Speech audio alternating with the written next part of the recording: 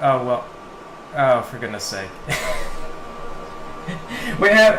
Okay, okay. Here we go. Alright. Anyway, okay. I'm glad we have. Turn the audio off. Monitor off. That's terrible. I'm getting reverb. We have sound! Hooray! Okay. Oh, that is blowing up area. Turn that input down a bit. Okay.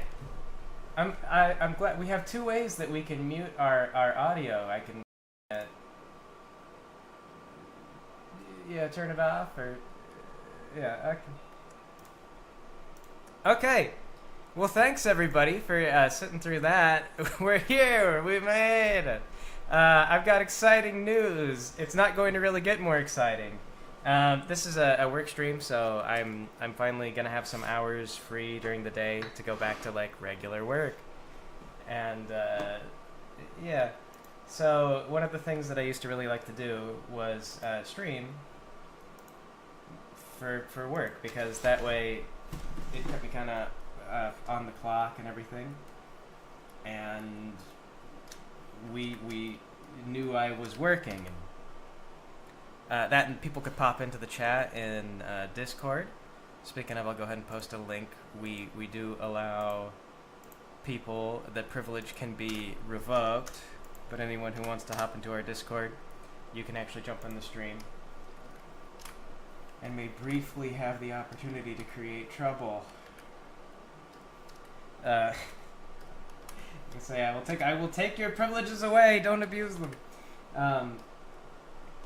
But it's always been a very relaxed kind of event in the past. And it's just been quite a while since I've done one. So we're working on a video game. You may recall that I said I was going to do this video game called It's a Living quite a while ago. And this was when my child was still just an infant. And it turns out that making a video game and caring for an infant at the same time is really hard. So I kind of quit working on it. I was doing it in Unity, and then Unity came out with this thing. They're like, okay, so anyway, if you made something in Unity, we're now charging you. So they're just like doing this rent syncing. It was free before, and then they got some big corporate guy to come in and just be like, we're taking away the main advantage of having the software. So I don't really want to use Unity anymore because they can always just go right back to that at any time. Nothing stops them, and I was not super thrilled about that personally. So we're actually using RPG Maker, and it's funny because it is a bit of a downgrade. But I used to really like RPG Maker when I was a teenager. And RPG Maker has a couple of advantages here, none of which are technical advantages, but one of the advantages is that it's going to decrease the scope of the game. Like, I have to be a lot more practical about what I can get away with. Let's see. Yeah, child rearing and doing virtually anything proved pretty close to impossible for most of the day. I am kind of excited that my son is going to be at school full time because I was kind of I mean, you love your kids and everything, but you get a little exhausted just being like, this is it, because your kid never says thank you. They just that episode of what's it? Where are we? Was written from the heart. And when I made lasagna, it's like, no, you ruined my life. They are a little bit comical about it though, kids. I mean, they learn to speak like you do, and so it's kind of funny because my son then he complains in the same way that I do. He makes observational complaints about. Why are we being subjected to this awful food? Why are you doing this, Dad? And that at least is pretty funny. But anyway, though, so we're redesigning some stuff. I had some rigs but I made them like 6 years ago or something like that. And so they're very flat and they use consistent line weights and everything like that. At this point, I just don't, I can't really look at them and be like, okay, these are fine. You like the short? That's good. We got more of them planned. We've got, I think the next one is going to be an Applejack and Dash short, and it's kind of going to be a joke about their, like they've got the rumors of like, oh, are they in a gay relationship? And AJ hates it, so she's going to like try to meet with Rainbow Dash at a restaurant and talk it out, and we've got some plans for, how that goes wrong. And then after that, we're going to do the Cutie Mark Crusaders. So we'll get Alan doing his Thrakkerzad voice again, which will be great. As to whether we're going to do any like, whoa, lesbians, when they're not, they're not really. It's all a big misunderstanding. That's the comedy.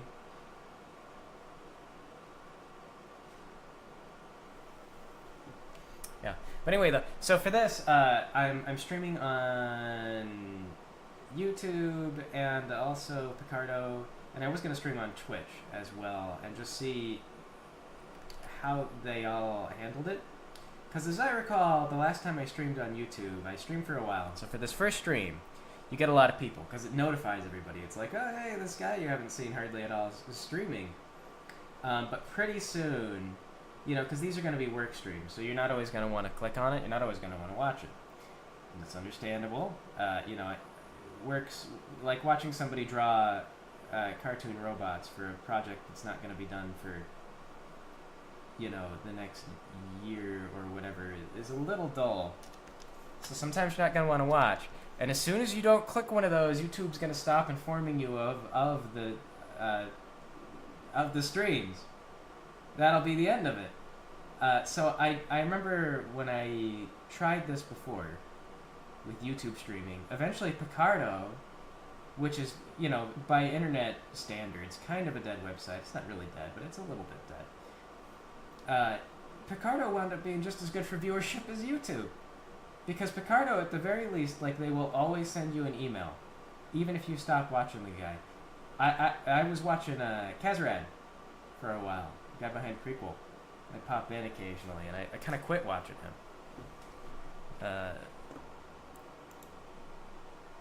But we got a new person in here. You got yourself the ugly. Bit of server culture here. If you post an image in general chat, you would get afflicted with the ugly. It's not really a punishment or anything, but it kind of is. Technically, you're not supposed to post images in general, but instead of enforcing it through the mechanisms that we're given, we just have an arbitrary punishment system where new people come in, and then we haze them. It's been going on for a while. It's old server culture. You're not in trouble. We're not mad at you or anything like that. We're just making your life worse on purpose.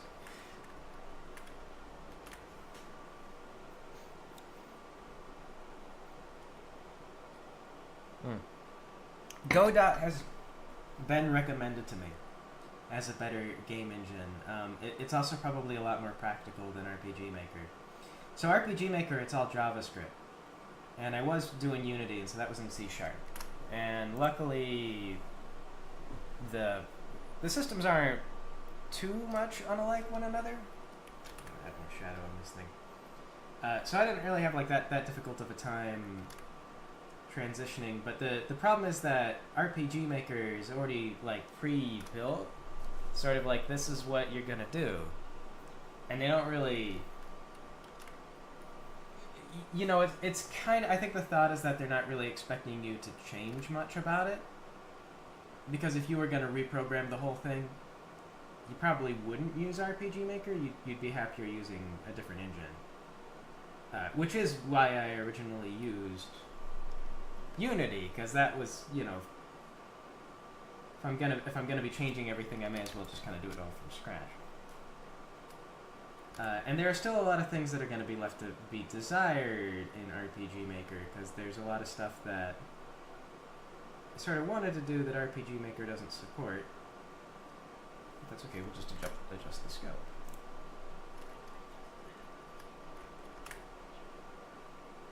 Was I actually live on Twitch at all?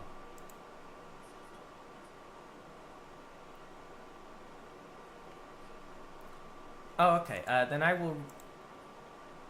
Like a minute. Okay, then I will relaunch on Twitch because I was watching it to see if I was gonna go live at all, and it wasn't reading me. So, let me get Twitch too.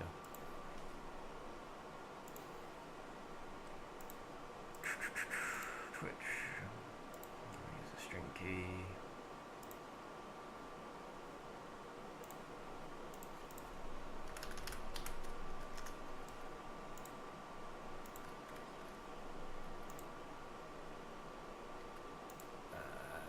Get away from me, Twitch recommendations.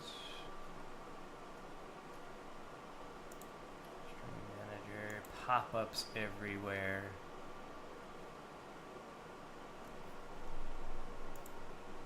Oh no, I think it's settings. Yeah, there we go.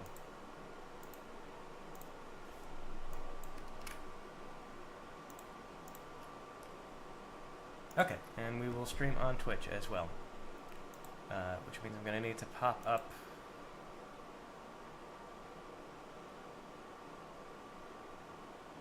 that thing. Where's my video? I had it earlier. I shouldn't have closed it.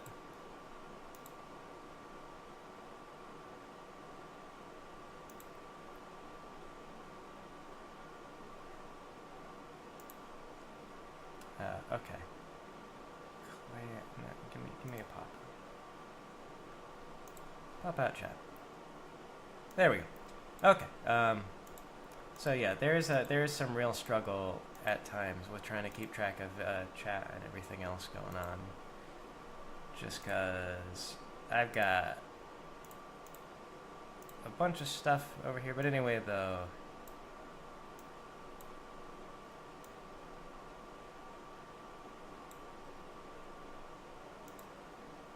Your shoulder devil spy.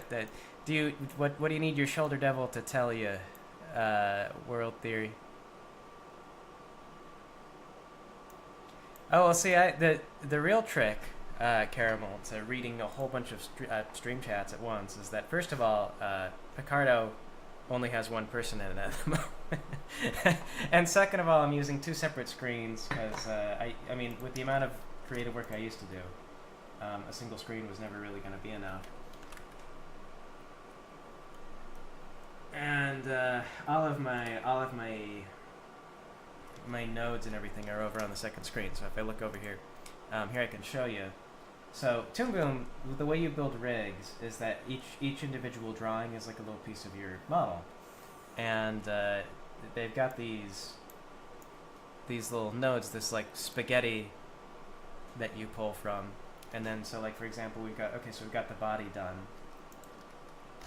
And we've got the left and right profile done for this character already. This is going to be the main character, you.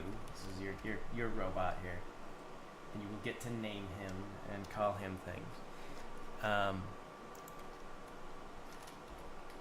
is this? Leg cover. Okay. The legs are like big multi-part pieces.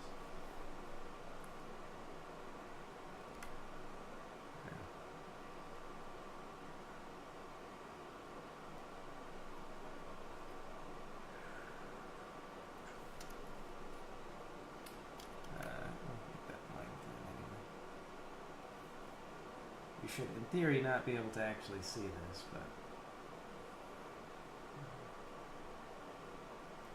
I'm going to bring this up just a little bit.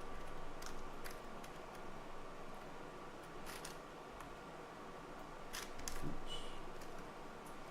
So anyway, though, it's a vector program. So one of the nice things, one of the really good things about this, actually probably would be better just to use the eraser for that. But anyway, then one of the nice things about this is that I'm going to make this character rig, and then I can use it in RPG Maker for portraits and everything else, all the little animations. So we're just going to do a 360 rig of all of our game characters. And there's not a very robust animation. There's like very poor animation support by default in RPG Maker, which is bad.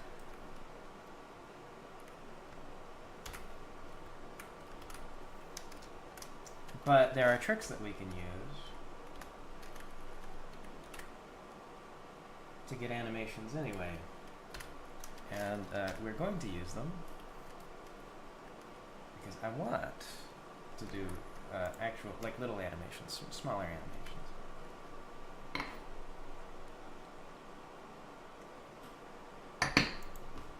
Is the audio only coming from the left? Oh, it... What do you know it is?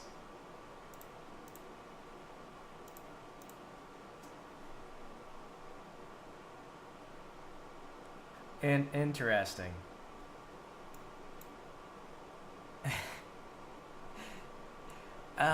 Gosh, balance left and right.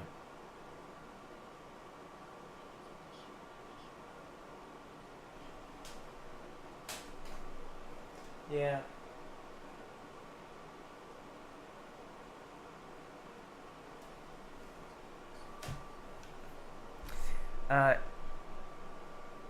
I don't think I have it.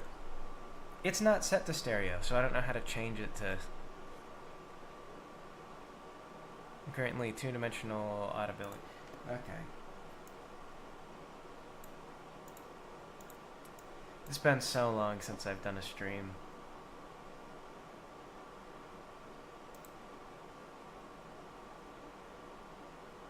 How do I... Oh, I can just click mono. I'll just set them all to mono, and then that way they'll stop doing that. Oh, how's that? Better, right? Okay. I just got to do that on all the streams.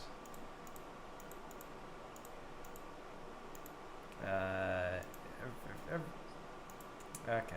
I got to get it on every single one of them, though. Because that's 3 separate programs, 3 separate OBS running instances running. Much better. Yes, long time no stream, Shy Cake over in Picardo. Yeah, it has been a while.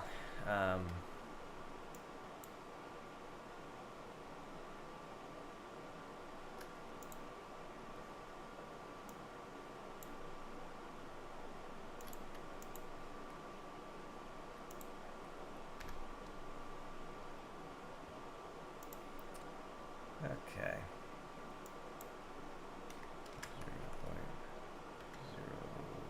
0.02.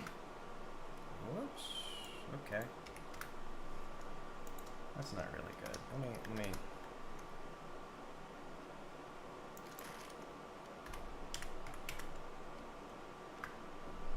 There we go.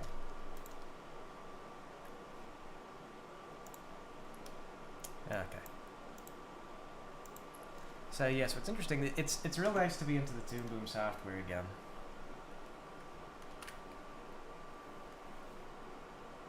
But I've forgotten quite a few things about how the software works, and some of it's still just muscle memory.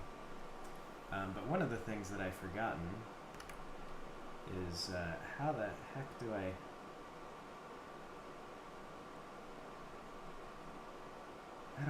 change the 3D layering of these things?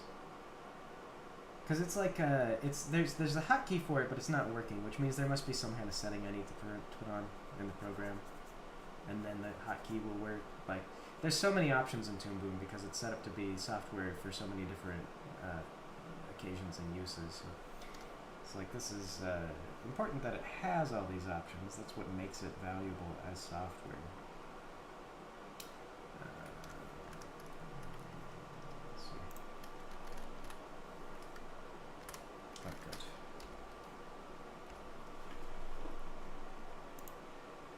We're much better. There we go. That'll be great. So I'm going to do this basically every day on the week.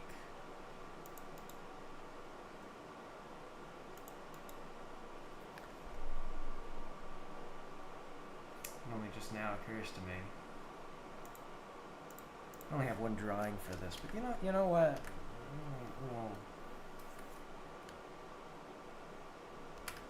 I think I can just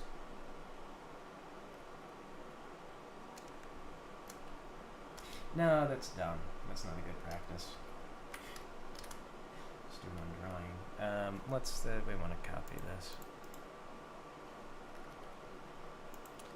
So for example, there's like a hotkey to go to the thing I'm selecting, and I sure as heck don't remember what that hotkey is. Like cover. Clone, duplicate. Duplicate.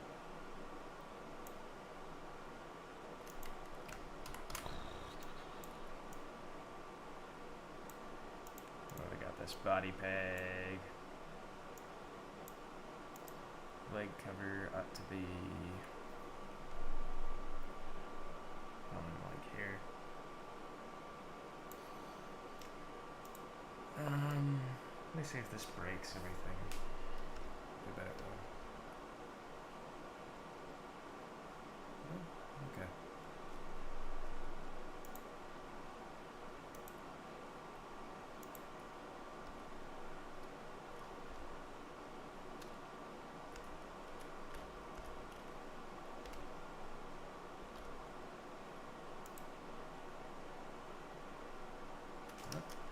Okay, it's a little too far over.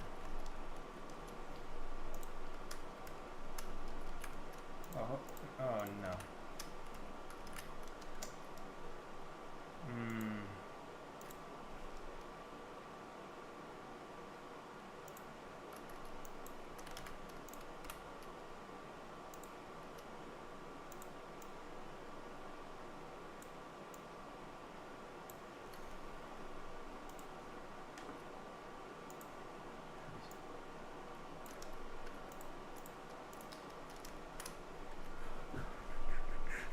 Yes, so we're doing the robot RPG game. Yeah, Shy Cake. We're building the rigs for it.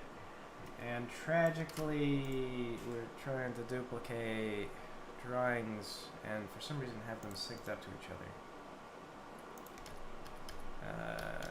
Which I believe is I've made a mistake in copying them. I could have sworn duplicate drawings was what we wanted.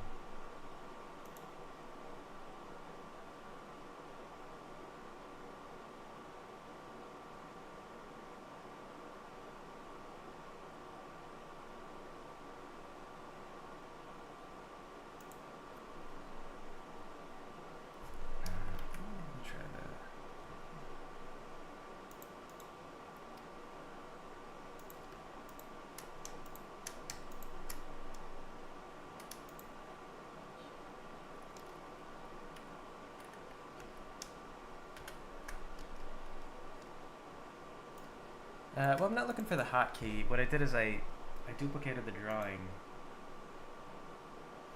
And, oh, I know what I did. Okay, here, hold on. I had it right. So our duplicated leg drawing is fine. And where I made my mistake was I copied the peg. And that's why when I moved the peg, the other peg moved, because it was just a copy of the other peg. So that's, forget about the conventions for all this stuff. Too long. Alright, there we go. And now, in theory, shouldn't have this problem. Move that over there, and we can wiggle it and it'll be fine. Okay, there we go. Technical issues abound. Everywhere, all the time.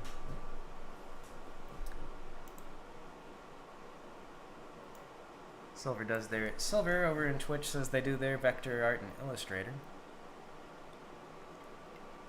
And yeah, over in Twitch it says it's Steep Boy Hot Dog, which is funny because that means the last time I streamed on Twitch, I was streaming Steep Boy Hot Dog, which I haven't worked on in ages. I kind of thought about bringing back Steep Boy Hot Dog for the Vid Somewhere event, just because, like, I don't know, I sometimes think about, like, Steep Boy Hot Dog, and Steep Boy, like, it wasn't a totally awful idea, like, it was really bad. I don't know if probably not everyone in here has seen Steve Boy Hot Dog, but something I was working on for a while was like a comic called Steve Boy Hot Dog, and it was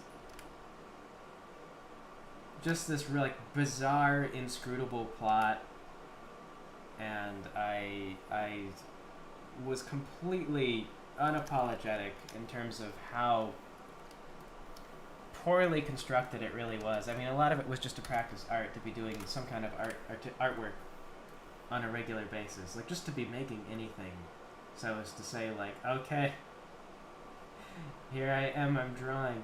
And I don't know that it was necessarily the best way to do it, because realistically, probably I should have just been focused more on like studies, like art studies, fundamentals, and everything like that. Putting yourself on a schedule where you're like, I have to produce something every day, I feel like actually resulted in slower progress than sitting down and being like, okay, I'm going to study a box. Yeah. Enjoyed Steve? I'm glad you enjoyed Steve. I'm glad there was an audience for Steve.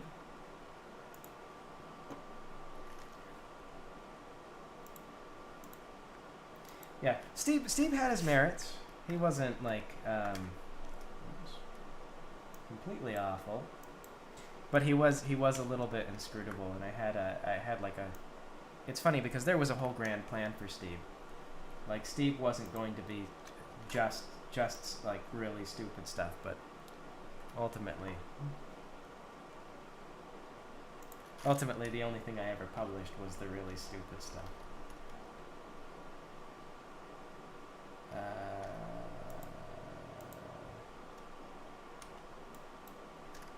Yeah, hold on.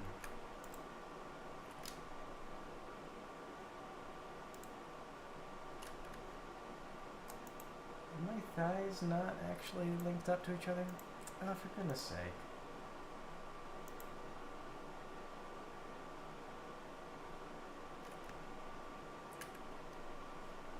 I wonder what I can do about that. Probably nothing.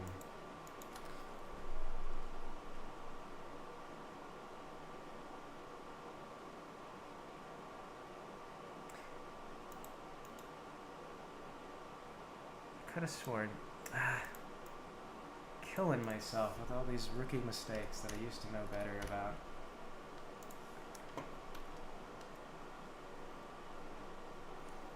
Yeah, consistency in style has developed much faster. It helps a lot. It's been when you're first learning to draw, like you learn really quickly, and then after that you learn much slower. But okay, that's really unfortunate.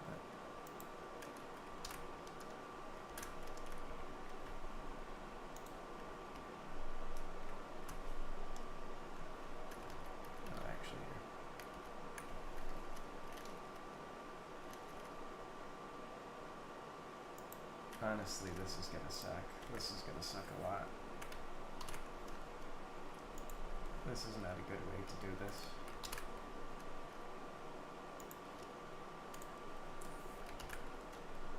Oops.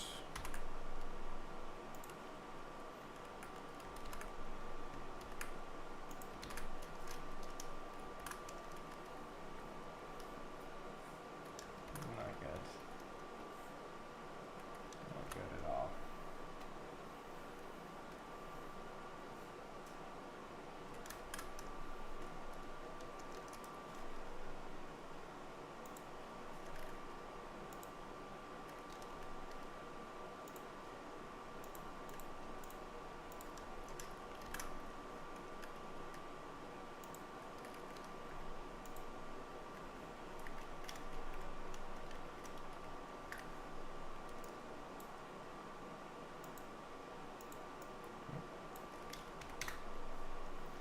There we go.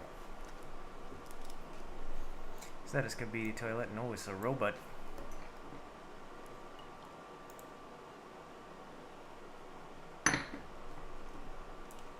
Don't succumb to sunk cost fallacy.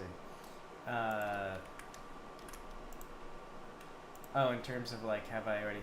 Well, okay, so the problem is, and like in theory, these two drawings are supposed to be sharing, like they're supposed to be linked. So if I draw something new here, it should go over to the other thing. And I'm not really sure what happened where they got the drawings aren't being shared. Because it used to be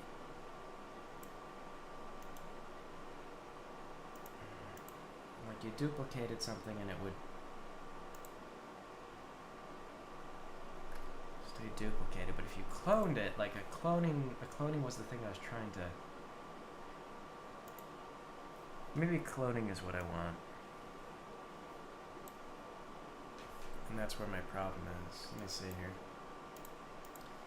I could have sworn a duplication used to be the trick. Anyway, this may look very tedious to everybody.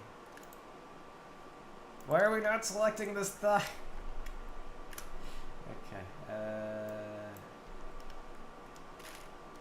Yeah, and that might be. Let's see here. Do we have our throat? No, okay, there we go. So that's what it is.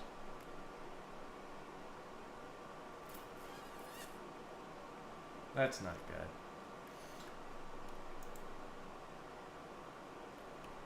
Alright, so that means my thigh is borked, and I got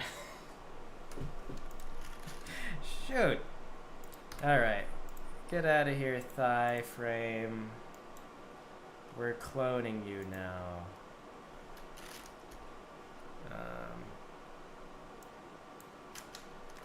This is nothing at the moment. Okay. The arm's not being set up correctly is fine, since it's...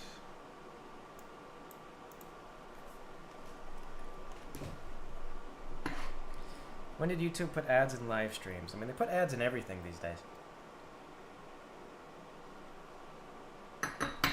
We still sell DVDs of RDP, Margaret, over on YouTube.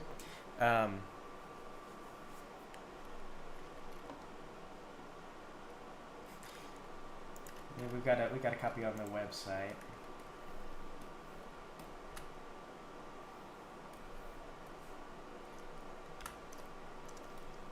Okay, stop.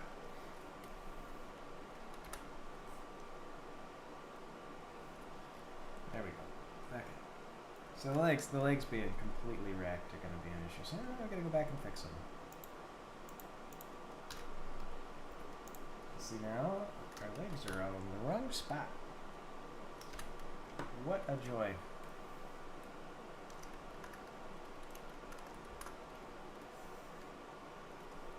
And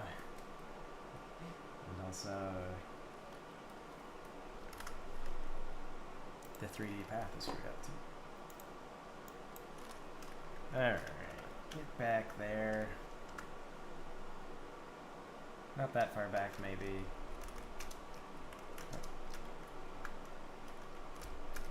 -3. Where are we? There we are. Perfect. Okay, we're gonna get the same thing over here. That's good. That wasn't as bad as I was worried it was gonna be. I was thinking like, oh god, we're gonna have to fix everything.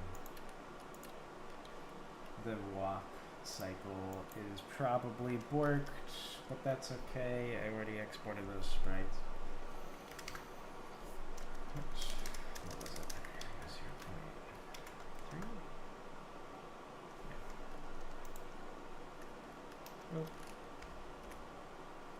There we go. Alright, now see here.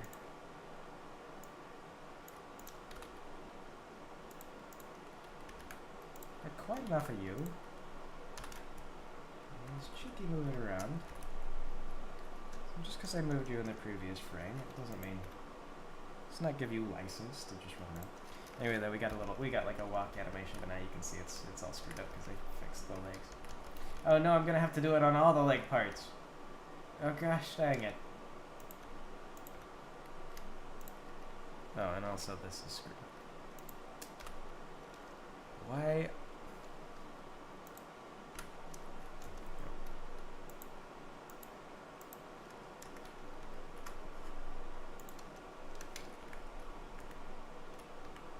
There we go. Get to your correct place. Oh, that's not correct. Swear to God. The nerve of this robot. Such a cute little machine gun wielding robot. Yeah, that's the point, is they've all got their little smiley face, their big eyes and their smiley faces. And they've got to be readable because the actual sprites are really small. They're like this big while walking around, so if you won't be able to hardly see them if they're not correctly set up. Oh heck, that means the leg cover's also borked. Ah, it's all borked. It's all borked!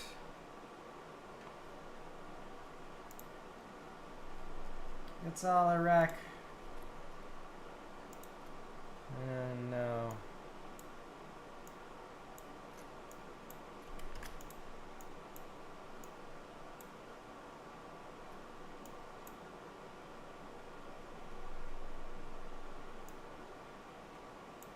Oh god. Oh god. Oh, but that's fine though. That works.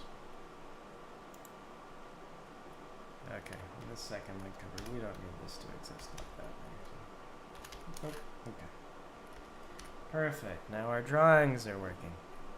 You worked in Toon Boom. Quakehoop says you worked in Toon Boom once, and it decided to stop working on you. 500 down the hole. See, I got the perpetual license. So for me, it wouldn't be 500 down the hole. It's like $2,000. I bought it back when we were really kind of in the height of making things, and $2,000 is a lot of money to drop all at once. And I remember some of the other animators that I was working with were even kind of talking about that as like, oh man, I don't think that I want to do that. But I was like, well, the good thing about it is once you've got it, you kind of have it, and then if you ever like run out of money or anything, then you still have it. And lo and behold, I'm kind of out of money, but I have Toon Boom still, and not only that, but their servers actually died, and so they had an issue with the servers. So it's funny, I was locked into Toon Boom 12, I think originally, is what I bought. And then when they had a server issue, so the servers died, and you couldn't get access to that software anymore. So they were like, hey, servers are dead. You can't get access to the software now. And I thought that they were going to be like, oh yeah, so too bad, so sad, cry about it, tell the FTC, see what they do, nerd. But instead they were just like, yeah, so we're upgrading you to the better software. You don't worry about it. And I was stunned because I feel like like so many software companies just don't behave like that anymore, where they're out to help you instead of like ruin your life. And yeah, all because I went ahead and sprung for that perpetual license. So Clip Studio has been same deal. Like Clip Studio, I've used Clip Studio still, and that was like an affordable perpetual license though. I picked that up back when they were still doing the perpetual license, and I'm glad I did, because now it's all the you have to pay us monthly, the subscription stuff, which the only people who like that are the companies selling it.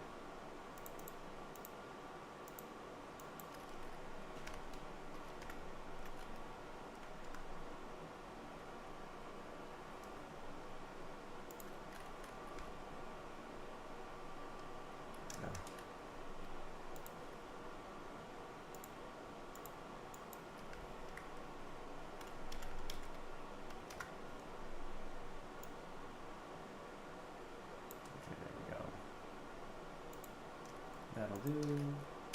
This is still the same train wreck it was. It's very capitalist of them. What you working on? We're working on robots. We're working on rigs. It's not going to be very exciting, I regret to say. Unless you really like watching people build rigs. In which case, you are in for a treat.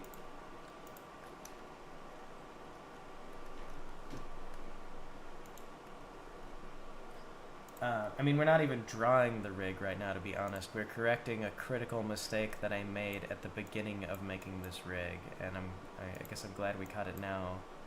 Because by catching it early, it saves us a lot of time later. Partly, we're like relearning the software. Oh no. Speaking of terrible mistakes.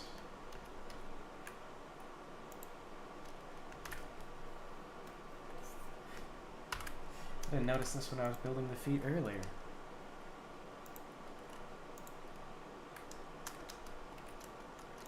Oh, okay. How do I... control it? There we go.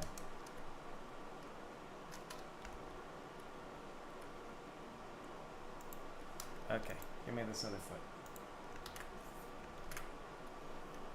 Oh, the joys of logistics.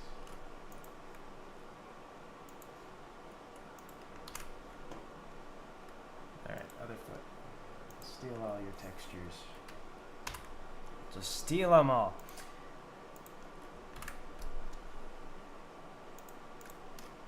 Now we'll delete it. Great, and then we'll clone the drawing. And then that way, the feet drawings are preserved. And we can use them wherever they need to be. Go back to being a regular foot. Why are you over here? Oh, no, wait. That's why we're over here.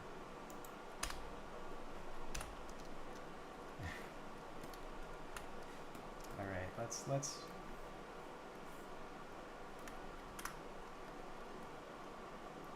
reconsider where we need to be. Let's change our 3D path. Like, I don't know, -4? Yeah, that'll do. Okay. Oh. We have the same problem over here. Let's fix our feet. There we go. Now, we're still not fixed. Do I have toes? What else do I have? The heel.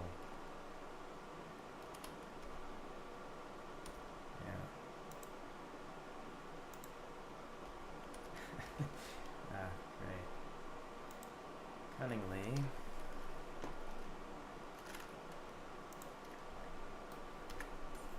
I copied this earlier and then... What a pain. What a pain.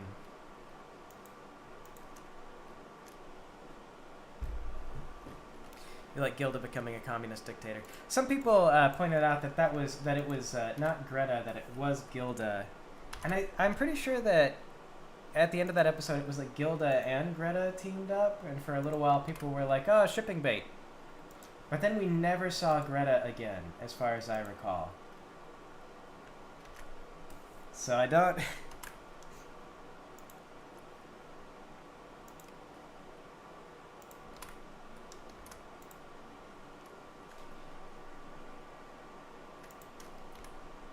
Not exactly, so I don't know. I just, I picked her. I was just like, Greta was in charge. And part of it was because I just didn't feel like Gilda was gonna be... I don't know. She didn't have the dictator energy. She was like mean, but like insecure. So I just thought like, okay, well we'll just have it to where she, dang it. We'll just have it to where she doesn't take over. Alright, we'll put this heel back. And we'll fix this heel. This is where you belong. Shift you down here. Same deal on this. In here. That's where you go. Alright. So our feet need to be identical.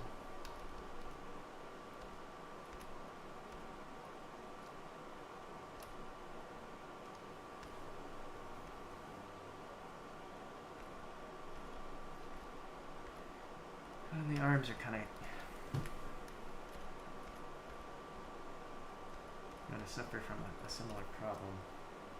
I'm going to use the restroom real quick. I'll be right back. Stream excitement from Lex.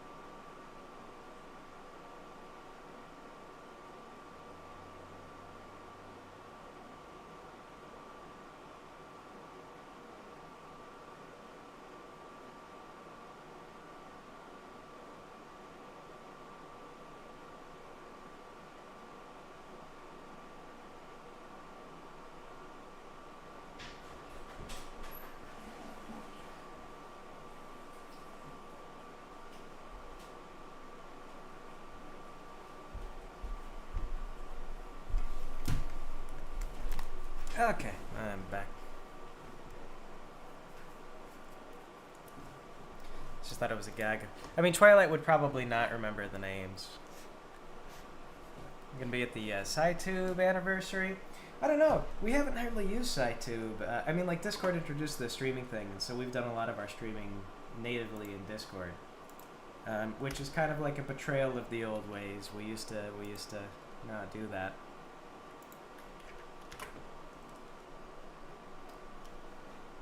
But, you know,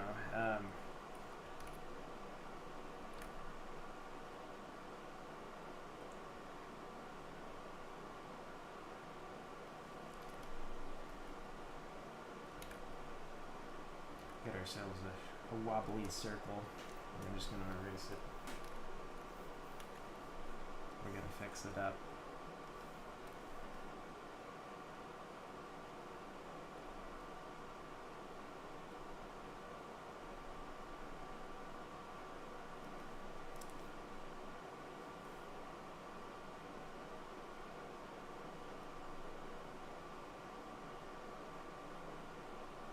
You guys gotta stream my stuff. Oh, that's right. I was gonna talk about BabsCon. Like, man, it's too bad it's the last BabsCon. That was the first convention that I ever went to. I was gonna do a great big I was so jazzed, so excited when I got home. Like, I did mention this on Patreon. I kind of put a post to this where it's been difficult to maintain spirit for work, because you kind of like it's hard to not get into a rut of like wondering like, man, is anything I'm doing really worth doing? Because everything's very it's like you get a lot of algorithmic stuff, and you may see comments and everything like that, but comments are,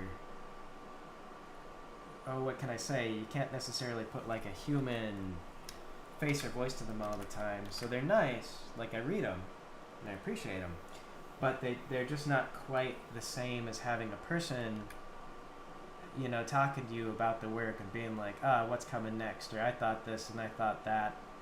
I don't know, it's less interactive and everything like that. Back when I used to do the original Mentally Advanced series, one thing that I would do is we would, every week, my friends and I would get together, and I'd be like, this is what was made, check it out, guys, and they'd watch it with me, which was cool. which really, you know, helps motivate me and everything. I really should put something behind. Okay, it's got to go on this leg.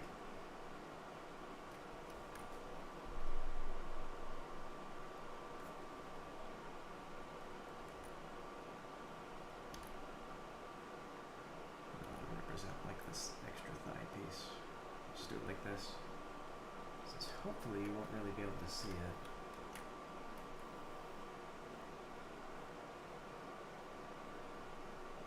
I'm not going to use this back view hardly at all anyway.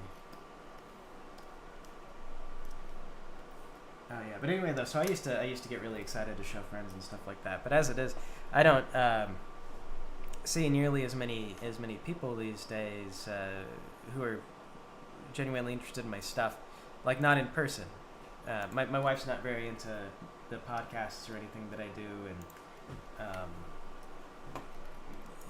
you know, so I just don't get like a lot of human level feedback. But what was really nice about going to BabsCon was that I saw a lot of people who were just like, oh man, you know, I saw your stuff, and and it wasn't just the pony stuff. Like, we had somebody who was super into the We Will Not Play D&D podcast, and that was great, because we, like, it's a smaller thing, really, and I don't hardly see much, I don't know, like, because it's smaller, it's harder to find people talking about it or saying like, oh, I'm interested in this or I'm interested in that about it. And we had a guy come up and just be like, oh, I've been following this, and then Artisan was like, oh, I'm the character Elvis. And the guy was like, you're Elvis? And then he like asked Artisan for his signature and everything, and so that was like kind of cool, because just like, oh shoot, somebody's like watching this, somebody in the wild, and that was really motivating. But I got home, and immediately it was just like right back into back into business. Like, I want lasagna, and I don't want lasagna. What are you doing, Dad? You ruined my life.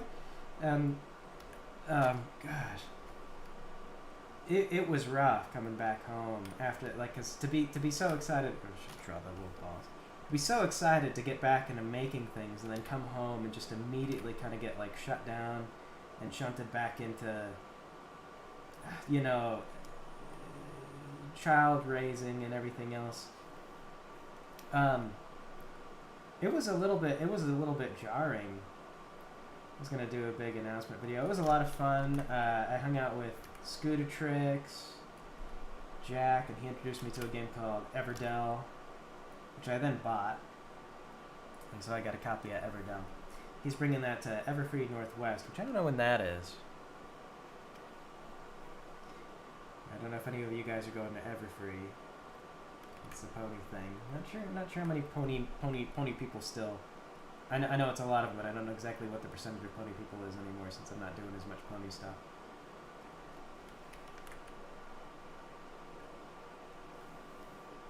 We got anybody in chat going to pony? I can't see the chat numbers. I don't even know how many people are in chat right now. All I see are the comments. Oh yeah, I heard that Oni evidently sang Pony Waifu. Thought about maybe reaching out to him, but he's got a lot of subscribers. I didn't want to feel like I didn't want him to feel like I was like, oh hey, can you make me relevant again or anything like that? Like, I don't know. Because I don't really follow Oni too much, or I don't follow. I get tired of Let's Plays. So he's done a lot of Let's Play stuff, and I just don't keep up with the Let's Plays these days on anybody.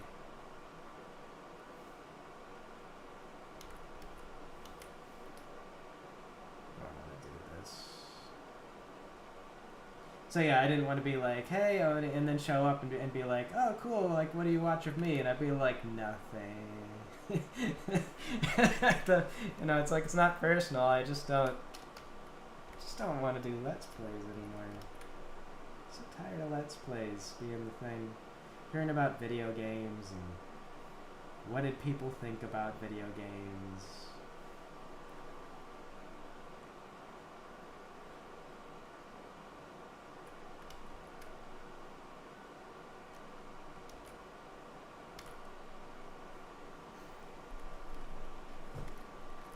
Yasa really likes monkeys. Pederap does not like the monkeys, and this comes up sometimes as people comment on this. They're like, "Why do you do this to us? Why do you do these monkeys, knowing that they're terrible monkeys?" And Pederap will always, like, whenever we have a fan ask us that, Pederap will always be like, "I 100% agree.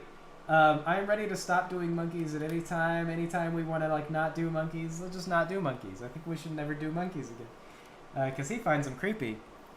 But I don't have a gap filled there for some reason. Okay, anyway, but I think they're great. There are cousins, they're doing their monkey bests, trying to live in a difficult world, you see.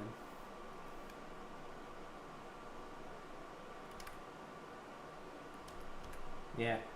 There were a lot of thoughts of like, okay, so I'm going to go back to work. I'm going to start doing things again. What do I want to do?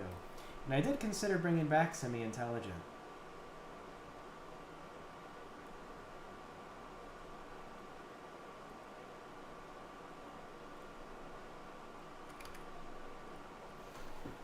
Return to monkey. Don't know how to feel about the monkeys. Yeah, Pederap never liked them. He never really liked the monkey things. He's like, they've got creepy little hand feet and everything. But I always insisted. I was just like, we need monkey. Monkey is life. Or maybe this is the problem. Maybe I've got the line and the color layer. That's probably what it is.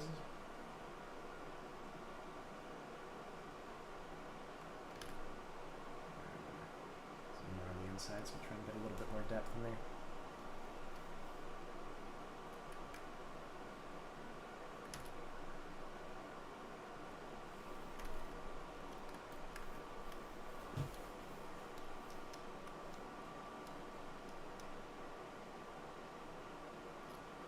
There's an entire subgenre.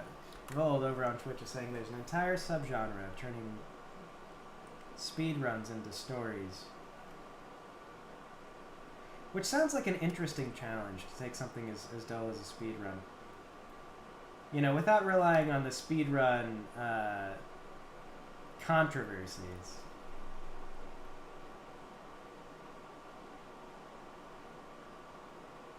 Actually, you know what? I am looking at this, and I realize that I am drawing this leg in the wrong perspective. It would be facing away from us, not coming towards us.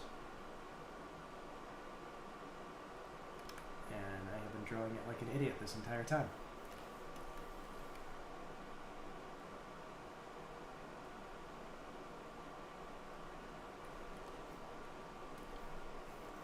Congratulations, me. It also means basically the entire thing should be in shadow. In fact, it's just the entire thing shadow. There it is. There it is, sure enough. I had the lines there.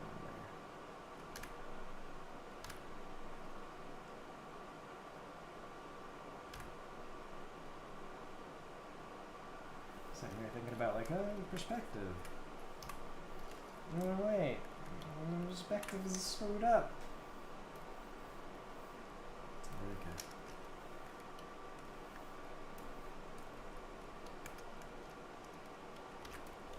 There we go. That's our base color. And if there's any color, it's going to be kind of up at the top. Maybe coming. Probably barely any, actually. I'm just make it even darker as we get further away, frankly.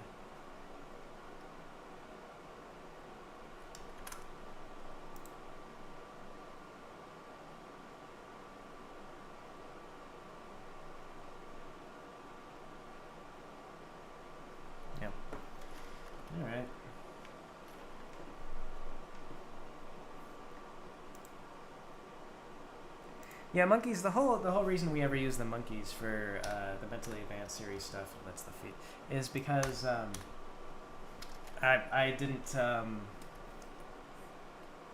think that we didn't want humans to actually be in the stories. We only wanted we just wanted animals. If there was going to be anything, it needed to be an animal of some sort.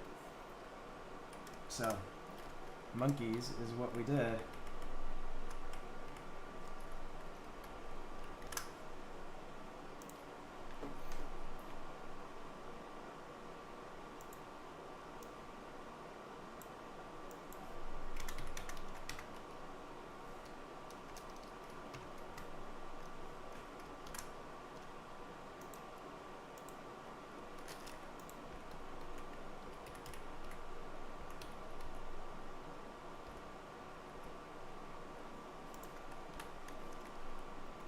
This leg is up too high. There we go.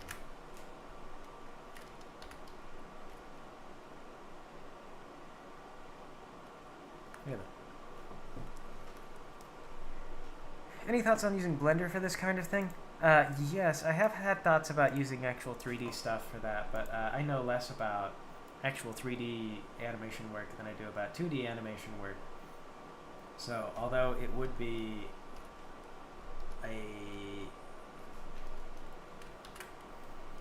there's a bunch of advantages to using 3D, but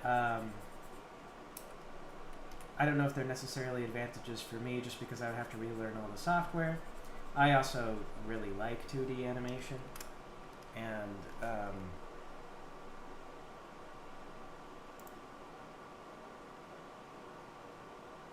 it's like a little back ball.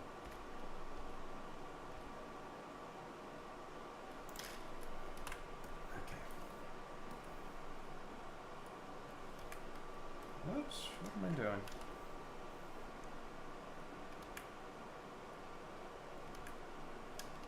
That'll be fine, actually. It's not super accurate,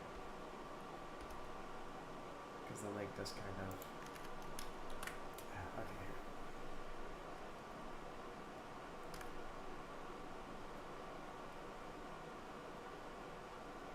We'll do it like this.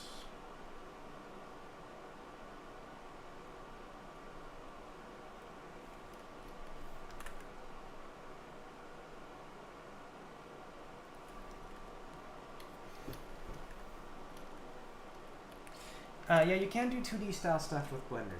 Like it is possible. And then the real big advantage to doing 2D work with Blender is then you can kind of move your characters around a lot more, and you can get a lot more dynamic shots. We are using RPG Maker though, MZ, and it is basically very few advantages to that, except for doing animations. And that's one thing, is that I do plan to do animations for this. For example, I'm going to have one of the characters, he's got a whole big spiel. It's like set in the far apocalyptic future where there are no humans anymore, really. It's just like robots. Robot people, that is. And so I was going to have some big spiel, like there was it was like going to be vaguely racist, where he's like going to talk about the ancient Techoraza people, and it was going to be kind of a running joke where it's like it was going to be like a businessman talking, like a very rich guy. He's just like, yes, they knew the true meaning of hard work, and he's like insane. I'm kind of debating as to whether or not at some point I want to have like I don't know how far I want to go with that joke, but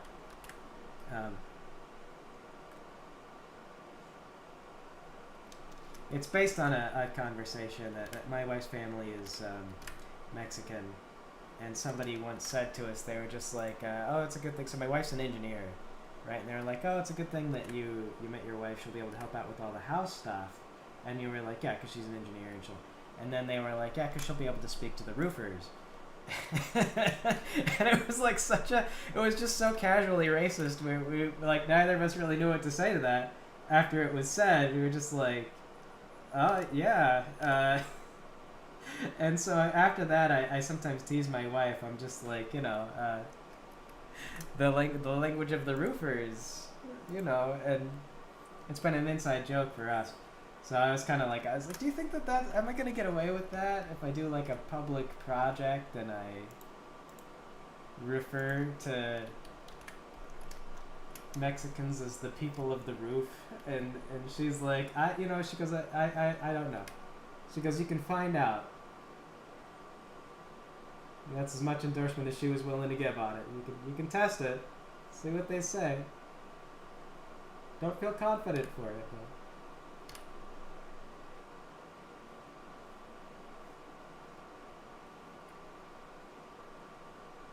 Like there was no intended malice or anything. That was the thing that really got us. Is it was just like a weird conversation. An awkward conversation, I should say. It became awkward pretty quick. So PS Controller on YouTube. The Lil Uzi Vert, he actually didn't sample, or I don't believe he sampled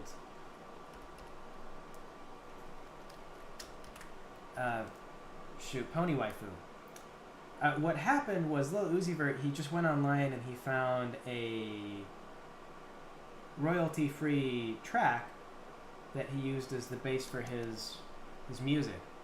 That particular marimba piece, that was something that I found, and so one of the things that we used to do a lot with Rainbow Dash Presents and everything else was like, I'm not a super great musician, so there's some stuff that's original, but there's also a lot of stuff that were like loops that you could find on websites, royalty-free types of things, commercial use permitted, and we would grab those and I would use them to make music because it would make the music quicker to make and it would make it sound better because we would have like a good backing to start with. We'd be like, okay, so here's a good beat that we can use, and then we would kind of construct stuff around it. So it'd be a mash of like original stuff and then licensed loops and things like that. If I'd had to design it all entirely by myself, it would have sounded a lot worse. So, but what Lil Uzi Vert did, and this really shocked me actually when I saw that he did it, because he's like, worth a lot more money than I was when I was doing this stuff. But he just found a royalty-free loop, and then like that's where that comes from. It wasn't that he sampled me or anything like that. He's not a Pony fan.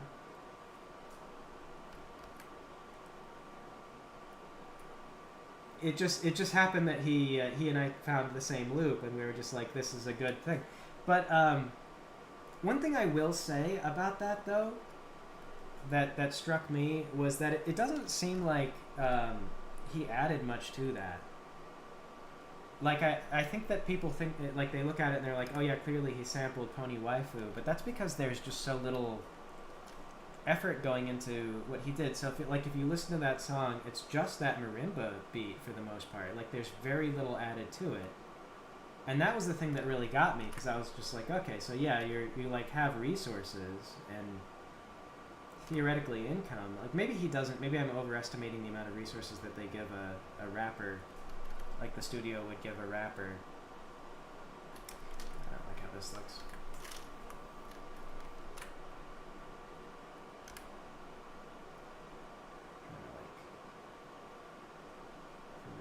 Where are my toes? Where are they? Maybe like here. So yeah, so that's the weirder thing. It's just that like that's a yeah.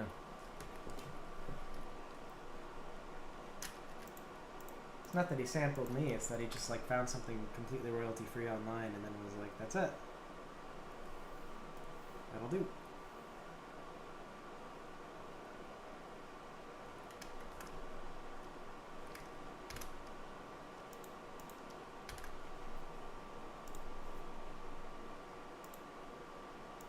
I also, when I found him, I thought that he was just an independent YouTuber. I didn't think, I didn't realize he was so big until people started being like, oh my god, Lil Uzi Vert. I was just like, what? because it was so low effort. Like I was just like, yeah, this is really typical. You know, you get a lot of kind of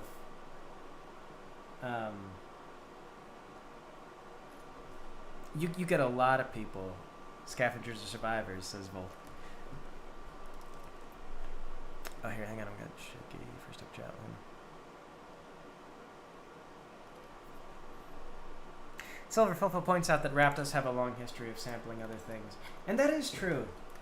But also that song, it really does just kind of go on as like the only thing that's going on is the marimba beat and the rap.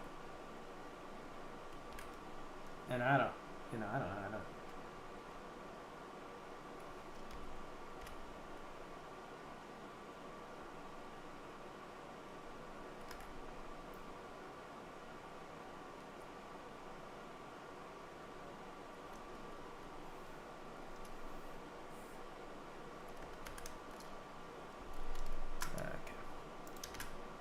Forward a little bit.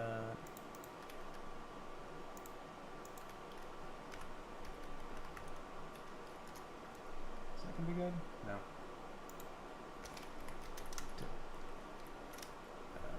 No? 3. There we go.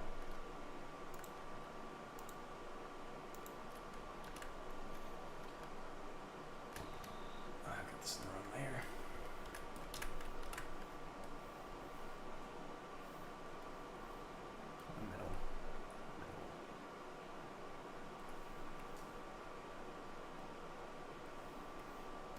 This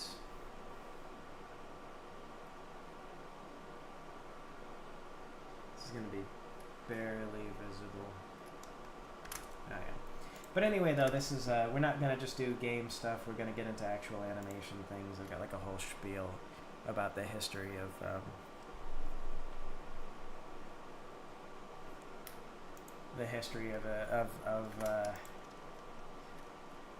Mr. David Tikrin, the creator, the founder of the company that you work for as a robot person in a brain jar.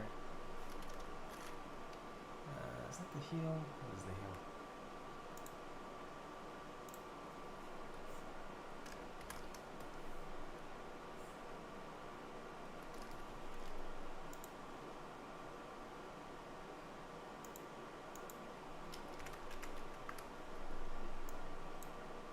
Do it? That didn't do it. 5.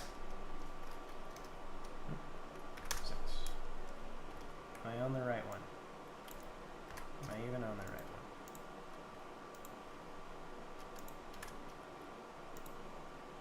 Evidently not. I don't know what I was changing.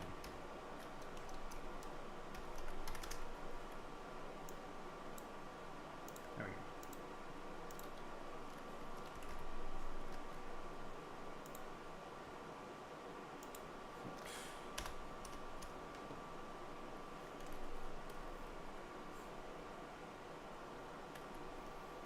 YouTube shorts are awful for the environment. Oh, okay, I see.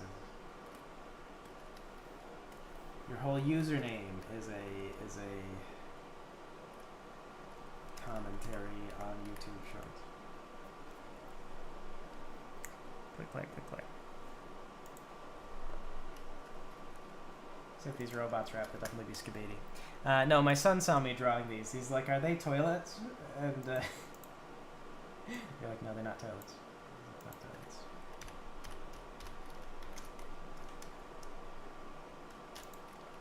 They just look like toilets. I'm okay with them looking like toilets, but let it be known they are not toilets. Please, please do not poop in the robot.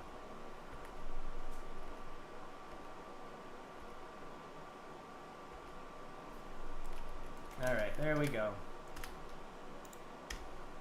And now, let's see, how do I have this design? 2 parts. Yeah, alright. Yeah, alright. Robots don't need to poop, says Shaky on Twitch. They'll never need to poop.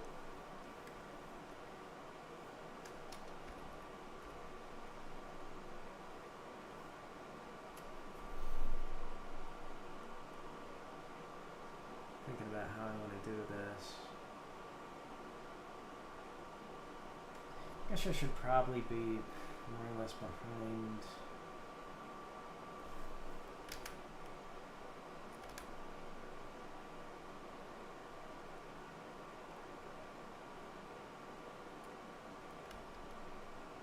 What do I have going on?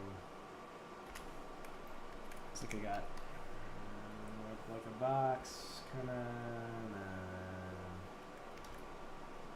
another box. It's like really boxy looking.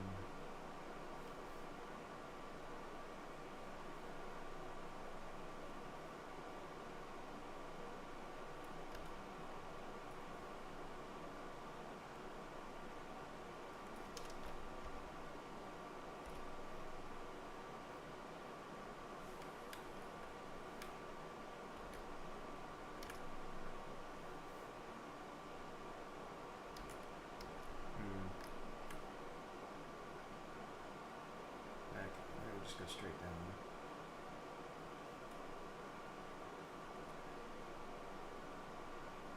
And we're gonna have actual ammunition box here.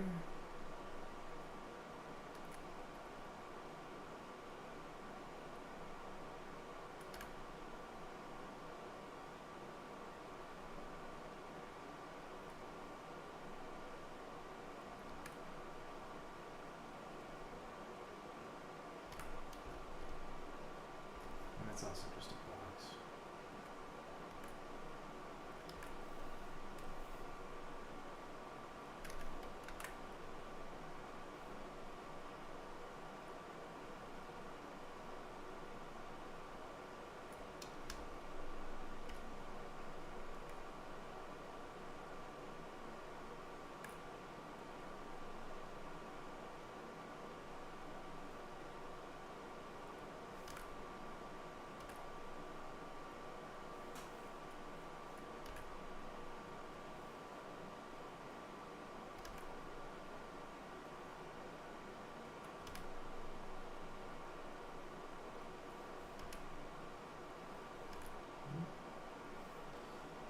Something like that.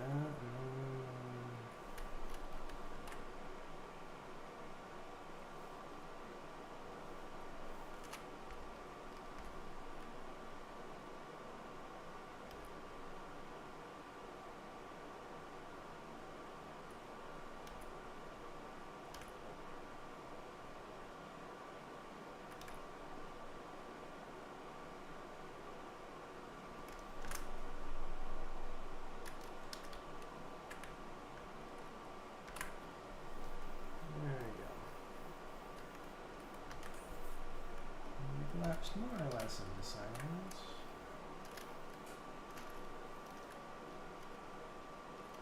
But that's okay. Where did my fill go? Where did my thing go? I must have hit a hotkey.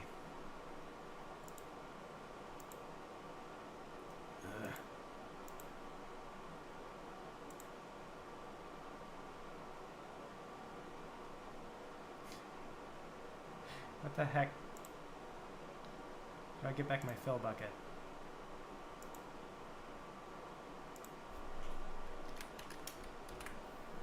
Okay.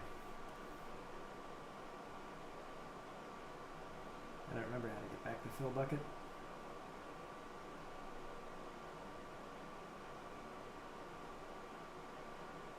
So it's gone.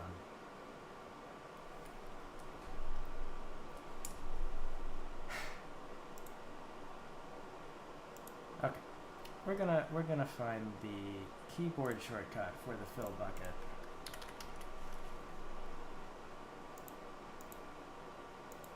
Full selection.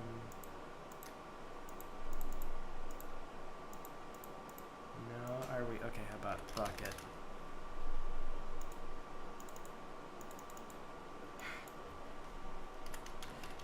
What? Fill randomly, fill. No, okay. How about brush? I'm gonna brush, right?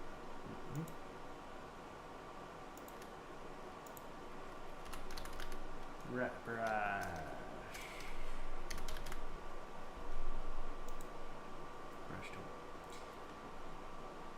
so something like a fill tool is going to be in here. Latin paint tool. Is it Alt-I?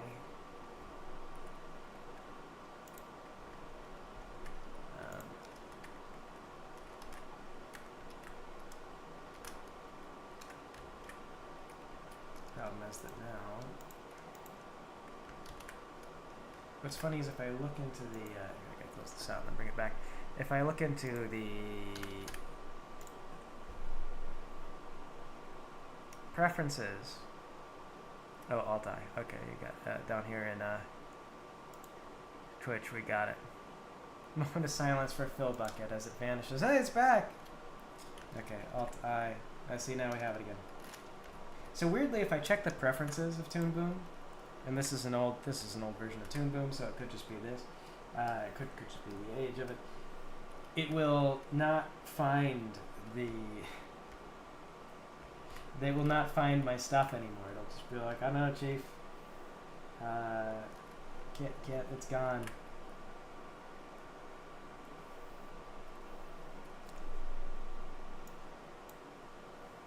Sorry, this is 20.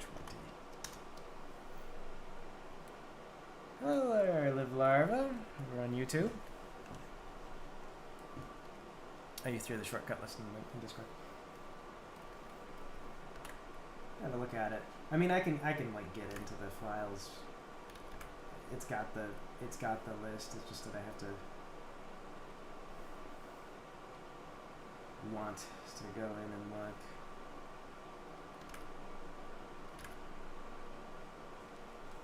We're not doing anything. What are we working on today? We're working on a rig for a robot to use in a video game. And to be honest, it's not going to be a very exciting stream. We're going to keep doing this for many days, and it will continue to be relatively boring. So we've got people on YouTube being notified now. I'm anticipating that in the near future, you will not be notified at all. So welcome to the first and last day, probably, of YouTube telling you that there are streams. I'm also going to be on Picardo and Twitch, I guess. And we're just going to do this. This is what we're going to do. This is the plan.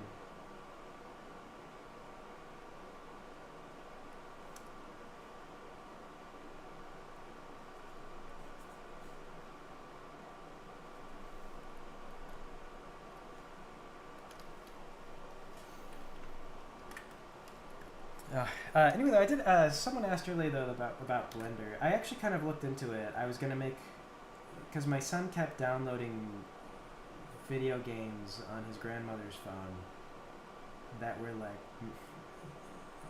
you know, shovelware type stuff. And I was like, hey, what if we just like, you know, these games you want to play? Like, I could just make these. We actually don't need to be filling up Grandma's phone with malware. What if I just like made you a 3D thing? And so I was kind of looking into it. I was maybe going to make him games, but of course you can't make your child a game for the same reasons you can't hardly get any work done while you're watching a child. It's just like, yeah, but he worked on it for a little while and he's like, it's cool. This is really cool, and he'd be excited about it, but then eventually he'd lose patience with it. And be like, when can I play it? I'd be like, not yet. It's not ready. The answer is basically never. We're never going to finish it. Sorry.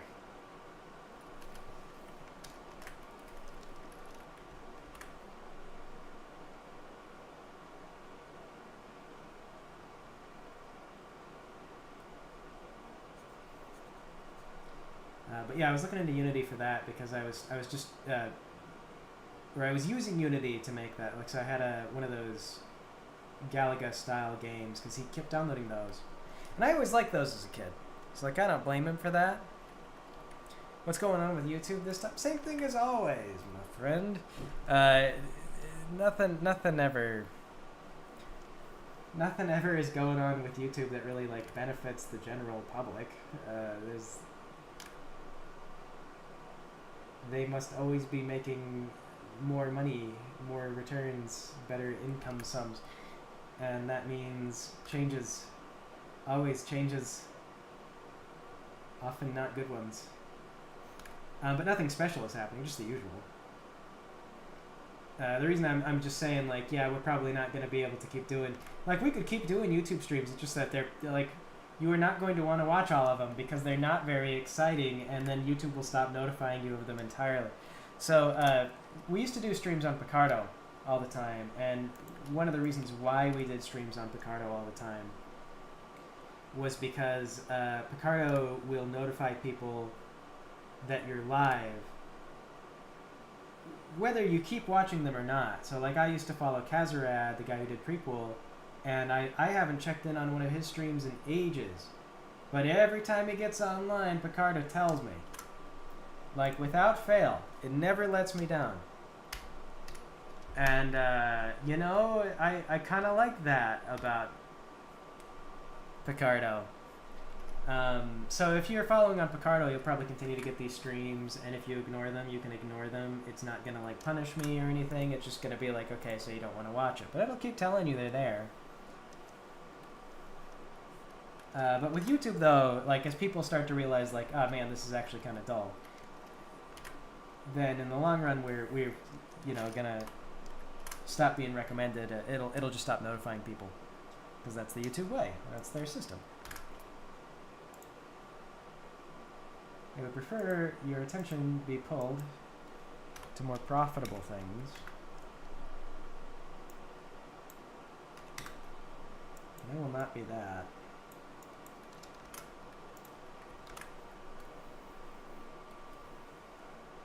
I mean, barring like, you know, barring any kind of like unforeseen changes that. Okay, we'll just. Let's see. There's supposed to be a gun here. We'll not draw the entire thing because no one's ever really going to see it.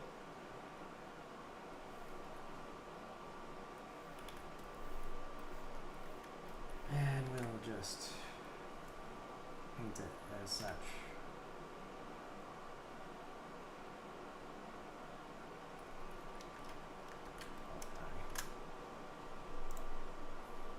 There we go.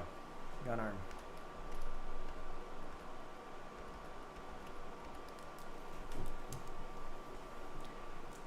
Do you like that about Twitch?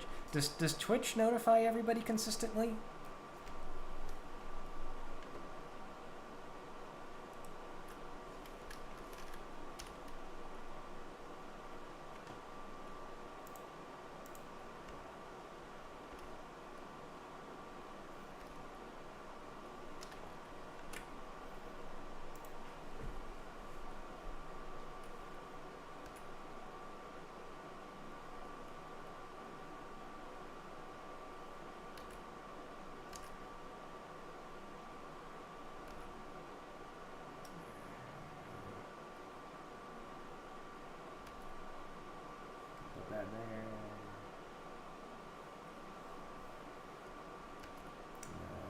Perspective.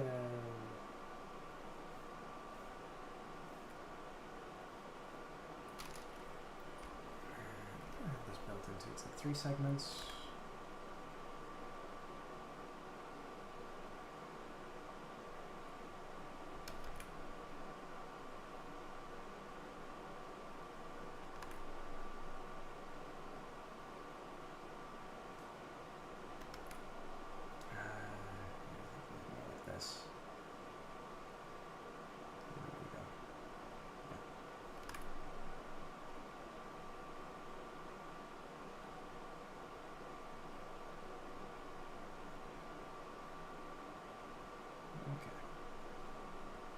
There we go.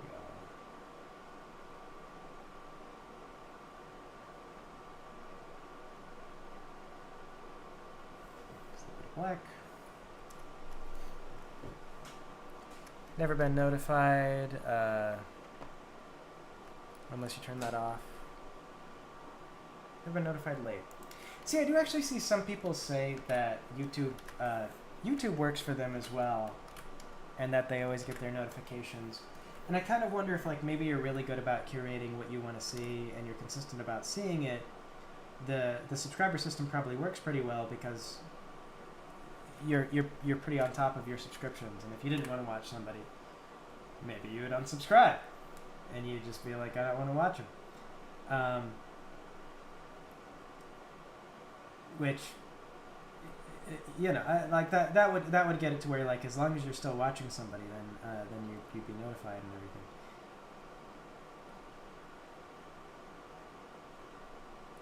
But like I say, I don't really watch Kazurad anymore, but I still like I haven't gone to go turn him off because I really don't mind being informed that he's doing things. I just don't watch him. Is all. Which you know, I don't know if that makes sense. I just don't wanna like I don't wanna be cut from him. Even though he'll never update Prequel again. I know he kinda did recently. But at this point I kind of enjoy the joke of like, yeah, we're never gonna go anywhere, do anything with Kadu. Ah, hey Nova King. How's it going? I'm back in the Toon Boom software. As a man who animates for a living, it is probably less exciting for you than it is for me. I missed it. I missed working in actual creative software and stuff like that. I have been longing to get back to this.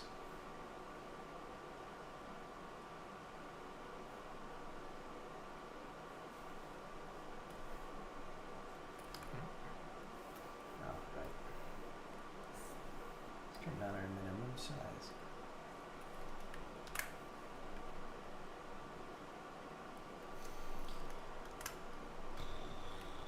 Is that a little thick that arm's...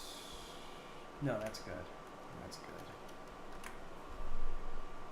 Okay, I probably want to put the little...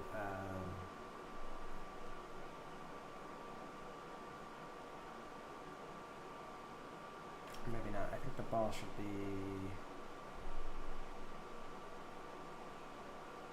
on the other one. So, okay. Hello. Oh, you were muted. Yeah. So how's it going? I am. I'm back to it after all this time. Back in the saddle. Yeah, finally. Yeah. Somebody suggested I go back to it, and I don't know how serious they were being. But honestly, I did really want to do an RPG. I used to make RPGs in RPG Maker all the time when I was a teenager, and I thought it was a blast. So I didn't really like the fact that I was like, yeah, I'm doing it, and then I just like went silent on it, because I feel like so many people do that. And I have social media. As soon as you get started on a project, you'd be like, I'm making a project, and it's so rare for them to be finished.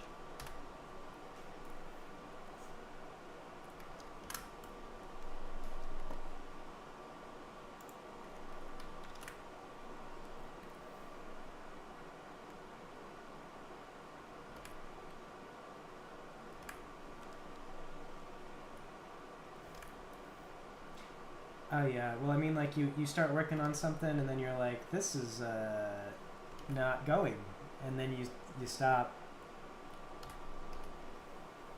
Move like this. Okay, so it's a huge circle that I got. Yeah, I mean like you can program something for a while, but like it's such a huge investment. So once you're like, if you get to a certain point, you just like, this just actually isn't as fun as I thought it was gonna be. Like, this is a less interesting concept than I believed to start with. Then like all you can do is throw it away, and if you get people all hyped up, because you're like nobody wants to be Yandere Dev, where you get everybody on the internet all hyped up about like this big project you're gonna do. And then when it finally becomes time to do it, you know, it's like, oh god, I actually don't have the resources or the technical expertise to build this product.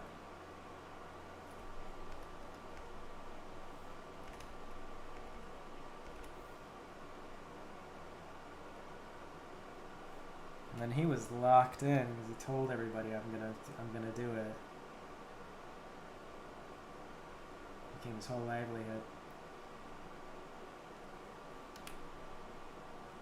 Okay, so there was this. He's kind of a game dev. He's not really a game dev. A lot of people would argue that he was never really a game dev, but he basically got online and was like, "Hey guys, I'm thinking about doing a game called Yandere Simulator, wherein Yandere Simulator, like the anime, yeah, the animudes." And so anyway, though, he's like, "Yeah, I'm gonna do this Yandere Simulator thing," and everybody got all hyped up about it because it was very internet culture kind of at the time. And he kind of started off. He had like a proof of concept, sort of. But what it wound up being was he did the easiest stuff to start with, which was like creating characters, creating the high school, and then pitching an idea. But then when it got to the actual process of making the game, he didn't really have much experience with programming or anything. And it turned out it's like creating a high school where you have a bunch of different options and being like, oh yeah, you can kill people. Like he was envisioning Hitman in a high school made by a singular indie dev, multiple students that you kill, this and that. It was all just huge, like, pie in the sky.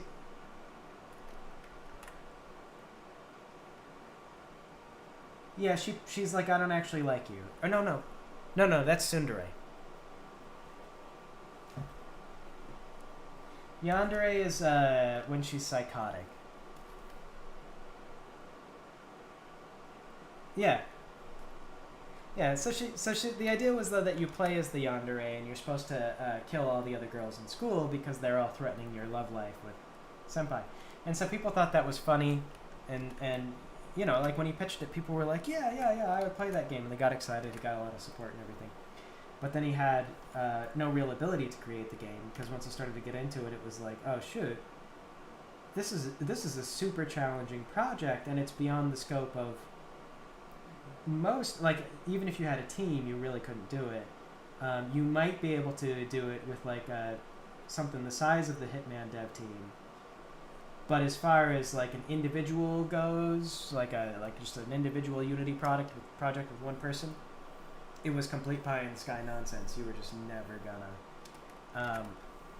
But he couldn't admit that because once that was like his whole life, it was just like, it's coming, I swear.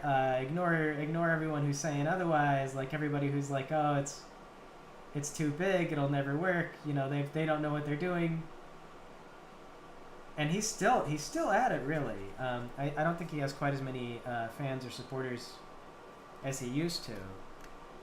Because, I mean, the reality of it just kind of set in. There was no way to continue saying, like, okay, I promise, like, next year for real. Because eventually, like, 12 years later, it's just sort of like, I don't know, it's never coming out, is it?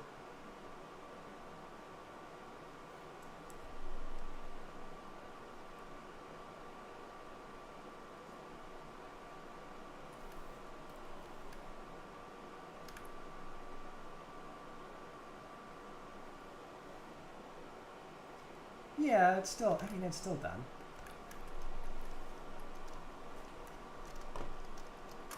Like, I don't know, aren't they still anime tropes? I'm not really up on what's cool in anime these days. Yeah.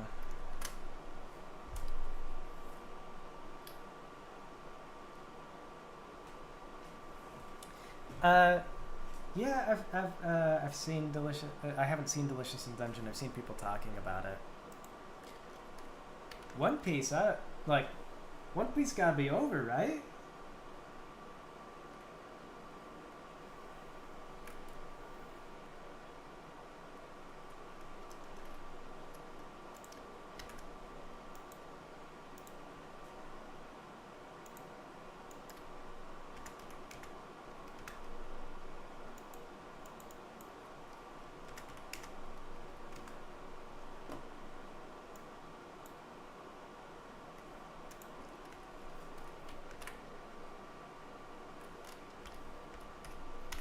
stories that never ever end.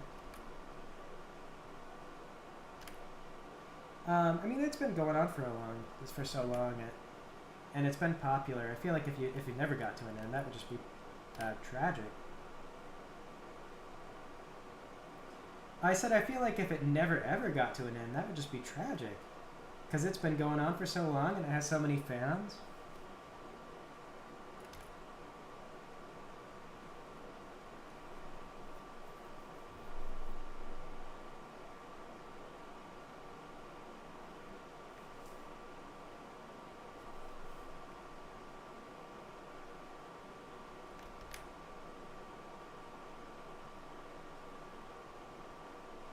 Boruto.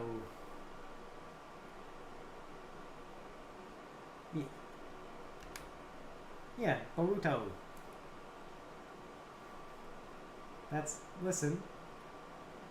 It's the new. I don't know I actually don't know what's special about Boruto. I don't know if he has like a nine-tailed fox. If it's hereditary. It's like a disease, a genetic disease. Is it a nine-tailed fox disease?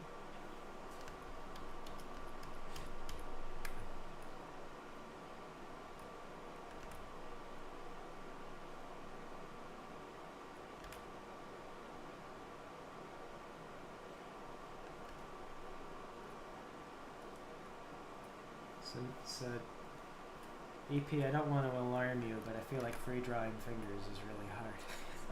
Over here, trying, like I've got a kind of a blurry sketch that I'm working on. I'm just like, okay. I think I'm gonna have to like draw the kind of the 3D shape of them. I don't think there's any other way. I'm gonna go back and erase the lines. No, okay, I gotta even figure out where is my frickin' perspective, because hands just the worst.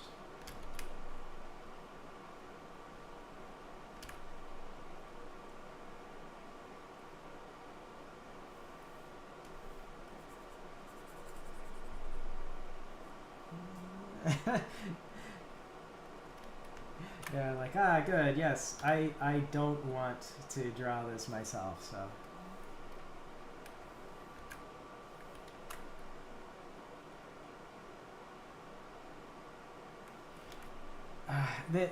If it weren't for the fact I've only got one arm on him, and if it weren't for the fact that one of the hands is a claw and it's like a key weapon for the character, I would just be. Why don't I make the.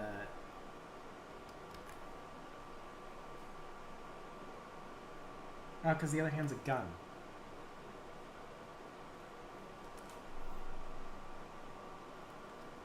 Yeah.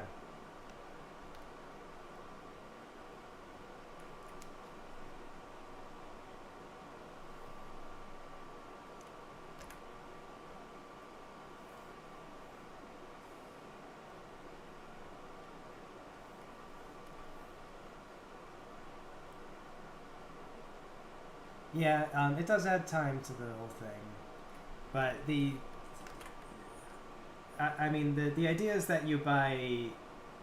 They have different effects in game, and so you'll actually get to use them. So one hand does one set of abilities, and the other hand does the other set of abilities. So if I set it up so that you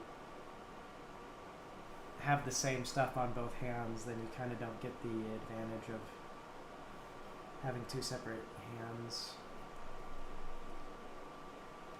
And I don't know, this is all out of perspective and wacky, but this is also going to be a super small sprite. I'm not going to use the back sprite for much. He's just going to be walking around. Like, I am going to do some animations, some actual like full-blown, here's a minute of animation, because it turns out that RPG Maker MZ will allow you to upload WebMs or put WebMs in your game. So I'm gonna WebM, do some WebMs, do some little things, little animations. I'm kind of excited for that. One Piece isn't over, not even the manga, says Margaret. Have I been watching anything so bad it's good lately? I haven't really watched any anime at all lately. And, I don't know. Hello, Doc of Pepper over in Twitch. Gosh, I feel like the last anime that I watched was probably...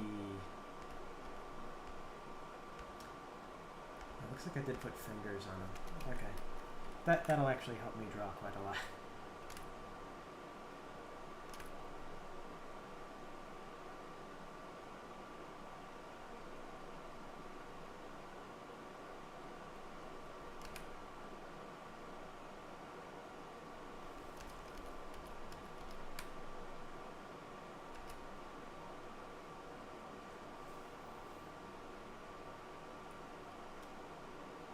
The last anime that I feel like that I think I really watched was, gosh, what was it? The Netflix one. It was called The Seven Deadly Sins. And that was a truly shitty anime. Like, I don't know, I watched it for a while and just things kept happening. It was just sort of like, I'm not ready to end the show, so something else happens now too, and it was everything that happened was stupid, and the main character was like a really weird sexual predator, and then they had Bon, who was like it's very common in anime, but like this show was really bad about it.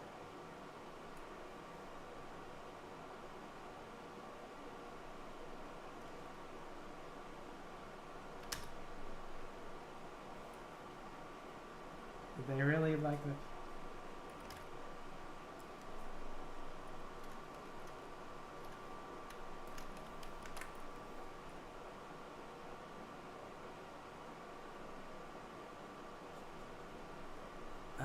I tried to watch the Iron-Blooded Orphans because I like mech stuff, but I really wasn't very pulled in by it.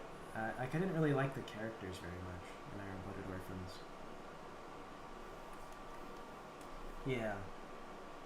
I wasn't really big on Unicorn either. I kind of didn't like they always have kind of an anti-war message, but normally it's a little bit more subtle, like, oh gosh, we would be better if we weren't fighting.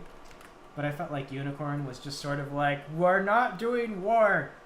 It's bad.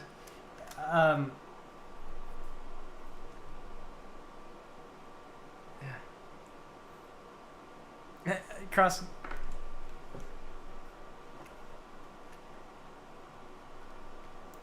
That wasn't even an anime, really. That was like an American anime. Yeah. Cross Nova points out that he quit watching. What was it again? Seven Deadly Sins when they added power levels. Yeah, it killed because they did. They added power levels to that, and I feel like that was the one thing. Like I think that Toriyama once commented that adding power levels was one of the worst things he did to Dragon Ball Z, and he regretted doing it because it made it so much harder for him to like write anything, because it was just sort of like, well, I've established that Goku has 1,000,000 power level and this character has 2,000,000, and it just like put hard numbers on everything and made it so much harder to just do things. And then Seven Deadly Sins came along and they were just like, you know what, scatters, power levels, this guy is 6, that guy's 7, and then they just like it felt like they didn't even feel bad about it though. Like they were just like, this is life now. Like there was at no point where they were like, oh god, we made a mistake. They were just like, that, nah. We've embraced it.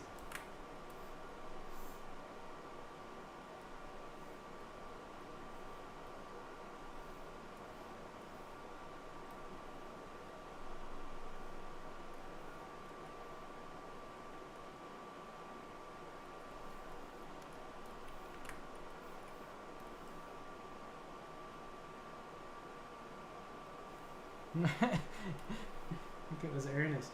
Yeah, I don't know. Power levels. I've always heard everyone who writes. I've always heard they're just such terrible. Like they're such a regret. Like for a little while, like they do it and they're like it's a good idea because it builds. Like I don't have to demonstrate that anyone is powerful. I just say it. I just say this character's more powerful. He's got 20 kilowatts of power and that guy's only got 14 kilowatts of power. So they're at a disadvantage. Yeah. At a disadvantage, and but then once you do it, you're trapped. You're trapped because now all the fans know exactly how many kilowatts of power your characters have.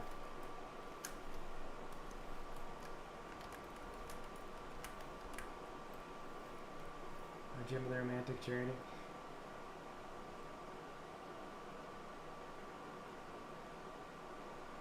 I never would have. I've learned from the people saying that it's a bad idea. I would never do actual power levels, even as a spoof, because the minute someone is like, "This is their power level," it's over. Like I would just be trapped in it.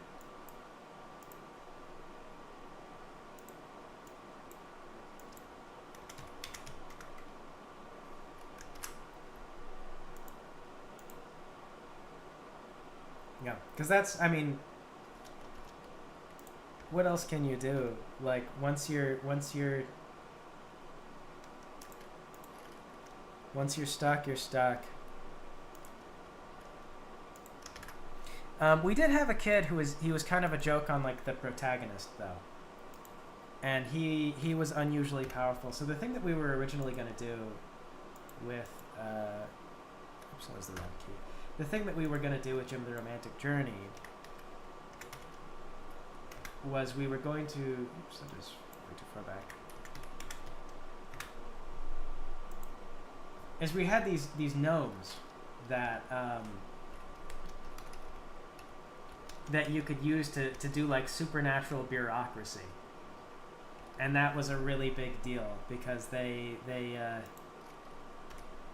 there were only so many of them, and they could ask, they could like petition the universe to do things that benefited you. Yeah, dear universe, and so you'd get the universe to do stuff that you needed done, and and all the top members had them. If you didn't own a dwarf, a little gnome, then you were never gonna get ahead. And this was something that like, yeah, yeah, that forest episode. So they get the jar, and that was kind of like the beginning of the conceit of like, okay, so if you have one of these little guys, you have a shot. And from that point on, it was going to be more about the gnomes and the actual like league and everything. We were just about to start running, and that was kind of when the towel got thrown in, and it got thrown in for a variety of reasons.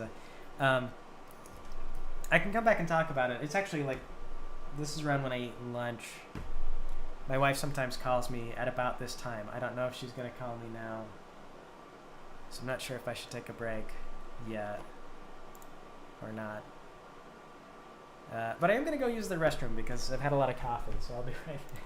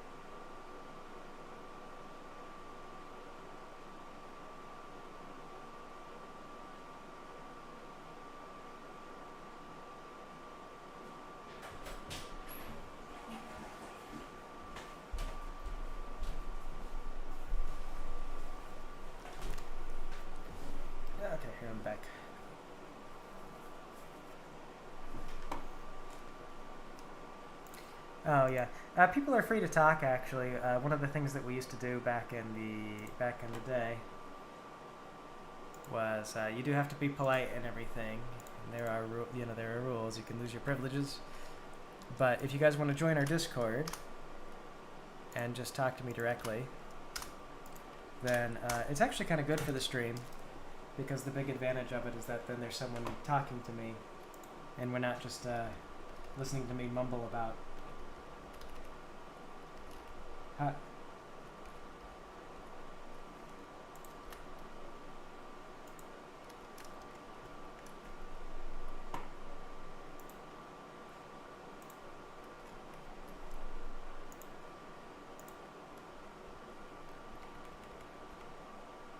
Oh, okay. Well, yeah. It's.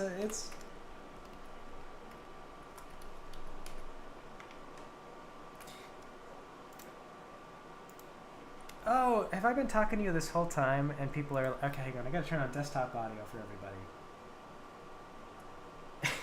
So everyone's been listening to me talking. I guess they assume that I've been talking to other comments. No, I haven't heard you. I haven't even heard you on. You haven't heard me? Well, I've heard you, EP. Greg, say something. No, I haven't heard Okay, you. test, I haven't even test. heard you on. Does nobody hear me? Right now, Oh I can no, I hear hear you on Discord. I've heard you, EP. Okay, so on the stream, sorry, I forgot to have desktop audio turned on. I turned it off because I was thinking like, maybe I've been talking to ghosts, says Kobo. Good. You guys. You're not quite fixed yet. I'm listening to your stream right now. I can hear myself and I can hear the whoever this is talking on Discord, but I don't hear you talking, Greg.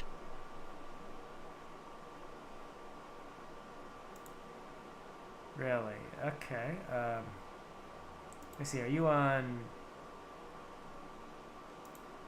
Which one? I see. So you mean the stream also has kind of a delay. So I assumed someone was posting in chat that I took your sound or something like that, and then there was the invite as a response. So I thought, okay, we have to go to Discord to hear each other. Oh, can you? Okay, can you not hear me? Because right now I muted the stream because now I hear everyone with a delay of maybe 30 seconds or so, and that's confusing. Okay. Let me see. Lex Rodera says, "Oh, cool noises." Yeah, they hear us. They don't hear you. They still okay. They don't hear me. I thought I fixed this. I think you've activated so you hear anything your sounds your computer makes. You still have to activate your mic input. Well, the mic is activated now. On OBS or whatever you're using? Yeah, on OBS. So YouTube can hear me. Can Picardo not hear me? No, I'm listening to Picardo now. I can hear myself. I can't hear you. Really? I wonder if Twitch can hear me. Oh yeah, I turned myself down a little bit, but.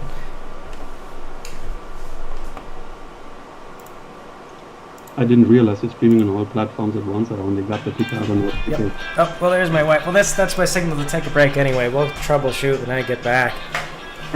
Sorry. That's all right. Okay, I'm outside.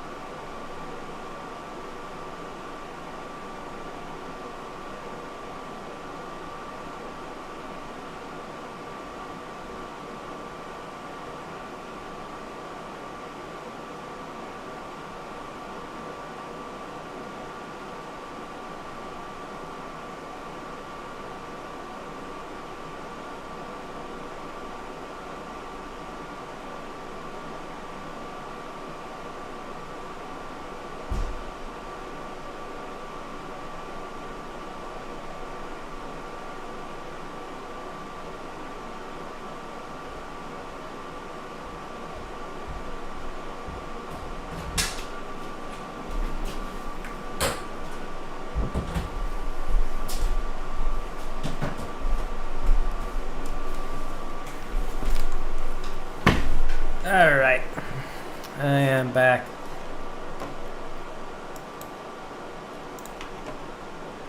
Okay, do we still have anyone in chat? No, we got Shy Cake, that's it.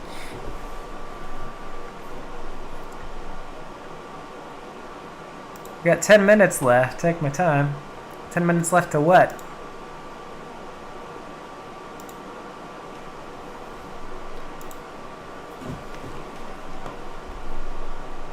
Okay, so Twitch has been hearing me. It's just Picardo that's not hearing me.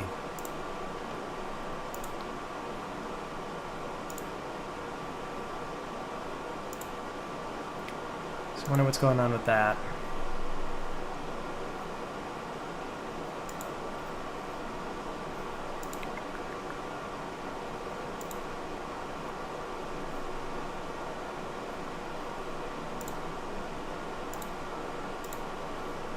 I don't know if anybody's still on Picardo, if I can fiddle with the settings or something. But,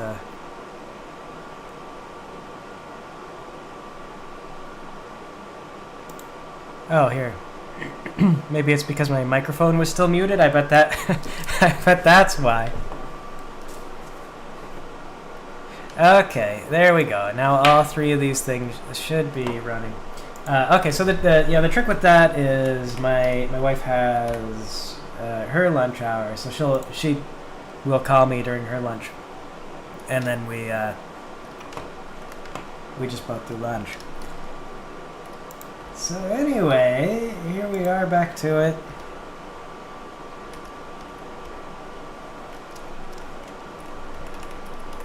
And we're gonna fix up these walk cycles. They have already been exported.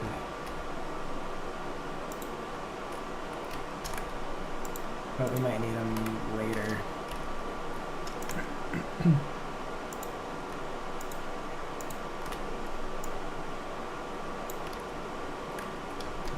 Hey, Greg. Hello. So, how's it going? It's going okay. We're working again, doing stuff, Mm-hmm. fixing up giant robots, or I guess actually not that big of robots kind of thing. Yeah, well, robots don't get pretty big nowadays, so I guess they're kind of giant. They're like human-sized. They're supposed to be human-sized. Yeah, you can see the brain for scale. Yeah.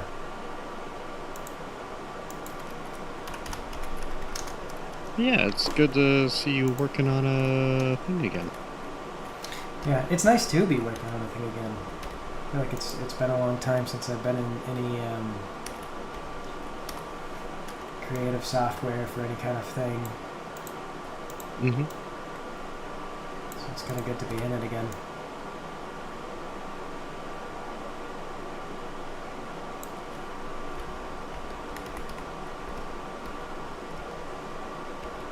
Oh, I heard you earlier saying you went to BabsCon or something?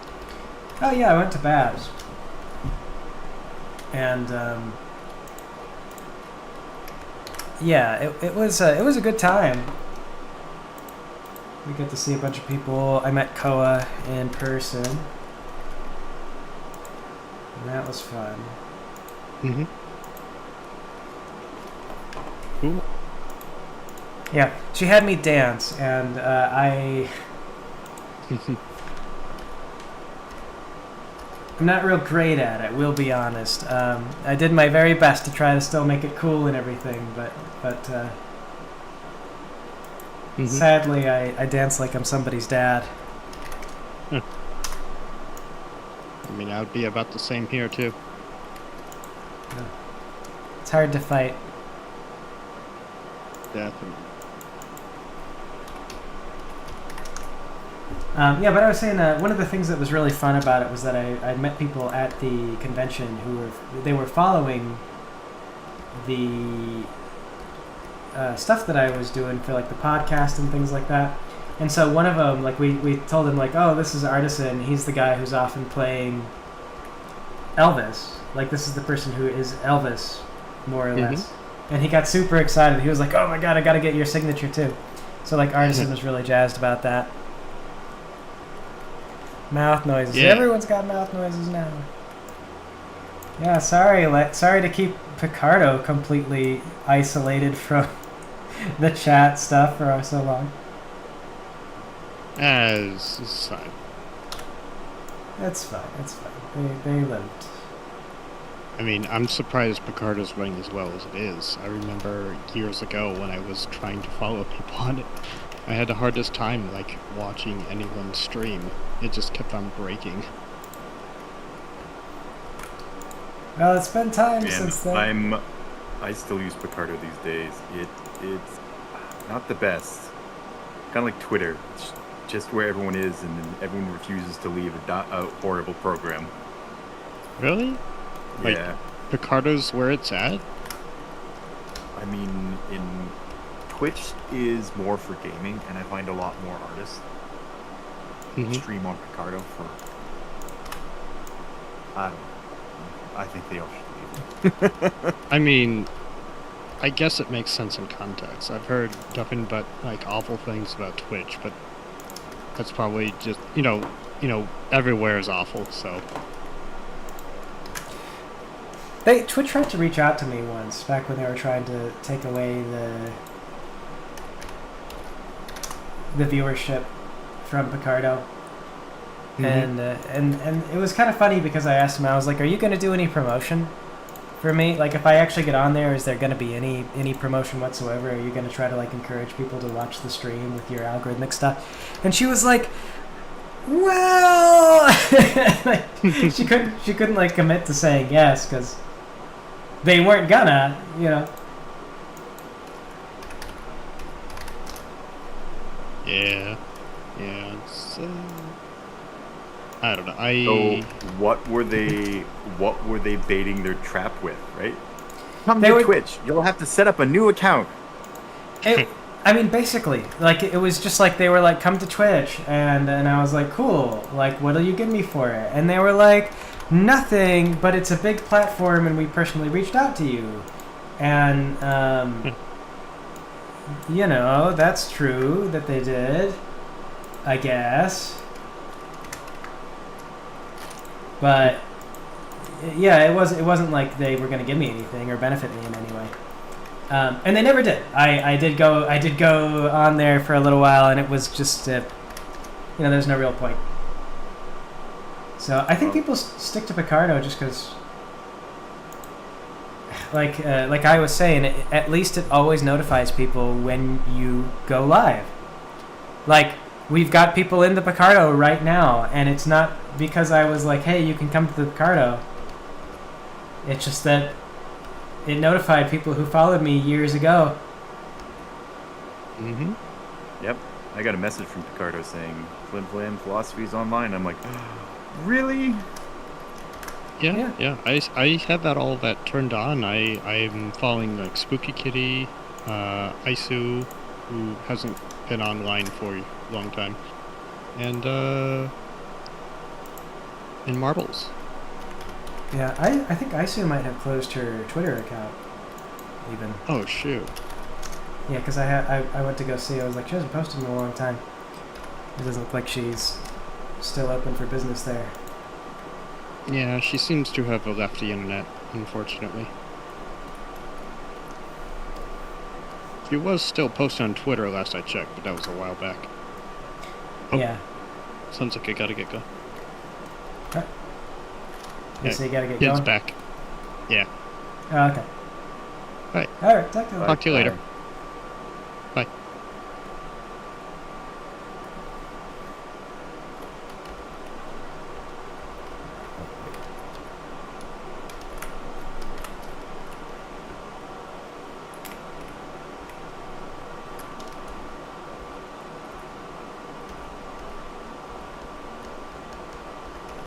One, two, three. Spot. And we have this extra frame.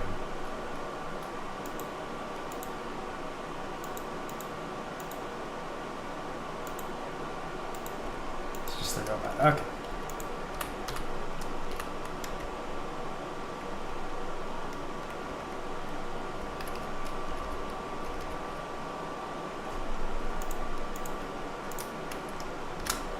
You say Donnie the Dingo. This is different. This is something I used to do all the time. Welcome to it. It does not get much more exciting than this. It'll be like this consistently.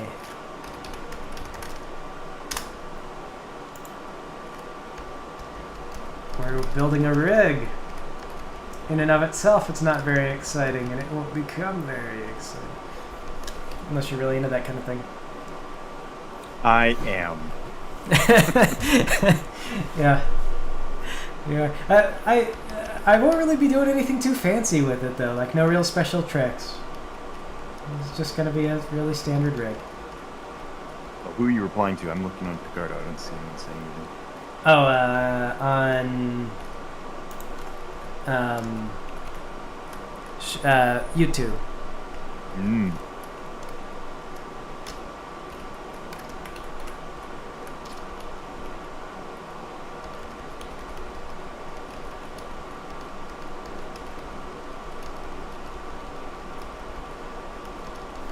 So so RPG Maker MZ is really kind of strict unless you really go into the code and you change stuff around. It's a bit strict on what you're supposed to be doing with your animations. You get to animate on 3s. That's it. Don't get to thinking that you can do anything else. And you get 4 of them. Oh, here.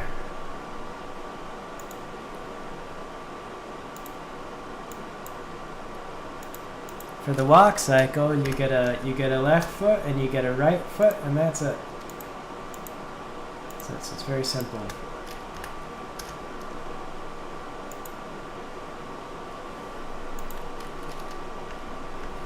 Which I guess is nice because you save time. But I'm gonna have to do some real silly stuff to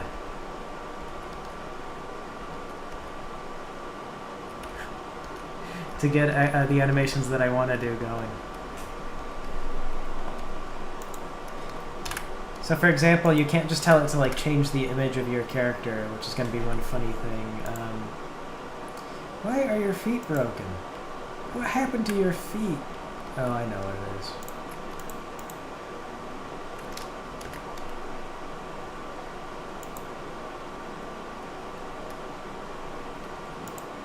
Forget about this. Hello. Should I mute? You don't have to.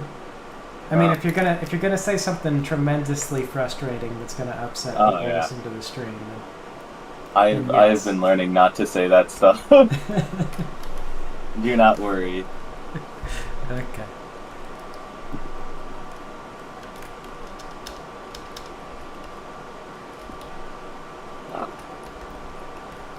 Alright, robot. Because I moved the pegs. But his feet got all messed up. But okay, alright, let's go ahead and we'll do our this side robot. That's one, and we'll do, there we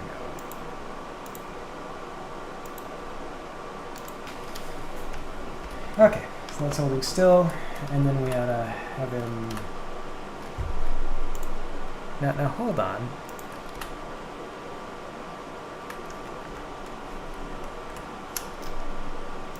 Is he gonna take his legs with him?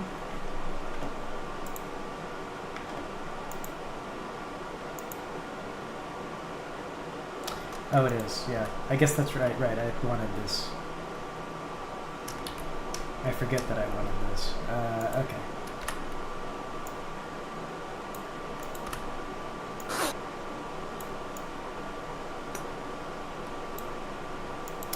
Alright, let me see if I can... My current goal here is to just sort of cheat and make it look like he's moving his legs with some lazy yet strategic drawing He's doing the movements. stanky leg. Huh? He's doing the stanky leg. No, it's not that he's doing the stanky leg. It's that he's. I'm just being lazy with the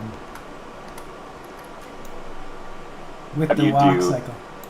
You can't really have it like angled forward or backwards in this. Well, I you mean, gotta.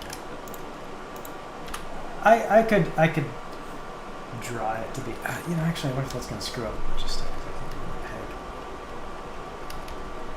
No, it looks okay.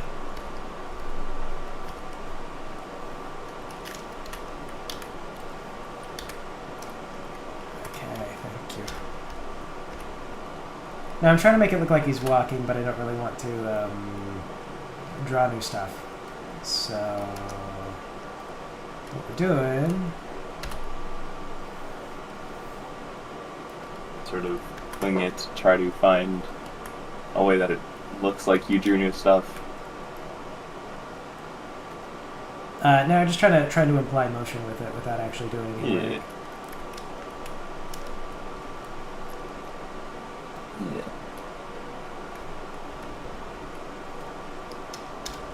So now you did a bunch of videos years back about like the actual about like sort of brainstorming about this game, but sort of what do you like? I refresh my mind on like sort of what is sort of the robot going to be doing? Like what kind of game is it basically? It's going to be an RPG game, basically like a JRPG, and one of the. Let me say, how do you walk again? Left leg forward, right hand back. I think. Because it's There's supposed to be like those little spaces between the upper leg and the red part, like the little white bit, the brighter bit in the joint of the leg. Yeah, the red parts are there in the joint.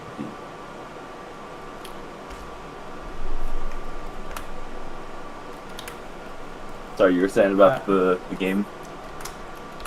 Oh yeah. So okay. Right. It's going to be like a JRPG, and kind of the catch with it is you don't get experience. You just get money, and the money is all going to be used to buy parts for your robot. So you kind of get to build up your guy, and that's basically experience. So money is experience. It's kind of a classical role-playing thing. It used to be how they did D&D even. But anyway, the money is going to be experience, and you can buy all the gear that's available in the game from the very start. So you can build yourself however you want, or just take off all your weapons and not have any weapons. And the battles are going to be based more or less on the hero system, 6th edition. Like that's the way I've got it all set up. I've already gone into the internals, the programs. I've gutted it all out.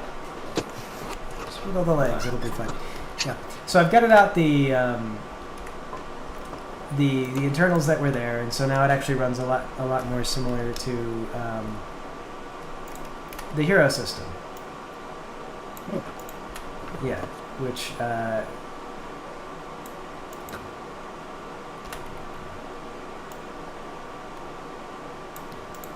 Which has it so that you. Let me see, is that right? I'm trying to okay, so you're walking. How do you walk? It is opposite. No. You go in the same direction as the opposite leg. So do I have that right? No, I got it backwards. What's your What are you asking? Oh, which way do you swing your arm? I'm trying to think like, okay, so you swing your arm, it follows the opposite Your way. opposite arm is counterbalancing the leg, right? So if your left leg is wait, now you're making me think about it. Yeah, see, yeah, it's the thing is, it's like I'm thinking about it now. It's like it's all screwed up. Ah, dang it! Every time I move, I feel like you're supposed to, but like by habit, you don't do that naturally. Like the whole point of swinging your arm is to sort of keep your body balanced, but like you just sort of move your arms however you grow accustomed to. No, real life doesn't matter. Yeah. This is cartoons. Cartoons. Yeah, don't so have- it's generally supposed to be the opposite leg with the opposite arm. Yeah. Yes. Ah, man, I forgot the rules of like the pivot points. Now, if you move the pivot point, then it changes the.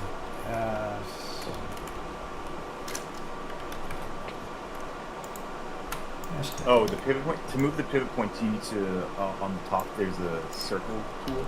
Oh, I know, but it keeps it. So like every frame, it's different now because I moved the pivot point. I forget all the conventions of Toon Boom because it's been so long. So I like moved the pivot points thinking I'd be fine, and now it's like, oh whoops, I've gone and screwed it up completely.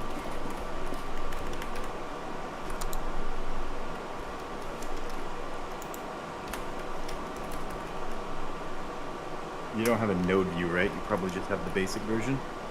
No, I've got node view. Oh, do you? You shelling $200 for it? No, I bought a perpetual license ages ago. What?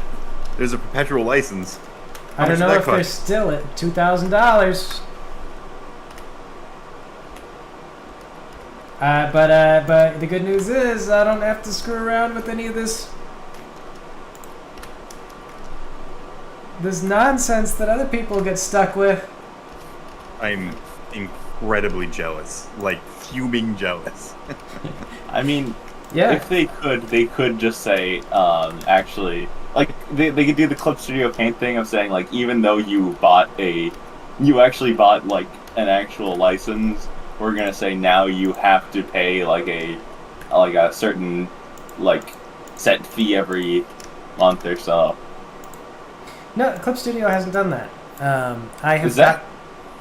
Yeah, I've got Didn't Clip Studio. Studio have like a big controversy where they had said like, hey guys, we used to have a flat rate, but now you have to pay like every year or so. They were gonna do that, and everyone threw a hissy fit, and they went, "All right, Oh. never mind."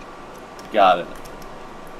Yeah, I would have dropped them like the minute that they were like, you got to pay me because I bought a perpetual license and I'm not done perpetuating. Thanks. Yeah. I didn't know that. I knew that there was a hissy fit. I just didn't know that it worked. They rarely do, you know. Yeah. Well, that is always I bring up. I don't mention Clip Studio Paint by name, but I always mention when I start teaching GIMP. I always tell like the students like like you don't take it for granted that like things are going to be sort of open source and free like this. This is amazing because there's some cases where software will just be like, hey, we've changed our mind. We are going to make you pay, and if you pay like upfront, and then they just like are like, hey, actually you need to pay. It's just something that they can do unless it's like open source like this. Something they Toon can Boom is do. definitely not Something open they source. Yeah. Yeah, Toon Boom is not open source, and also I have a perpetual license. I don't know if they still offer those, but not only do I have a perpetual license, but the really nice thing was I got to upgrade to the latest stuff because their servers got screwed up. Huh. Yeah, so You snuck through. You snuck through. yeah, their servers got messed up. So instead of having, so they weren't just like, oh hey, sorry, looks like you're screwed. They let me just have updated software because they were like, we see you're not done perpetuating, and that's. I've not had any trouble with Toon Boom. Like, it's never been like Adobe or anything like that. Beyond it crashing because you're trying to do something too heavy, I've always found Toon Boom to be pretty good. Yeah, like it's good solid software, and I've so far found that their customer service is like functional, which you just so rarely see anymore. Well, would you look at that? They have a perpetual license. I can get it for $1,500 Canuck bucks.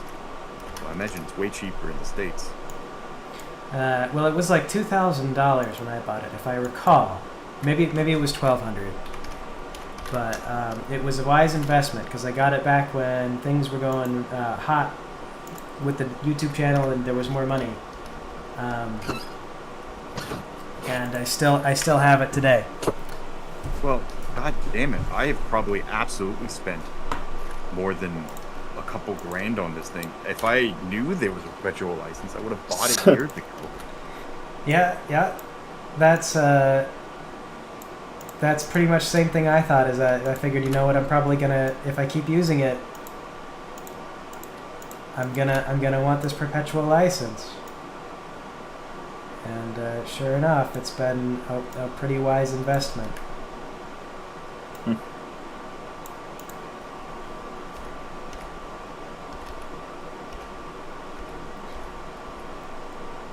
Didn't know for sure. Didn't know for sure when I'd come back to anything, come back to animating stuff, but it's here for me now, like an old friend. Yeah, that sort of. Can't say that about Adobe. Adobe doesn't do friendships. Adobe doesn't believe in friends. Adobe hates you. The day that sort of Rainbow Dash, like Rainbow Dash from Rainbow Dash Presents, just sort of comes to you as like, we have one last job, and like just like gives you the old, like she hands you your mustache. You're like, I know, I've given up that life. I've moved on. Now I do podcasts. Like, we need you in animation. Can't do it anymore, Rainbow Dash. It's not my life anymore. Yeah. You have to do it again, Greg. We need you. Oh dear. I Greg, can't even hit the don't have voice your in- characters talk to you. I feel like there lies madness. I mean, that's the essence of what I've always done, though.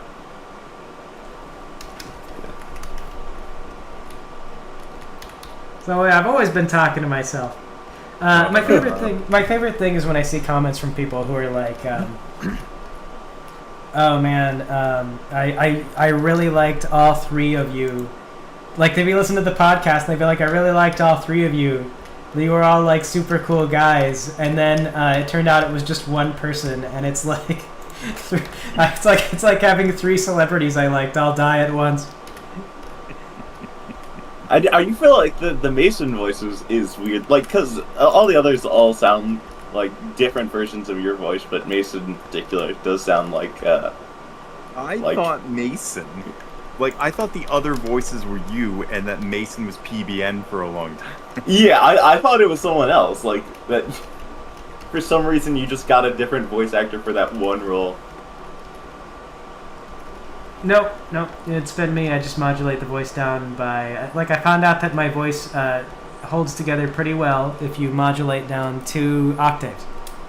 Or I think So it's one it full is octave. altered, right? It's like, it's not your... Yeah, I can't hit it, but I do lower my voice while I'm doing it. And so it changes, like I change the manner of speaking and the way that I speak to kind of fit Mason so that he's there. And then I just lower it down artificially.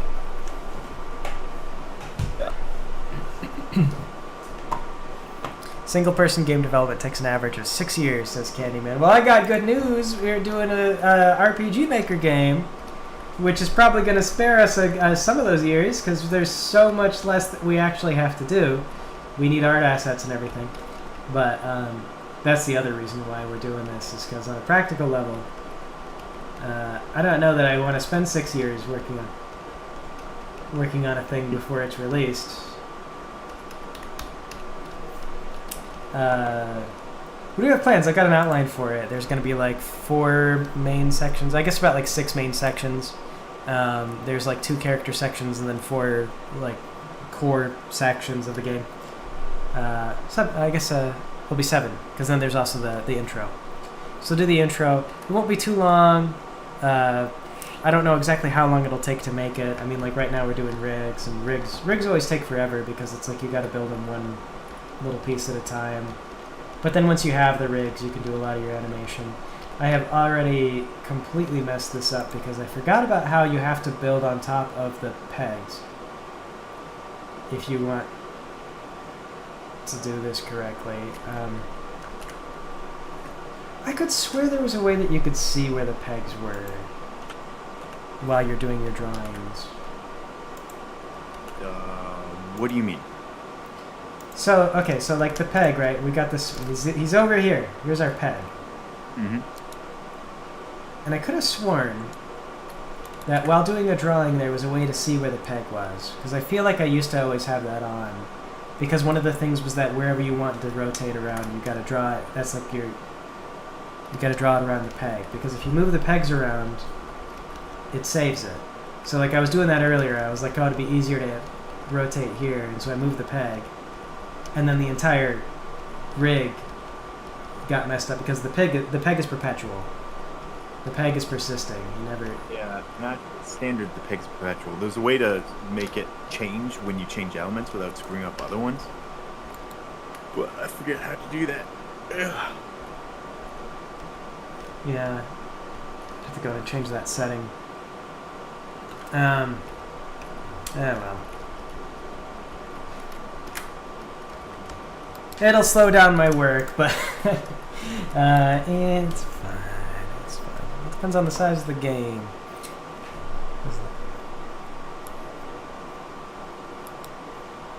Word on the street is that Marvel's agreed to fund me for a My Little Pony animation. That would be a very bad idea on their part. I've never managed anything that size. I would quickly waste all of their money and ruin everything. They could bring me on as a writer.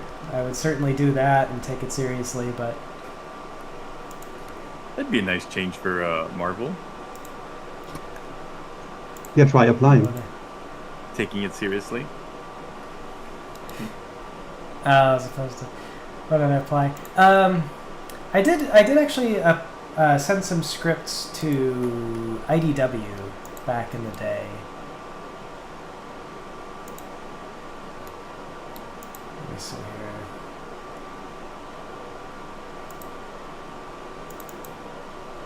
Lock cycles. I take it they didn't get back to you? No, they did actually, but they worked with me for a little while. So I sent some scripts to them. I had some stuff that I pitched to them because Tony was working with them, right? And he wanted to work with me on some things. So I pitched them a couple of scripts. They did get back to me on it. They talked about things. We did some editing, went back and forth. And then once it kind of got closer to being serviceable, they were like, okay, actually it looks like we're no longer doing...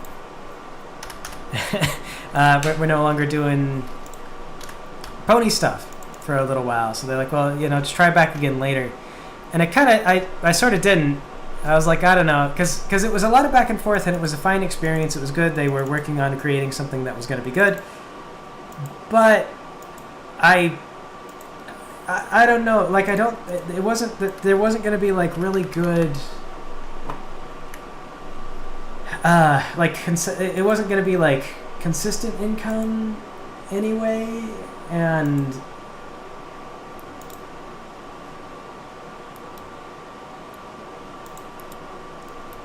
I mean, you can do other stuff too. You can do other stuff than pony stuff too. Yeah. Possible. I don't know, but it all feels very in the realm of kind of like Rat Race stuff. Like, it's so, you got to get out there, get your stuff out there, and then it's all like a gig. And I've also thought about doing like voice acting for hire, and it's a very similar feel where like I kind of went in and I saw like, okay, there's projects, and I auditioned for a couple of them and then didn't hear anything back, and I realized I kind of just didn't want to like spend a lot of time pitching scripts and voice acting reels and things like that, and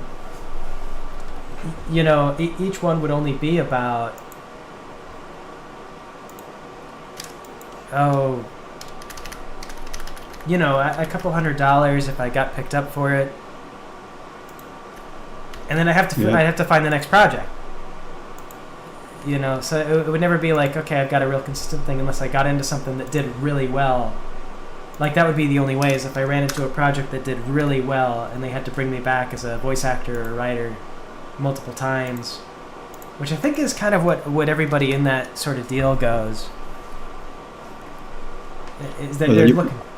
Okay. You could try pitching scripts to Netflix because, well, if Rick and Morty is anything to go by, then Netflix is apparently very desperate for literally anything, according to that one episode that was the Yeah, Guggenheim. don't take Rick and Morty as advice. Why not? Aren't they always right? I do like Rick and Morty, but I don't know if they're the most correct people. Yeah, but that heist episode was hilarious. The guy's a lab coat.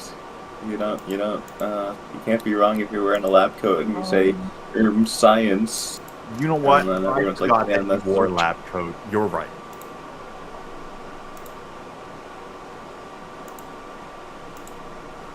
But seriously, have you tried to apply it to Netflix as a script writer? No, I haven't pitched anything to Netflix's for like script writing. I don't know, because I assume it's kind of the same gig stuff. Like everything, the one thing that I would, if I were to get into the industry and do industry work, one of the big reasons I would want to do it would be to get away from algorithmic stuff. Because the algorithmic stuff really drives me crazy. I get so sick of. Yeah, but I think you're a really experienced writer. I mean, you have more than a decade's worth of experience when it comes to bantering, like with Brooklyn Nine-Nine. I think you're on the same level right now. I mean, you do have a lot of experience. Yeah. Well, I'm not saying I couldn't do it. But it would be a. I don't know. I would. It would be a lot of pitching work and. Yeah, you gotta put yourself out there somehow, yeah. Yeah, and I don't know. The big thing is I just haven't ever really felt like there's I don't know, something I'm hungry for in the mainstream media right now. Like if I were to go work on. But something you are hungry for. You can provide that. Yeah. Well, I mean, Like, Yeah, you pitch can- a show, or You can provide the things you want to see in the mainstream. well, I mean, how much control would he have over None. sort of what he None. writes? Yeah. I mean, it So- depends on the employer. There are good and bad ones. I mean, for example, the Alita Battle Angel movie was really awesome, and then the Cowboy Bebop movie was really trash. So I guess it depends on who gets to say what you can do and what you can't do. And the One Piece series, I like that one as well. Well, EP here actually does work in the industry, and it would going into it like you'd have to take a really grounded perspective on what you would be able to do, because it is very competitive to get into it, and like the ideal situation would be I get to write whatever I want, or I get put into like the writer's room of a really good show like 30 Rock or something cool. But those are not as common. Like a lot more of the time you'll be looking at I don't know, like Thomas the Tank Engine or something like that will have openings, and so you work for Thomas the Tank Engine, and It's right, catchy songs. There's some riveting shit right there. Like, yeah, but he runs into a problem because he didn't look. Oh, what silly shenanigans!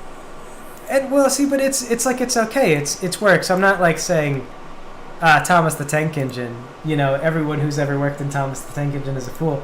But for sure, it's something that I think you get into it, and you have to be, willing to be like, okay, I'll just write Thomas the Tank Engine, and that would be okay. Like I could, if somebody hired me to write Thomas the Tank Engine, I could write it.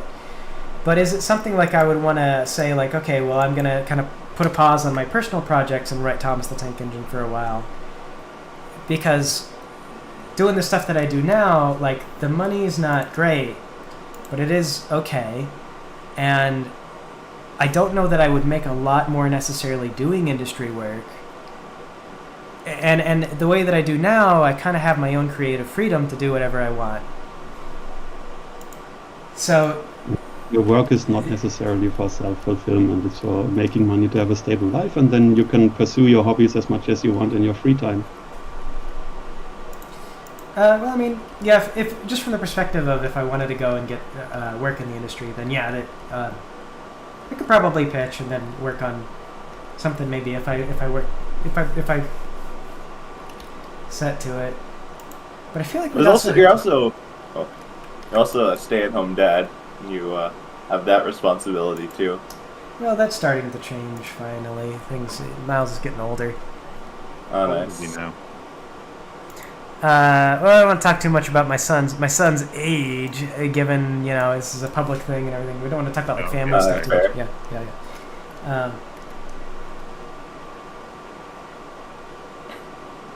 Oh yeah, this is the wrong file.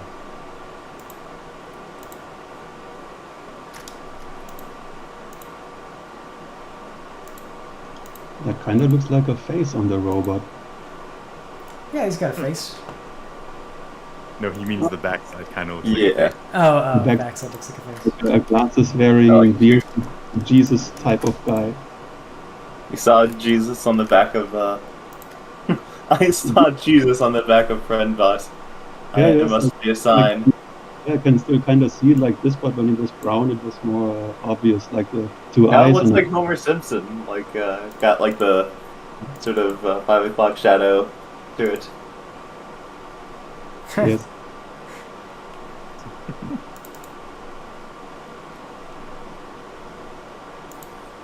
Hang on here, I'm just checking. So this is like the size of these the walking sprites when you're actually. So they're pretty far away. You can't see them too well.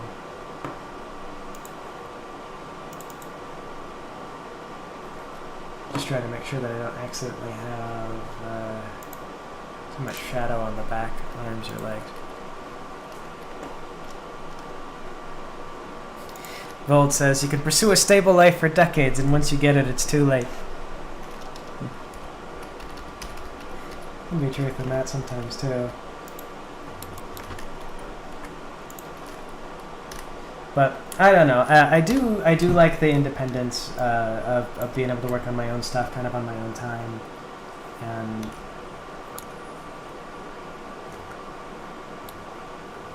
What you need to do is Yeah, I do guess- whatever the sweet deal that the guys who were doing the Venture Brothers had. oh, man. Yeah, if I could get my own Venture Brothers show, heck. That, man, I love that show. Like that was a show that really spoke to me while it was running. Oh yeah, you like really putting like real world logistics to a lot of fantasy stuff. That's exactly what they were doing a lot of the time, wasn't it? Yes, it was. Yeah, Yeah. they were really Venture funny Brothers about it make you too. Sorry. Okay. I said they were really funny about it too. Yeah. So maybe I've mentioned this to you before. They were allowed to write a single season script, and they were allowed to take a year or 3 to write a single script for a season. And my brain just explodes thinking about that. Like you're allowed to write 8 episodes for 3 years? How? Who is just shelling out all this money for these guys? William Street used to be a lot more generous and a lot more innovative. I mean, like they were just looking for ideas and people with ideas. Like I think it's changed since then, but I mean, like that was. I think that was part of the trick.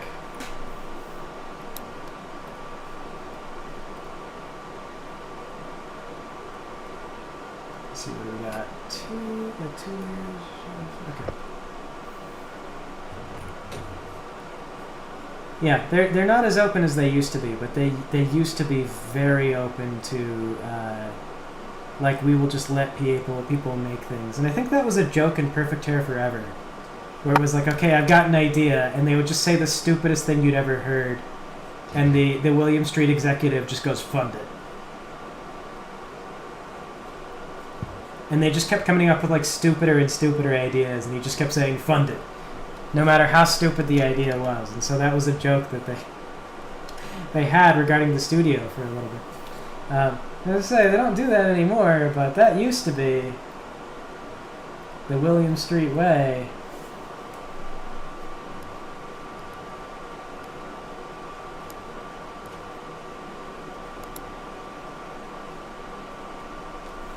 Sounds epic when you say it like that. The William Street way. The William Street way. I mean, hey, that's what it was. Let's see. Robot feet. I got these chicken legs. I remember when PBN was working on Aisle 99. What was he trying to make? Some kind of animal, and you were like, "Don't do animal legs."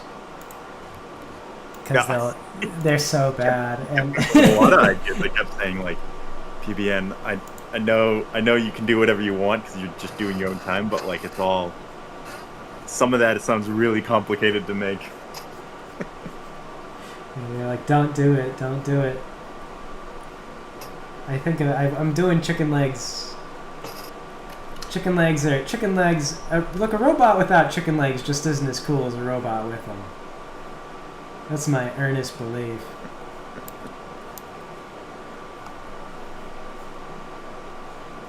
Okay, we're kind of gonna figure it out when we get into Toon Boom. So we're sort of like Gur from Invader Zim so many years ago. It's got chicken legs. It's got chicken legs. Yes. Gur knows what's good.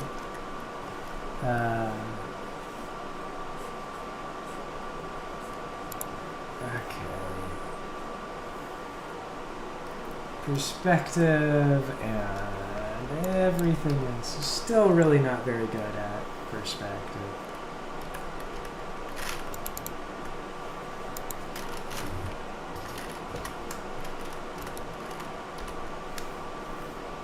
Come on. Oh, there we go.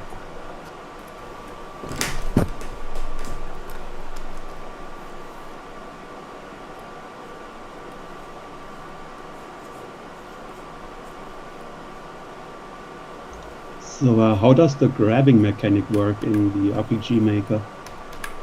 It doesn't. That's the It doesn't. neat thing. That's the neat thing. It doesn't work. Yeah, we're not doing that anymore. It's done. Ah, okay. I thought maybe you could work around the problem somehow, maybe making his animation bigger to have more boxes or something like that. I mean, there's still stuff that I could do with it, so it's not like it necessarily has to be dead. But I also was kind of giving up on it while I was working on it in Unity, because Unity kept running into problems with it, even. One of which was that I would sometimes, and I don't know why, because I didn't have any real deep control over this, but you would grab something and then it would get like stuck to you. Something about the animations, like if you did something, if you pulled away at just the right time, it would just be like, okay, well, I'm stuck to you forever now. And you couldn't get rid of the box. And that was like driving me nuts. I couldn't, and I couldn't fix it. So I was gonna walk away from that. And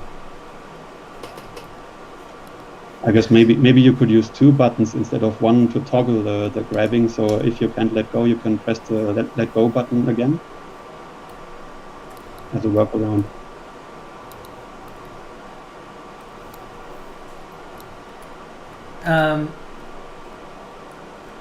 I mean, I tried a bunch of different things. Like I ran my head at it for a while and just never found anything that really got it working. So Okay. yeah, so it's fine. It wasn't really going to be an essential thing. What it was is that I kind of liked the idea of you being able to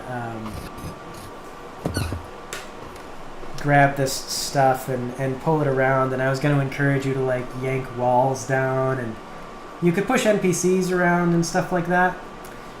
but ultimately it's not. It wasn't really going to be a core part of the game. It was just something that I thought was fun. That I was just adding in because I thought it would be fun. It's still not. It's still not really essential to the central conceit of the game. So I'm not bothered about losing it or anything. Okay, well, pushing stuff is relatively easy, or having stuff move alongside with you. I think the main problem is the animation, right? Actually, no. In RPG Maker, you could do an animation. You could have the sprite animate when you like shove a box or something like that. Like you would just hold them in place and you would shove. And that's how a lot of games do it. Like if you look at any kind of JRPG, it's very typical for them to like, okay, you freeze up, the box pushes, and all of this is kind of handled. It takes control away from the player temporarily while they do it. Or the character maybe like enters a really specific state where they're pushing the box. Like I remember there was a game called Wild Arms 3 that I used to play, and they had tons of box moving puzzles. And one of the things they would do is like your character would hug the box, and when they were in that state, they were like one with the box. And then you had to like be in that state though to move the box, and you would only stop moving the box when you left the state. And what I had it set with was just like, while you're holding the button, you're dragging this box, and it's not like you are in a unique state or anything. It was just like you're just holding the box, like you're just holding it, and as long as you were holding the button, it dragged it. So I don't know. Like it had problems. I probably would have had to create a unique like drag state, and then it would have been more like a conventional game. And I wasn't. That really wasn't what I was aiming for. So I was just like, okay, so it's not going to work. It's too technically difficult, and it adds nothing. So. Okay, I played the Goof Troop game for the SNES, and if I remember correctly, their animations, they were stuck to their own box, and the box simply was big enough to go to its own edges, and then they could just push it without hugging it or something. I don't remember. It's been a long time since I played Goof Troop, but I probably did like box kicking for that. Or they would pick boxes up, but then they would just be like walking around with the boxes over their heads, right? Ah, right now, right, you're right. Yeah, okay. I must have thought about a different game. Yeah, that's right. They were kicking. Yeah. Now I remember the difficult puzzles. Yeah, they were always kicking. Yeah. People know what the Goof Troop game is. I didn't even like. I watched so much goddamn Goof Troop in my life.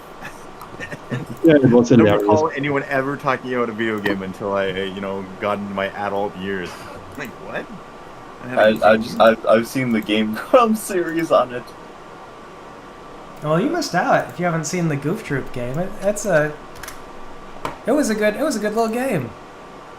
Yeah, it was fun to hit it with boxes.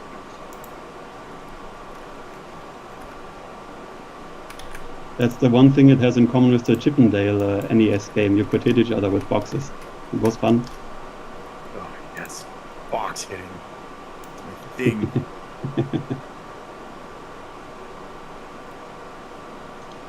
Or if you look at the Zelda games, when you're playing 3D, then Link can just go into his drag or push animation and then push boxes around somehow, but he's not hugging them. He's just leaning onto them. Yeah, there are like ways to work around, but like I say, it would have been more conventional. What I was using was that Unity does a lot of physics calculations, so I was basically just using the physics calculations, and my plan was, again, that you would be able to shove NPCs and stuff around, and I was gonna occasionally have sort of jokey puzzles where you get to like shove an NPC somewhere else and just be like, you go over here. Like the whole like Snorlax blocking your path thing. Kind of, but more like I'm just gonna shove Snorlax out of the way. I got places to be. Yeah. It's charming. That's fun. I don't understand why I couldn't just light him up. You can't just burn Pokemon. Were you not paying attention to the message of Pokemon, which was that it's inappropriate to? You couldn't. They told me it was severely frowned upon, but here were these Team Rocket guys doing it all the time. And they got shot into space. If you don't want to get shot into space, don't do what they're doing. You know that was okay. That was Jesse and James. Giovanni made money. He made good money doing evil. Well, like that's only if you're at the very, very top of it, you know. If you're anyone, 9 times out of 10, you're gonna be a foot soldier who's gonna be in their shoes. You know. Well, yeah, but I mean, Giovanni though he goes to show that you could do evil wrong, and make it in the Pokemon world. He was a gym leader. Yeah. Wait, so the Pokemon League approved of him being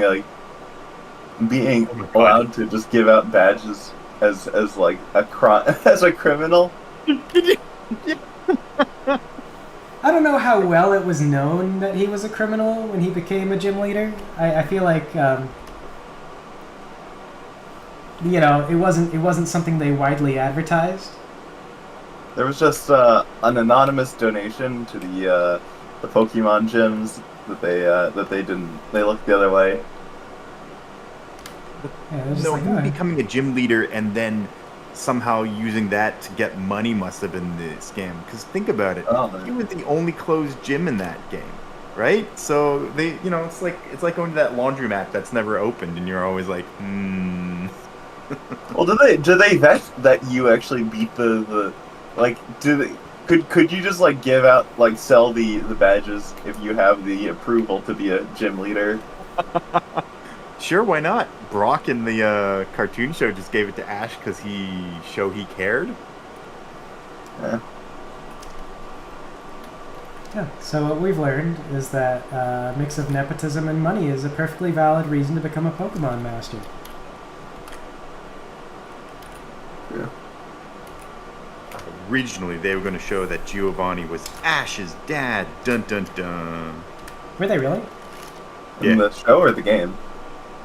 You know what? I don't even remember for which. I think the show, but don't hold me to that. I just know that was one of the ideas that is floated around, and a lot of the fans go crazy, like, so that must be still canon, right? And the answer is like, no, it's just something a writer thought of, and then it didn't happen, so it didn't happen, right?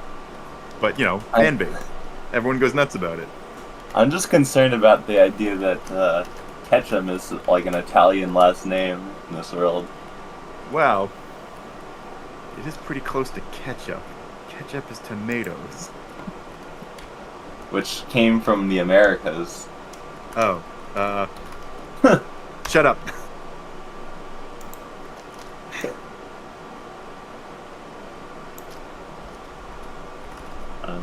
Yeah, wait, so, because he's only ever referred to as Giovanni, but, surely people know his last name is, Giovanni Ketchum, and that, it is, in-universe, people would know his last name, and that would be kind of a giveaway.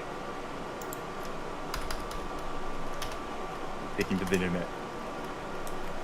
Or maybe, or is Ash, one of these guys who, takes his mom's last name because, his dad wasn't there, and he's like, I'm gonna be Ash Ketchum.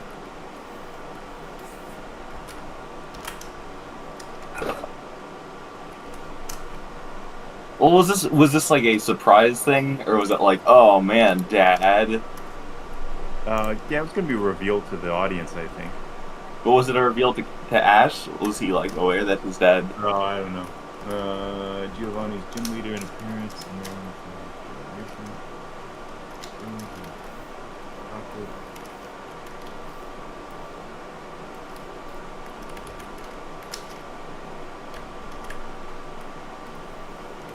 In the original Japanese version, apparently he was labeled the regional boss to imply that there was a bigger fish. Oh.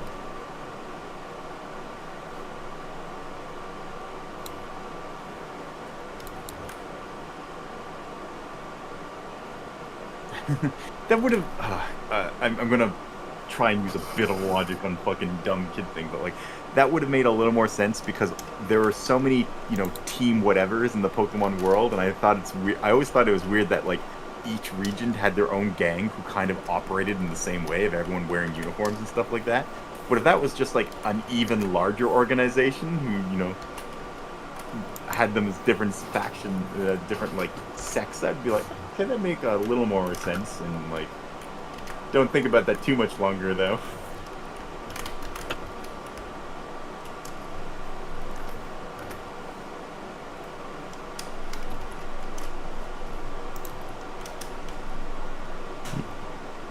Has anyone seen Pokemon Abridged?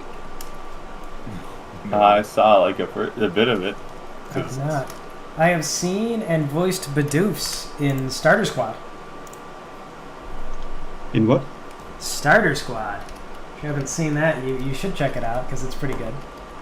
Is it an abridged series? Like, No, it's actually an animated series. So a guy named Shippage has a series called Starter Squad where he's doing these.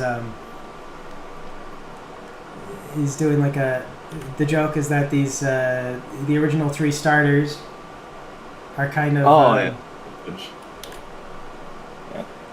Okay, Yeah. but Sorry, if you go have, check it out. It sounds interesting. Yeah.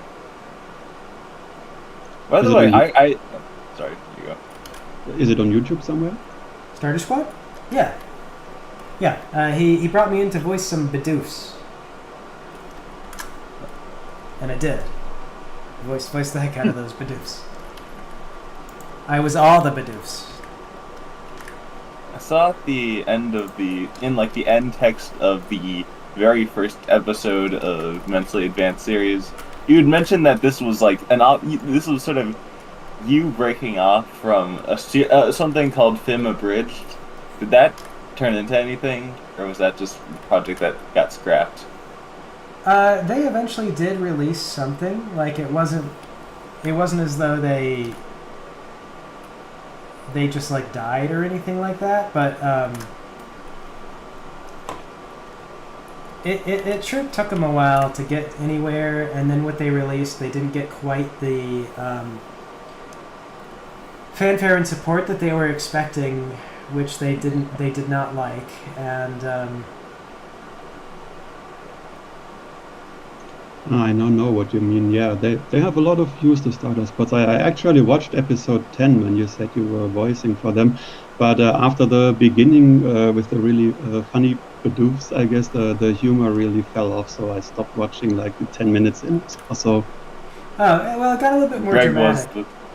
You gotta be Greg into. was the show. Pardon? You gotta be somewhat into the fate of Bulbasaur to really appreciate what's going on with him. Well, maybe I should have started at episode 1, I guess. Yeah, poor Bulbasaur. His life is in ruins. His life is shambles. I just remember this bird yelling, I'm a bird," and I was like, yeah, is this meant to be a joke? Okay. While the bird was attacking, I forgot which one.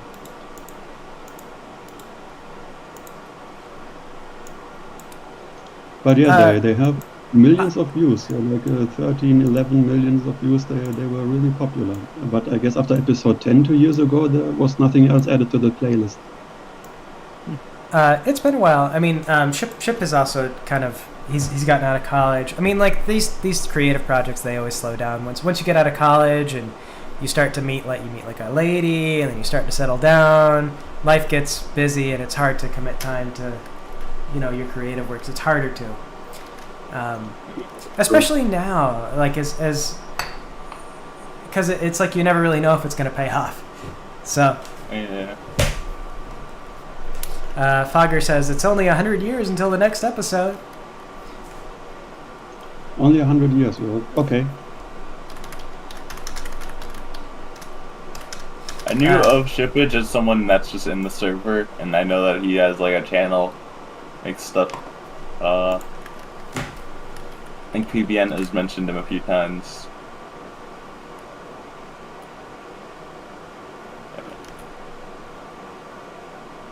I think he's pretty funny. Like I enjoyed working with him. He brought me in to do some consulting stuff on the upcoming episode. So it's still I didn't like take over it or anything like that. It's still his fundamental vision, but he had me kind of help with some of the story beats and other things. So I don't know. I'm excited for whenever the next one comes out, but also recognize it's probably still a little ways out. Okay, I might start at episode 1 and then see if I like it then. Other things. So we just think, and we smash cut to Greg dancing around in the cheerleader outfit. What? He said, like, I helped him out with some writing and some other things. I'm like, what are the other things? I guess just the writing. I didn't actually help him out with anything except for writing. He let me do some consulting on the writing, and I was like, oh, here's some ideas. I actually do have an embarrassing story for that, which I think is okay to share. But originally, when I was pitching stuff to him, one of the things I did was I was like, oh yeah, there's like a Nidoran, like a Nidoran female, yeah, Nidoran female, and she shows up and she's with the Caterpies, these Caterpie revolutionaries or whatever, and I was like, yeah, and she was like really prominent in the stuff that I was pitching in the outline. And then Chipich is like, oh, wow, this is like a lot going on with her. He goes, I don't know if this is really a story I want to tell, though. And I was like, are you kidding? Didn't she, like, didn't one of your main characters, like, kill her in this? And he's like, and he goes, I don't think I ever really established that. And I was like, no, there's a scene where they're, like, arguing, and he's like, and then he, like, kills her with an ice spike, and he's like, that was a Caterpie. That was Leonard the Caterpie. And I was like, what? And I went back and I looked. It was not even the right character. It was a Caterpie. And so I like pitched all this drama, all this melodrama. And like baffled. I can guess if you've watched the right series, and I was like, oh, hold on. Yeah, and I was so embarrassed. I was just like, oh my god, I'm so sorry. I swear to you, because I had reviewed the entire series before I like even did anything. I watched the entire thing, and I was like, that's all right. I just recently watched episode 11. I don't need to watch that again. I'm good. I know what happened there. And then sure enough, you know, I completely got my wires crossed and thought that Leonard the Caterpie was actually the Nidoran, and disgraceful. Yep, submitted unacceptable. A script heavily featuring a character who was not as important as I thought.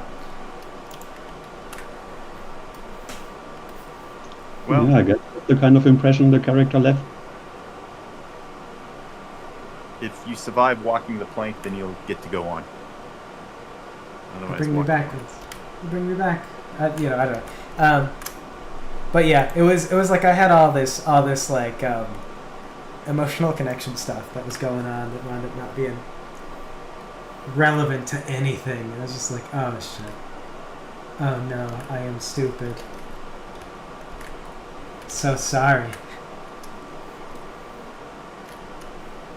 You ruined his series. How dare you?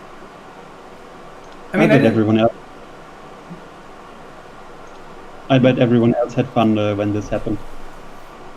Well, I don't know, because he pushed back on it. He was very clear. He knew what he wanted to write, and he didn't want to write that, but he didn't want to like be mean to me about it and be like, "What the heck are you doing?" So he was like trying to entertain me. Like he thought that I had a really big idea or something like that, and he was kind of trying to be fair about it, you know, and hear me out on it. Until we both realized that I didn't know what I was talking about. And I was just like, oh. That's even... Yeah, that he was being really good about it. Yeah, it's just like, ah, shit. And that was part of why it felt so embarrassing, too, was because he was being so good about it, and he was trying to give me the time of day on it. And I was just like, okay, yeah, I'll hear it out. I don't think this is where I want to go, but that's, you know, we'll talk about it. Okay. Yeah, I was like, oh no. Oh no. So sorry. Which series was that again? That was the Starter Squad. Still Starter Squad. Okay. Which episode is it? The new one coming out.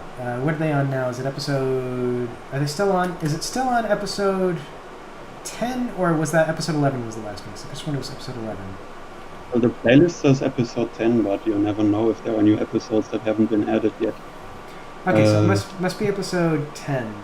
So episode 10 was the one I did the Bidoofs in, and then I helped with outlines on episode 11. And I can tell you that some of the stuff I initially suggested is not getting in because I had no idea what I... It's completely shooting and whistling in the dark on accident. I thought I wasn't. I was really sure about it too. I was like, no, this is a really pivotal thing. And he's like, are you talking about Leonard? Oh, jeez. Okay, so they say there are 2 episodes left according to a video from 2 years ago, and then there are a couple more uploads, like a squad song from 3 weeks ago, but I don't know if and when episode 11 will come out. Yeah, the squad song is kind of a promo thing. Because it's been a while since it's uploaded, so I think he's throwing stuff out there so that people don't forget about it.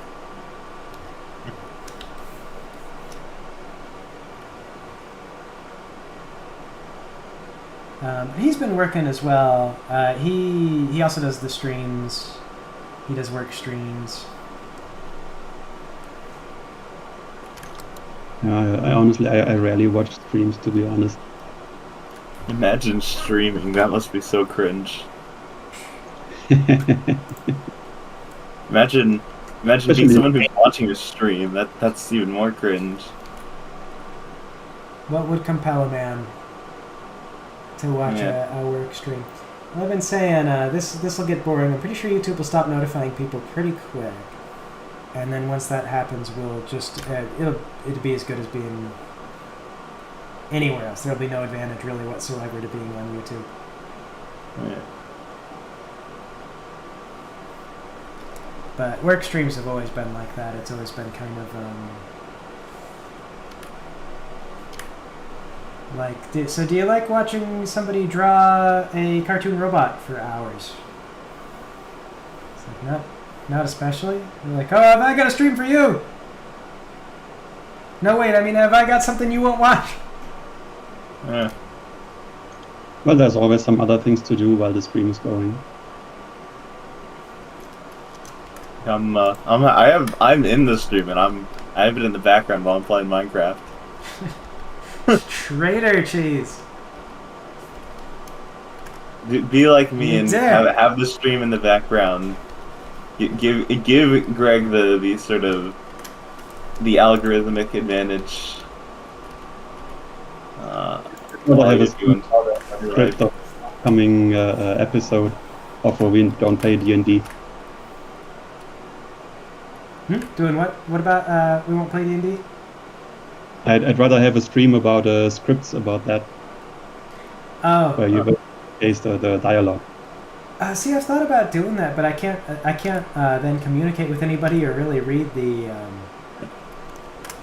chat or anything. Well, yeah, I feel like writing is something that's it's easier. There's something visual where you can like talk while you're drawing versus like while you're writing. That's like what your verbal sort of skills are going into that in a sense, and your brain is honed in on that. Whereas, shit. Well, I guess you just have to show us the audio editing software then. Oh. Here you go. So whenever you run by some audio, you click the play button, and then we can see there's this track and there's this track, and these two are talking over each other and all of that.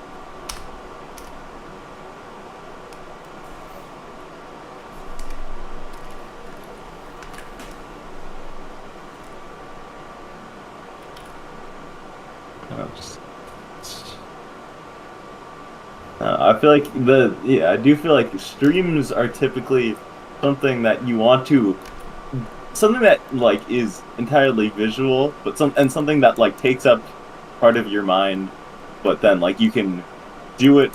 Why it can be sort of a point of conversation and discussing what you're doing and why you're doing it, while also being able to talk about other stuff too. Is a very I guess that's why gaming has sort of dominated the world of streaming, I don't know how and people. especially like games that are not like high intensity, sort of high thought stuff. Yeah, I never could get into games, into watching game streams that are not that intense.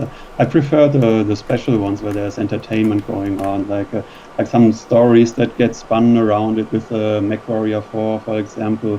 Or I liked it when Proton John played Superman 64 and did a lot of research on why the game was so trashy. Or obviously when he played the Kaizo special stage level, that is kind of legendary. So I like it when the Let's Player adds a bunch of things to the Let's Play. I used to keep up with Proton John. He was fun. I also really liked the educational stuff that he did with his Let's Plays. Yeah, I watched a lot of him. He was the first Let's Player I've ever seen, so I watched him and his buddies at first. Yeah, it's only thanks to him that I know what happens at the end of Battletoads. I don't know that game. Oh. You don't know Battletoads? Oh, Battletoads. I thought Bat Hotels or something. But Battletoads, yeah, I've heard the name, but I haven't really gotten into it. It was notoriously hard. The thing that was going on with Battletoads was that it was following the rule of like, okay, this is an arcade game, and kids are going to spend all their quarters, but it was really just ruthless about it. So once you got to the third level, you practically could not advance. And the thing that I learned from watching Proton John, because he beat it, was it only got worse. Like you'd think that like, oh, if I get past this one section, that maybe things would improve a little bit, but no. Like it only gets harder. Yeah, Proton John loves to play the crazy stuff, the crazy hard stuff. I remember specifically, because I've never played it or anything. I played the soundtrack for students at times that like whenever I just need background noise, and they really like the Battletoads soundtrack for some reason. It's a good soundtrack. Yeah.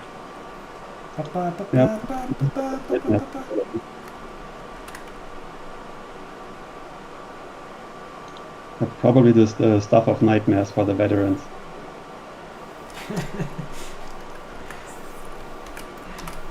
Battletoads PTSD. Indeed, yeah. Well, there was I also know that there was some sort of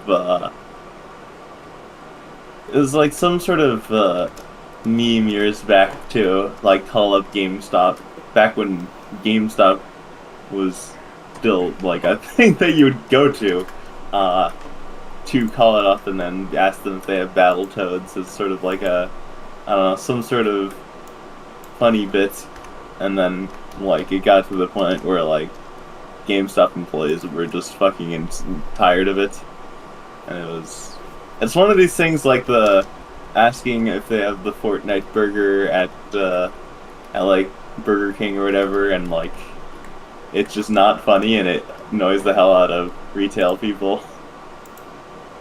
The Fortnite burger. What the hell is that? The Fortnite burger. Yeah. That's I don't even remember the deal with it. It was like some meme where it was like, what if on this day everyone goes to McDonald's and asks for the Fortnite burger? It would be so epic. And it was something that like was going around as like an ironic thing that like, I don't know, it was something that people had sort of spread around on the basis that like, oh, it's ironic because I'm making fun of the people who do it, but then like you are also making an ass of yourself in the process. Well, more importantly, if you're trying to do some sort of thing, all you're really doing is advertising for companies. Why the Yeah, fuck? exactly. Or like this wasn't like, it was an actual thing, but there was the Travis Scott burger or whatever that like, oh, that was an actual McDonald's promotional thing, but people were definitely like, I know that like people were like, oh, Cactus Jack sent me or something, was what they told you to say, and I was not. We should all go to Burger King and order a Hugh burger. I bet everyone will immediately know the reference. Yes, a Hugh burger. I'll- I'm not even sure everybody in the stream.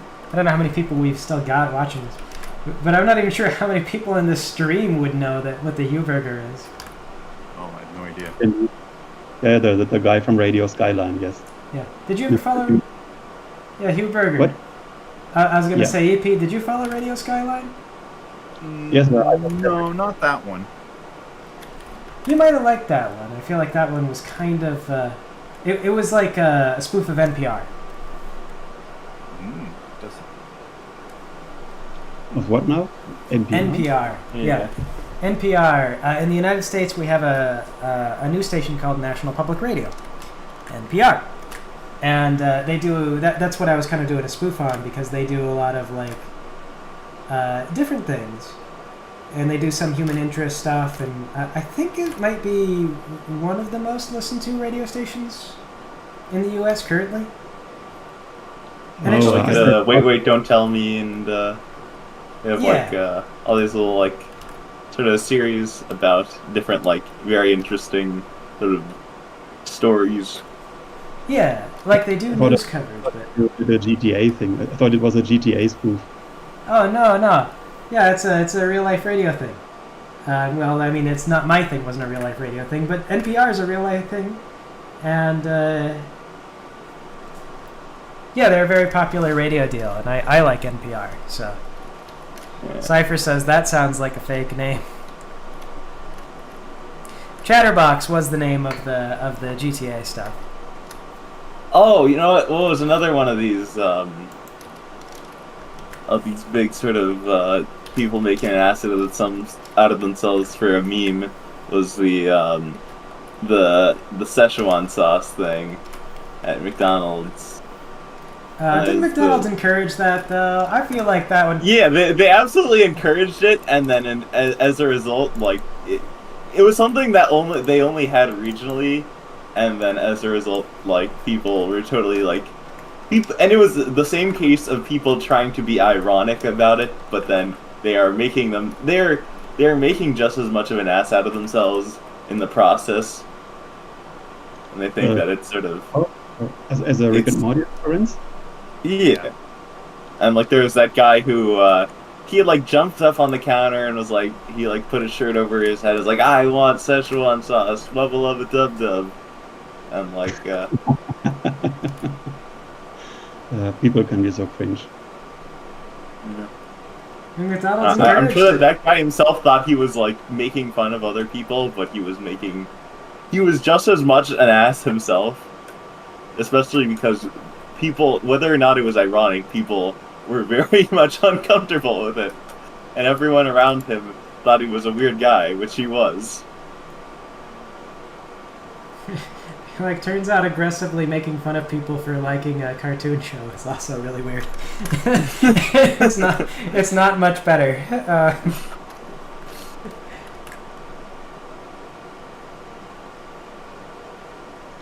Yeah, the times where watching cartoons as an adult was cringe, they have passed. We now have South Park, Archer, BoJack Horseman, and all this other stuff. Also My Little Pony, of course. Those ongoing things, or as just things in general? What do you mean? As ongoing shows, or? Rick and Morty is still ongoing, but well, My Little Pony has Generation 5 now, and I watched the movie. It was kind of meh. not my thing really. And I watched some reviews from Dr. Wolf about the seasons, and he was very diplomatic about it, but I think it basically means they are trash. But he was polite about it and criticized very carefully. But if he speaks in this way, it's probably trash. Yeah. Well, Dr. Wolf is he's all the analysis is always very diplomatic. That was one thing that I always thought was kind of funny about them, was they could never be like, yeah, I kind of want to make my poke my eyes out or something. Like they could never say something quite that crass. Which is interesting because like I definitely think that sort of they sort of spawn out of the kind of like, I mean, not that like this was the start of like online reviewing and stuff, but like definitely it was the style that they're doing is kind of spawns out of like sort of nostalgia critic and like AVGN type like things where it's aggressively like rude about it. And yeah, I mean that also kind of got big during the the Leafy is here type stuff. So certainly I think that being mean-spirited and nasty was still very in vogue at the time, but it just wasn't in vogue with the pony fandom. yeah. Yeah, like there was like a sense of like we are the fandom that is not toxic about anything, which was not true, but that was at least the sentiment that people wanted to hold up. Some people were trying. It was in fact a futile effort. More like I guess more so than other fandoms, but like still acting like it is completely devoid of it is just flat out wrong. Yeah, I mean, there's always toxic people. But yeah, being mean-spirited is still kind of on vogue if you look at the reality TV stuff that I have been avoiding as much as possible. I mean, I guess that's been as long as there's been. I don't know. When did that really like kick off? The like sort of Real Housewives and like the sort of shows that are like keeping up with the Kardashians and like soap operas. Well, in Germany, it was maybe, I think, 25 years ago, around the year 2000 when Big Brother started. And then there was Germany Looks for the Superstar, something like Star Search. And then there was a jungle camp where they were all in Australia in the quote-unquote real jungle. And all around in the early 2000s, that's when it started. That's when I started studying, and I never took the TV to my home where I studied, because that's when the trash TV began, and I just started downloading anime instead. Oh, yeah. That's how you sort of got weaned off of cable television. Yeah, there was barely anything left for me. Maybe some satire or political ones, but other than that, or maybe some cultural stuff here and there, but the entertainment got so much worse. I had a feeling that the really creative people were fed up with being treated like trash by the mainstream and just started doing their own thing, like webcomics and stuff. I still love reading Out of the Stick. I used to read the 8-Bit Theater or Bob and George, and I'm still reading the Free Fall online comic. I used to read Sluggy Freelance a lot. So there are so many really creative people who didn't make it in the mainstream, but have their own financial standing on the internet now. And the mainstream is left with the leftovers. Yeah. Oh, you know who I really like? Speaking of those old webcomics, did you ever read Dr. McNinja? It is a tragedy, but it's not online anymore. Oh, is it not? Yeah. I'm pretty sure it got taken down, or the website is no longer being paid for. Let me see if I can find it. I'm sure that it's archived somewhere. Yeah, there is an archive. Yeah, but the original... here... No, well, can you really watch it? Can you read it, though? This looks like just the main page. Okay. Yeah, I don't know if you can still find it. But Dr. McNinja was a hilarious one that I used to follow for a little while. I still really like, they had a bit where he kicks open a door and he's really excited because he's like, "Oh my god, I'm so glad it worked! Like normally you kick the door and it doesn't break," and everyone inside is like, "What was that? Was it the pizza guy? Why did he knock so hard?"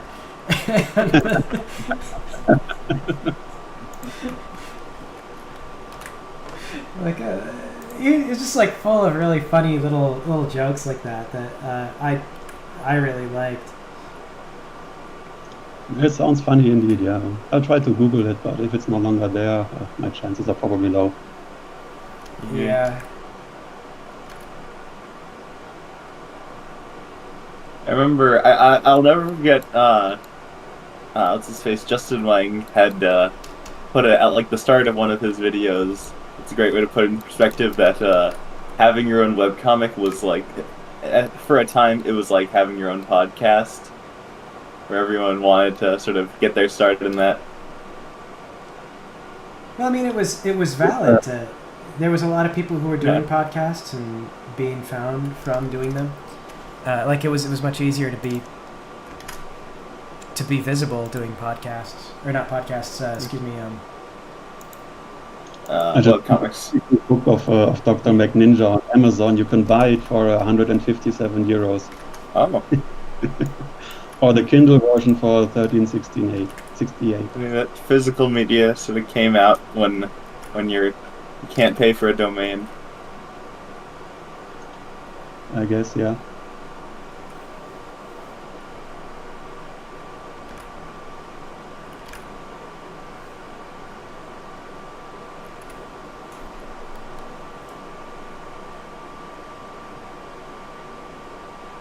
I'm gonna just cheat with this iron. Because otherwise I gotta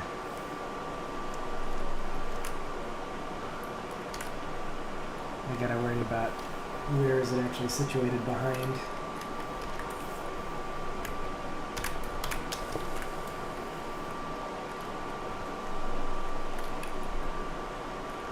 And I forget how long building a rig usually takes. Like, you know, you can sketch out and draw a character real quick, but rigs...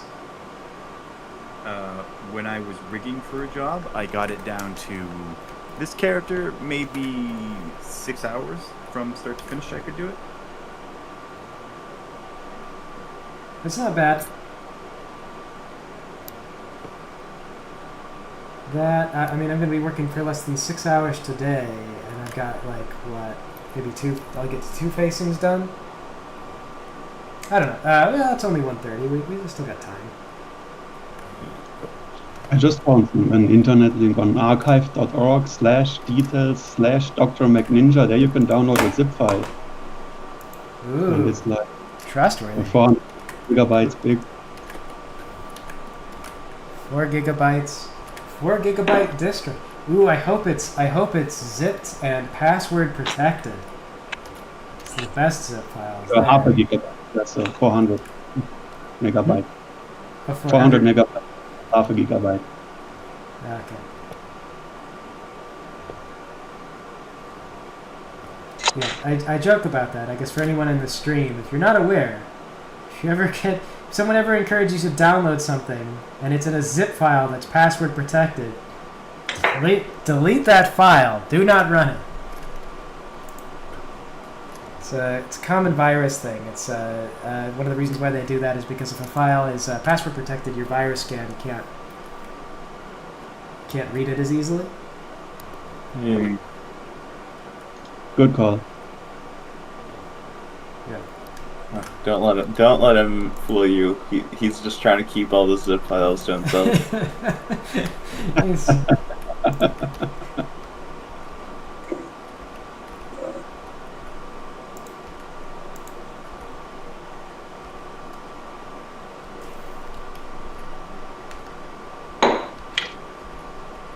Ah, wait a minute. Dang it.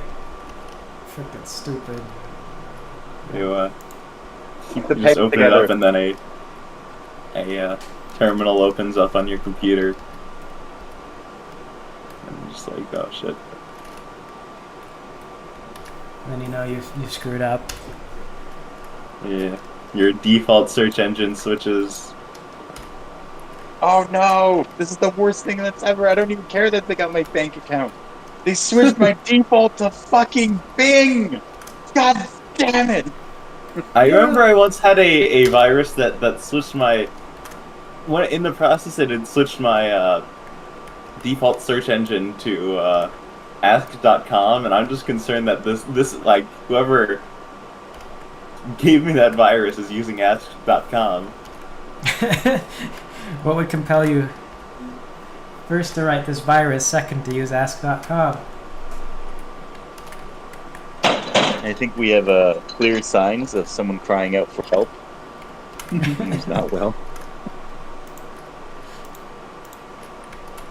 What search engine are you supposed to use nowadays? I still use Chrome, but everyone tells me that's I'm stupid for doing that.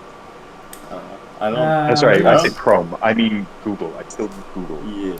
I I use think everyone uses. A lot of people use DuckDuckGo because it's more secure, but I don't. Does that As still much as exist? I love like sort of privacy and stuff, I know that it's not a thing anymore. yeah, but There's- Startpage.com is nice. It uses Google, but anonymously.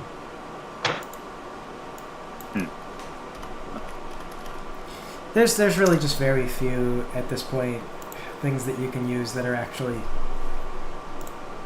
you know, Private. quality. That are decent enough that you could endorse them. I've been Grab- using Opera GX as a browser for for a while now. Like I've been drawn in by like the bells and whistles and like the fact that like when you click down your keys you can set it so that like it makes like Lego building sounds, and like I've been able to like I've seen all like the It's a Gamer browser and stuff, and I've been totally drawn into that. And then I've heard very bad things about like how the browser is actually very poorly optimized, and it's sort of selling your data to China and stuff, and it's like I've been too lazy to take the initiative to move all my stuff to another browser, but I know that I've been scammed. Yeah, that's But, kind of why I don't want to get off Chrome. Like, people Exactly. are like, don't use it. Google's tracking you. I'm like, yeah, but like, it's connected to my Gmail. It's, Yeah. It's part of how they keep you on, though. You know, the Gmail stuff. It's like you gonna get off of it. What are you? How are you gonna get off of it? It's connected Well. to all your stuff.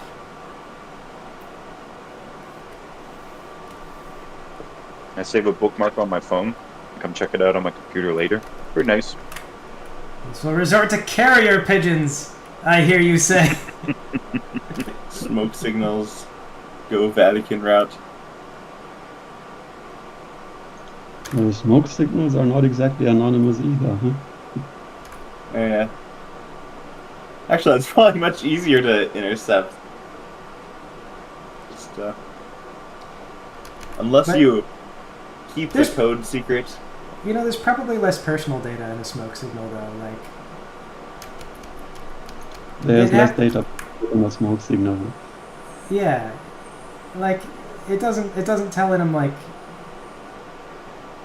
I don't know, your birthday or anything. Yeah. If you just sort of have smoke and no smoke be just like the equivalent of yes and of like a binary like a 1 and a 0, and you could just basically use it as a modem. And a very very slow modem, but nonetheless.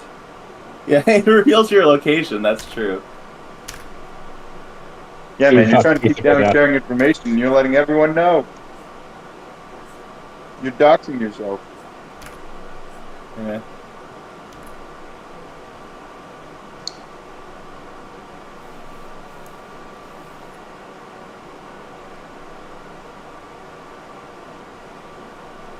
Yeah, it does drop a fireman. You,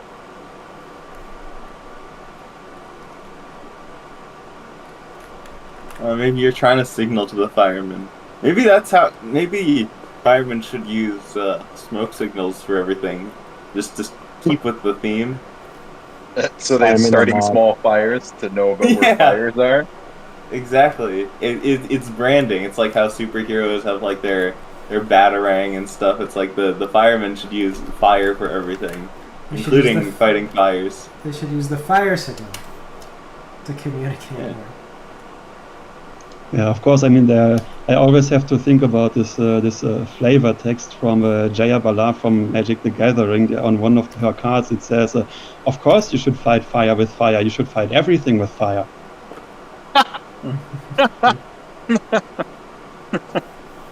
I guess that because I was actually looking up why it is that they say fight fire with fire. And it's because you use a controlled fire to get rid of the fuel for. That's like something that people do sometimes for wildfires, is to basically use fire to, like a controlled fire that you can put out to kill all the fuel for the fire and then contain it. Yeah, that's true. There was even some movie about it. I saw it a few decades ago where they did that technique, and then they were all happy. It cannot burn twice. Yay, the fire didn't burn everything down, the whole farm, and so on. I forgot what the movie was named, what it's called.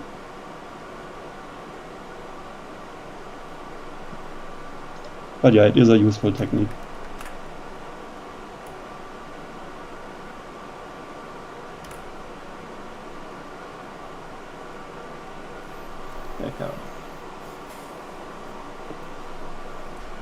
Does feel like you could also just like move the I don't know, like just rip out all the grass or something. I don't know, that's actually probably, I don't know, I feel like there are Like ways what, to by get rid of hand? things other than by, Or like, do you I hire don't know, by a truck. goat? By truck? I You don't just know. bring I a, didn't. Just, like, I I guess didn't think this through, but I'm saying like maybe there are ways to get rid of it without just using fire. Or you Fires. risk the fire going out of control. I don't know. Can you because I don't know, how easy is it to? Because we talk about like controlled fires and uncontrolled fires, but like, are these like fires that they have? Like that I don't understand it fully. Like how do they just like these are fires that are, other than them just knowing that like where they are and stuff, is it just like a matter of like you can just put them out whenever? Usually they I think that they have like specific fire breaks and stuff set up so that they've got it burned. But they still have to be careful because the embers can get out of control, and so sometimes controlled fires do become uncontrolled fires. And there are some municipalities who just really kind of don't believe in them at all because they sometimes get out of control. So it's like a whole. Oh, Yeah. you're saying they think you're saying some municipalities don't believe fire breaks work. Oh, they don't believe controlled fires are a good idea just because they sometimes do get a little out of control. And it's like a whole thing, like a whole political thing. I can't remember where I heard some stuff about this. I don't know if I have like a useful amount of knowledge about it to really say any more than just like, oh yeah, I've heard of fire control techniques. Well, you're in never- luck, Greg. This is your stream and your server. So if anyone argues with you, you can just kick them out. Just ban them. Yeah. I'd be like, how dare you come in here and attempt to correct me about how fires are fought? Who the fuck are you? Who are you? I made Mentally Advanced series. Who the fuck are you?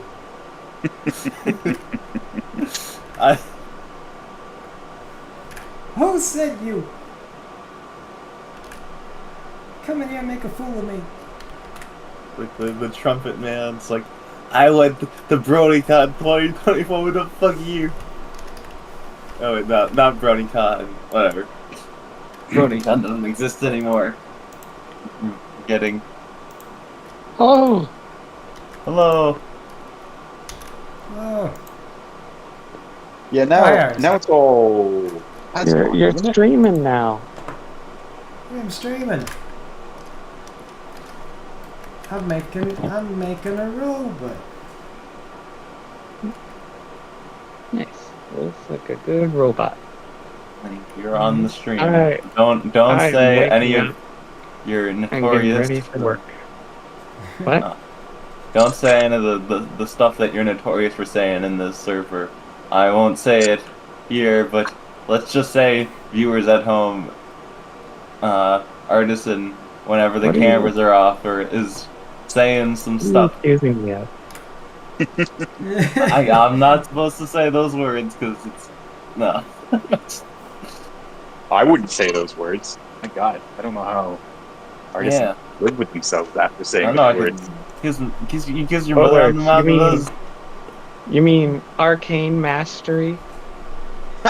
We don't talk about What about arcane ugly? mastery on stream, Artisan. It's forbidden. No, God, Yeah. gross. I'm a wizard. You can't stop my arcane mastery. They The said Grand it. Inquisitor will come after you. Speaking of, I was talking about this in the chat. I started reading Eisenhorn. I don't know if you guys are very into the Warhammer 40k stuff, but I've been wanting to get into Warhammer 40k books for a long time, and kind of just haven't because I can never like are any of these ever going to be good? Don't know for sure. Okay, I have one recommendation for you. So, I want to start. I want to start with a bit of a story. So, like, I tried to read this book when I was a kid, and it was called just Mechanicum, and it's a good thing I gave up on reading it as a teenager, or however old I was, because, like, even as an adult now who knows stuff, going on about Libro Temporos Mortis Legion roaming across the Mechanicum Guard land for High Inquisitor. Then it's like, oh, these words, all this faux Latin, it is so physically hard to read because it's so just a bunch of like fake Latin words. So I read through it finally when I was an adult, and it was no, it wasn't good. It wasn't even fine. It happened during the Horus Heresy, but it doesn't even explain it's happening during the Horus Heresy. So it was just confusing. When I told my friend what I told you guys now, he said, "Oh, if you want to get to Warhammer, read this book," and he gave me a Space Marine book, and it was terrible. This Space Marine would show up at the battles, never ask what the fight is, just would get a scene about him fighting for glory, honor, or fallen comrade, get to the objective, not be told what the objective is for, leave and go to another battlefield. Literally, battle, glorious, glorious revenge after glorious revenge. And I didn't finish it. Then I was like, this is terrible kind of thing.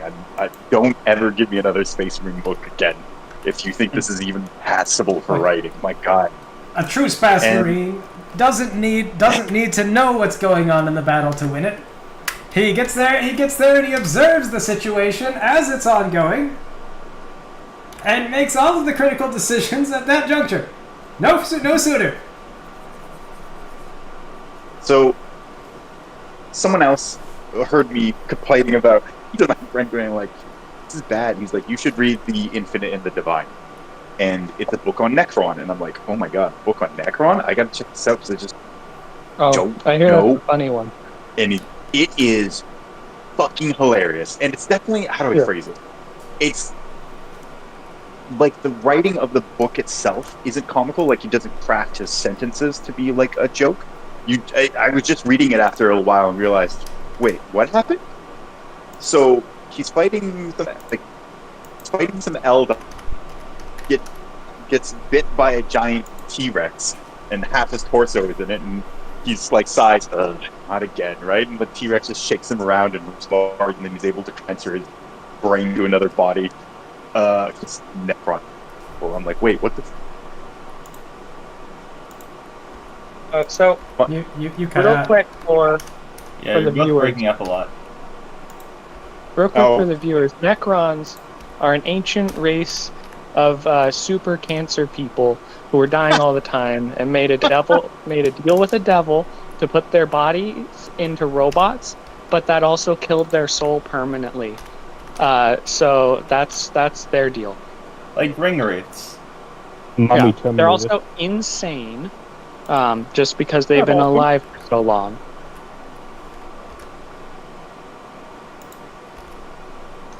The book actually goes into a good bit of explanation about that too. But mostly, it's funny and entertaining, and I would highly recommend this book to even people who aren't Warhammer fans.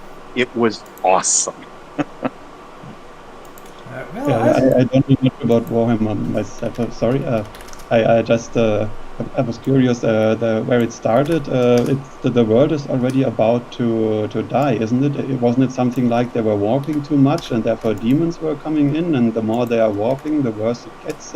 So the universe is barely holding together or something. Is there an end to this story, or does it progress in some direction, or is I this mean, it's something? not like linear. It's like I don't think so. At least it's. I don't know if there's ever going to be a conclusion to it. It used to not progress. All the big Primarchs and everything are awake now, and they're coming back so they can. Mostly for sales reasons. It's not really for any like good story reason. They're kind of just coming back because they're popular. Yeah. Okay, too bad.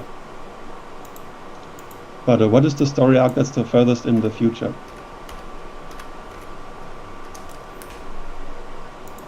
Well, the story now is all about how don't- the Primarchs are the most important people, and that's kind of it.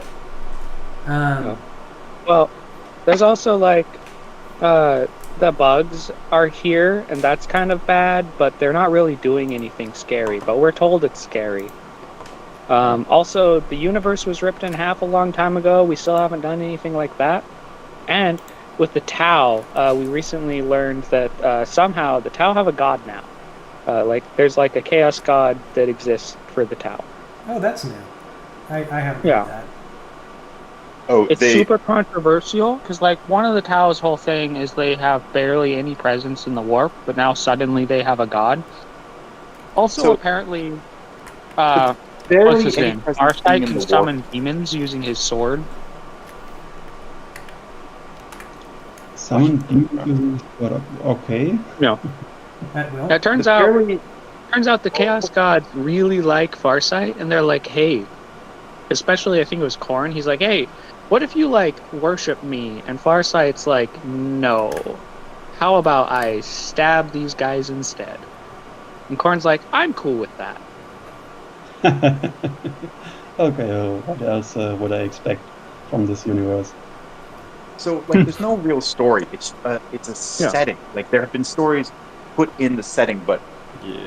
stories don't usually move the setting along because the setting is supposed to be just a framework for a bit of interesting factions and why they would be fighting and who you're playing, kind of thing. But it's not going to push anything along. And like a lot of the books are written at so many different time periods, right? Like anything written during the Horus Heresy is effectively saying like, so at the beginning of the setting, and there's so many books written about that time period. But then there are other books, and it's just like, good luck guessing when this was made, right? Anywhere between the 30th thousand century and the 30th century and the 40th century, right? Just some point between those years. You mean Millennium? Millennium, thank you. That's the word I was looking for. Yes, yes. Yeah. I was thinking like, oh, wait a minute, it's 40K. That's like the 40th century, I mean, it's pretty far in the future, but it's only like not that. It's fairly close compared to how I assume this universe is set distant from ours.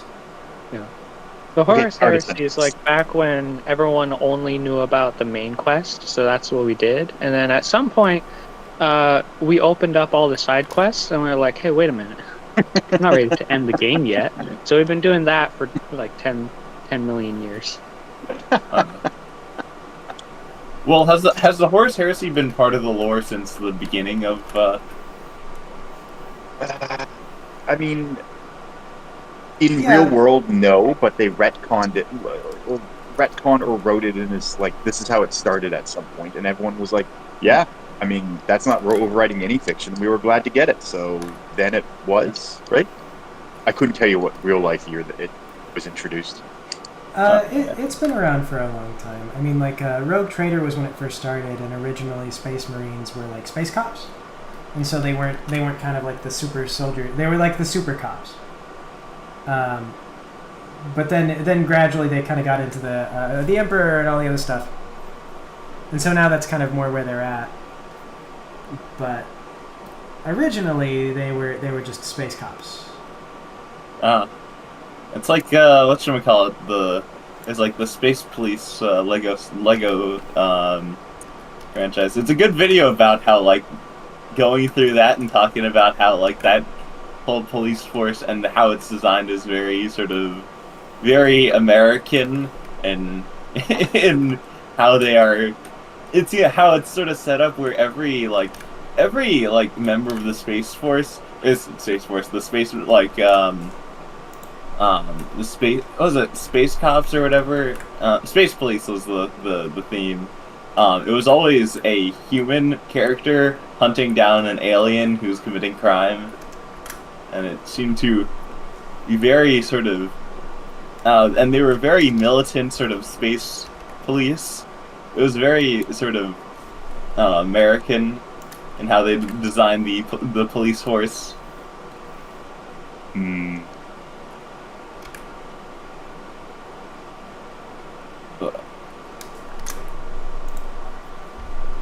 I don't know Lego Cops well enough to argue with you about it. I realize that's not something you can guess. You're just like, you make this assessment about, you know, the. And Anyways, it's like, well, I have to take your word for it. But so okay, so in 40K, it's set in the future of our world. Like, there's by 2024, there is no sort of divergence, and like we are in theory. We have existed in this universe. I mean, it is so far in the future that it doesn't matter. Fair. Maybe or no or yes, but like anything that happened in the minuscule time scale of like how long we've been here, it doesn't matter if it was this world or an alternate world. It's like it's the year 40,000, right? Yeah, true.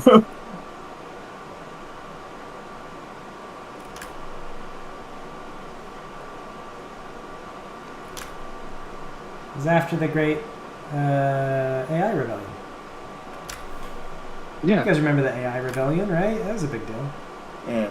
I heard about that one. It was a big deal. Now we put skulls inside of our AI so that it's controlled by a human. Yeah. It was a big deal, guys. Yeah. Of course. Okay. Look, we don't understand how big a deal it was, but it was. Yeah. It was real big. It's big. It's very big. Yeah. And it's under control now, but it was very big at the time. Oh yeah, of course. Well, I don't know if I would say under control, but more like it's done. It's over. It's contained. It stopped. It is contained. And it really hasn't Look, we started just don't talk about that party anymore. Like, you know, you don't have to bring us all down by acting like it's still going on. You know, just sort of, it's over. Let's just move on from it. What happened to that big hole that we call Canada at one point? We don't need to worry about that anymore. Shame about Space Canada. Mars does not contain a dragon space robot AI. It does not exist. Yeah. We do not worship it. There's no need to look into it. And if it did exist, we can assure you we have it under control. It is not an imminent threat to mankind. Yeah, theoretically, because it doesn't exist. Right. So that first Mechanicum book that actually directly revealed what the Void Dragon was in part. I don't know, like, 'cause this book's been out since I was a teenager. Did they like come out and say what he specifically looked like? Because I wouldn't be surprised if they retconned it. yeah, that book like clearly established saying everyone thinks it's a big dragon. everyone who knows about this conspiracy thinks it's a big dragon. But then when they find it, they find out it's data, and the more people who know about the data, the stronger it gets. So we need to keep people not knowing about it. Well, you had to blurt it out on the stream. Yeah, great. Now everybody knows. Look what you've done. Shame on you. All the few dozen people here know it now. Are you talking about that AI robot thing that can create a perfect representation of the universe and therefore can know if any one person in history had ever not supported its creation after finding out that it's real or something? Roko's Basilisk? No, you're talking about the battle. Yeah. Well, I just want to say that any kind of digital re-representation of myself is not myself. Therefore, expletive. Fair enough. But if it happens within your lifetime, then I don't know. It has a lot of holes in the logic, but it is it's just sort of like a thought experiment. Maybe you are the digital copy. I mean, you just censored yourself with the word expletive. Only AIs do that, right? Maybe you are not real. Yeah, what if we are just living in a Roko's Basilisk sort of simulation of like we are specifically living in a simulation meant to fuck over Artisan because he did something shitty like to the robots back in the day. Look, Man. if I'm a Artisan, what did you Moralku's do? Basilisk, clearly I ended up helping because my life is very okay. By the way, are you actually a Japanese beautiful grandpa, or is it just your nickname? You're the first person that's actually called me out for what my nickname says on Discord. Okay, well, I only didn't understand the first kanji. I had to Google translate it, but the rest I understood. Yeah. Nerd. I don't know. A while back, a bunch of people were changing their nicknames to Japanese, and was it? I thought of something silly, and I was like, I will be a beautiful old man. Because when I was younger, I always was like, someday I'm gonna be retired. I'm gonna grow old and retired. And so, like, I don't know. Okay, yeah, makes I sense. thought it was funny. So everyone on Greg's Discord changed their names to Japanese or some other Discord? On Greg's Discord. That's right. If you go to www.donsomewhere.com or www.worldfamousartisan.com and follow appropriate links to get to links, then you can find the link to the Discord server and change your nickname to a Japanese one, even though you've missed the trend. If you know somebody who knows somebody, or you just happen to find a poster picture posted somewhere at just the right time that has the link on it, then That's right. Or look in the description of this live stream. description. Greg, is there a link in the description of the live stream? No. But I did hand one out when the live stream first started, which is why we got some new Okay. people. Oh, nice. Scroll to the top of the live stream. New people to be Live subjects stream to the chat. Zarpooba. The chat has been kind of neglected, so don't worry. It's there. Yeah, you can see. Oh, it's not very Are there any new far. people in the VC? No. Yes. Hey, Rosa. Buds. How are you? Too much. I've just So been what is watching the live stream. Sorry, What was that? what is Dawn somewhere in Japanese? I'm wondering. It's Dawn Somewhere. You can't see it because you can't see the characters I used to spell that Yeah. because I said it out loud. Yeah, you probably katakana, I guess. Yeah. Dawn Samuhueru, something like that. Well, actually, what I did is I used the Roman alphabet from the Japanese keyboard. Oh, okay. All that verbally? Yeah. Good So job. it's pretty quick. I'm a native English speaker, apparently. Oh, this Yeah, yeah. reminds me. Grandpa, well done, Grandpa. You can So- have this one. So Alan was texting me yesterday about how he had listened to Dwarven Defender's musical lyrics. Like he gave him a close listen for the first wow. time, and he was like, he goes, "Is it too late?" He goes, "Can I take it back and can we give Dwarven Defender the worst thing I've heard all year?" Because I didn't know I was giving him a pass on this. Oh, By he the way, made the the- classic the- blunder. The creator of that like AI slot video had came into the chat and was a very good sport about all of it, and they seem very chill about it and like understanding that we just like we don't like that, and like they wanted to do it in a way that was like to make it sort of to feed the sloth aspect of it to be like sort of anti-art. What was the movement around that guy who like flipped a urinal upside down and was like, "This is art"? That was I'm blanking on Duchamp. it. But I don't think he was trying to say this. He wasn't like anti-art, Duchamp. He was. I think he was mad because they wouldn't accept a urinal as art, and he was like, "How dare you try to decide what art is?" And so he created a big Yeah. sassy piece that was basically Like, this is art. him think you're calling them thinking of- assholes. Didn't he also play the sledgehammer besides it, and with the explicit, with a note that says explicitly, "Please smash it"? That's what I heard at school somewhere when we talked about quote-unquote art, modern art. The fountain.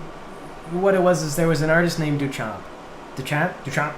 He was a Pokemon, and he was. I can't remember if he was like a joint owner or something with some other artists, and they had a museum. And so they did like a thing open to the public, but they said like, okay, we're going to reserve the right to decide what is and is not a valid artistic submission, though. And Duchamp said, no, don't do that. You don't get to decide what's art. Like if they submit it and they say it's art, then it's art. And they were like, no, because someone will send us a picture of their penis. And Duchamp was mad because he wanted to see if people send him He his wanted penis. to send them a picture of his penis. He was gonna, yeah. It was like, oh, how did you know I was gonna send you my penis? So he got upset, and he went to his photographer friend, and he took a picture of a urinal on its side. But he also just submitted the urinal by itself.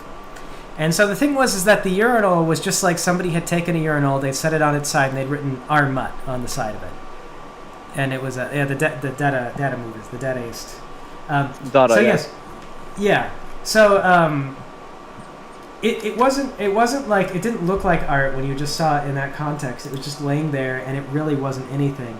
So the committee was just like, yeah, not art, and they threw it out.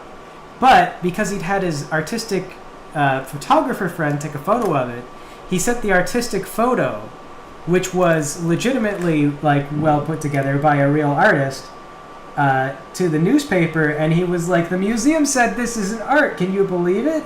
And so they printed that, and they were like, look at this beautiful piece, and it looked really good in the photo, because it was an art piece made by a professional photographer. Yeah. The photo was. And so they looked really bad, and Duchamp looked really smart, and it's a really famous example of honestly Duchamp being an asshole, but art schools will tell you a lot of different things about what it means. Yeah. Means you should be careful about calling something not art, because he'll probably submit something else entirely to a newspaper and make you look like an idiot. Yeah, you So gotta anyways, watch out for your next coworkers. vid somewhere, everyone, submit. Never mind. I realize that's actually going to cause a lot of issues for Greg if I said that. Next year we're gonna have to do a rule. We're gonna have to do no AI rule, and then also And no pictures of your penis. no pictures of your penis, and then also no clickbait. Well, that's already covered by the YouTube rule. Yeah. Yeah, but no, it's no, art. no clickbait. Because someone did point out, we watched the Tandara video, and that was the one that was like, "Is Dark Souls about being transgender? Dark Souls is not really about being transgender or fascism." And it was like, yeah, duh. Like, it's not about being transgender or fascism. Why would it be? Yeah. But it's a very YouTube clickbait like thing that you could say. And like I don't know. There's so much of that on YouTube already. I really don't want to see a ton of that in the vid somewhere submissions. Yeah. Like, Well, because this is also something that, and we fully allow like things that you were already making, but it does feel like when it is just like a video about like it's like putting like your top 15 scary moments in Roblox video into our sort of into our. It's like I think of it as like a digital film festival that we do once Yeah. a year. Like that's kind of the mental framing I've been using. Yeah, and it's not like just content that you have. I know that saying that something is content that you turn out is it's implying stuff about people's process that's not fair for me to say, but it's just like don't do content that you like make every other day, in a sense, like content that you make like 3 of a week or something, like just sort of pull out of your ass. It's like 5 Roblox moments that will make you squee. Kind of. yeah, I mean, it is just so low effort, and like I would hate to have a vid somewhere competition where we have to sit through like submission after submission after submission of just like bog standard YouTube clickbait. You know? Is there so? Last year we got like 20 something. This year we got I think almost 30.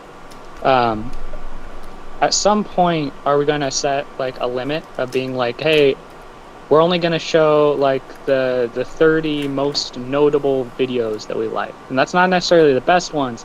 Like maybe we take like the 20 best ones and the 10 worst ones, and we show those.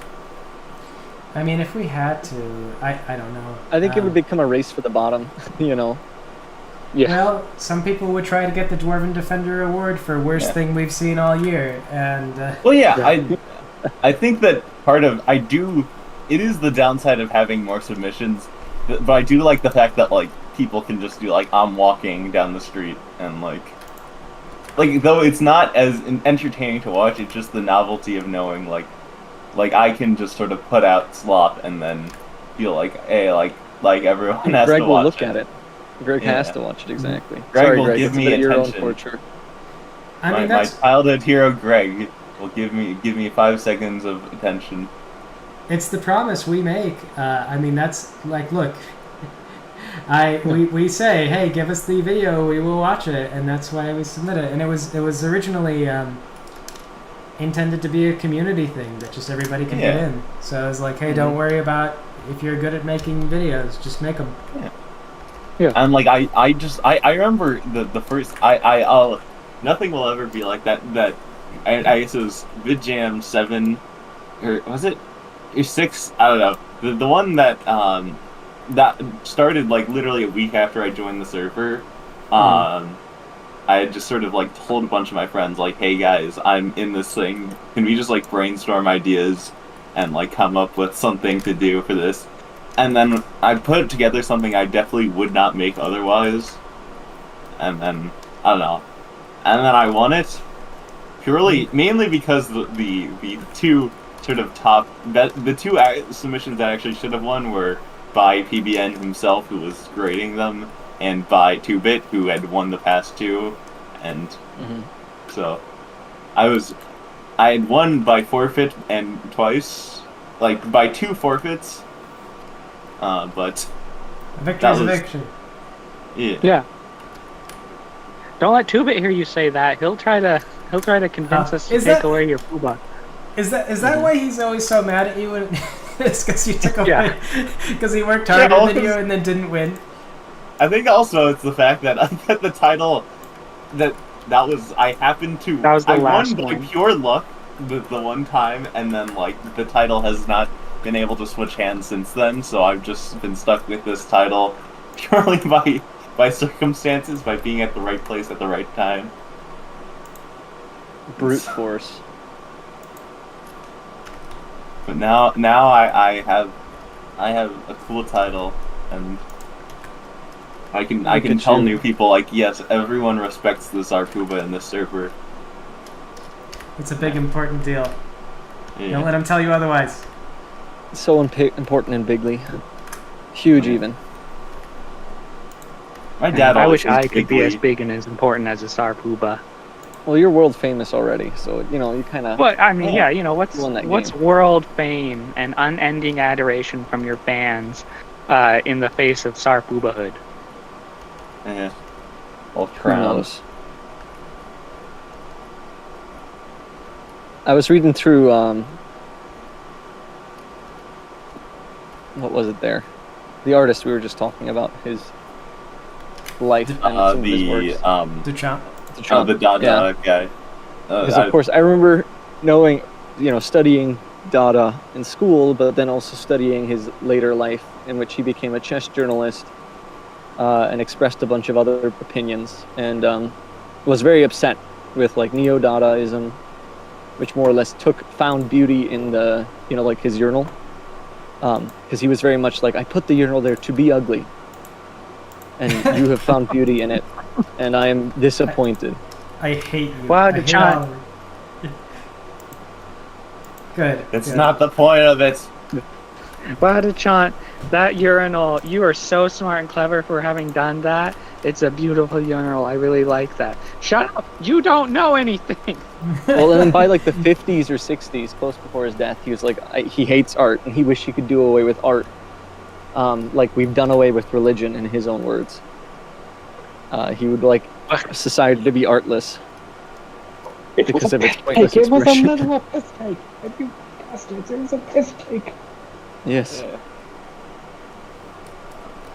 No, exactly. I think he really suffered from feeling a sense of accomplishment. Like he was a painter before, and then did the whole Dada urinal thing, and recognized that that was valued more than his painting. So he kind of stopped doing painting. It's sort of one-hit wonder thing of just like, it's like one of these things where it's like you get remembered for the wrong thing, and everyone's Duchamp just like, is hey, you're the Greg. urinal guy. Chomp is Greg. Greg, so when are you going to reject art and reject neo-ponyism? Neo-ponies. The post-ironic horse posting. Yes. I, for one, We're not there don't yet. think ponies should be glowing. Okay, like it's enough that they're pastel. Just being neon, that's too far. I just think that there should be like specifically like grown horses, like adult sort of like forget about. Or wait, no. Okay, wait, no. Ponies are a separate species, right? Are they? Yeah, ponies are a miniature horse. Okay, I'm an idiot. I They're- thought they're that not- they were like young horses. They're not like young horse. No, Okay. they're distinct. And by the way, apparently the My Little Ponies and My Little Pony are like the size of hamsters. No.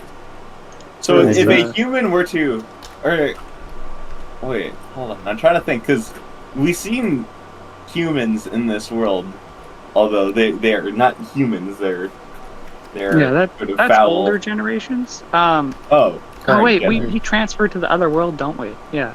Well, anyway, way back in season 1, maybe season 2, we get some like really big gems, and they mention like how many carats they are, and someone did some calculations. They're like, oh yeah, if that's true, then these ponies are like hamster sized. And there was like an interview with Lauren Faust where that was like kind of mentioned that maybe that's her head canon, sorta. So it's not like official canon or anything, but I like mean, isn't her head canon, the canon? But what not about necessarily. I mean, Fluttershy has animals like the angel bunny. I mean, if they are like hamsters, how small is angel? Yeah, but the other animals is where it kind of breaks down. But anyway, Yeah, like this person's finding out. Like, what about Applejack's dog? What about Applejack's what? actually, Dog. a flea. It's just a hairy flea. We don't. A hairy flea, yeah, that's good. Oh wait, Spike is fucking tiny for a dragon then. Mm-hmm. He's just a little worm. But isn't there like some delineation difference between the dragon races and then like the actual dragons that live in caves? Considering Spike went and saw all those other dragons. Yeah, but there were still like the scale a dragon would be to a human as they are to ponies. So like they're not, I don't know. But also, aren't there like I don't know. Couldn't it just be that, you know, carrots for like the sort of standard measurement for diamonds is different in this world that it wasn't under the same circumstance. Like maybe, I don't know, that it is just a different. I feel like that's more likely than changing the size of everything else. Oh.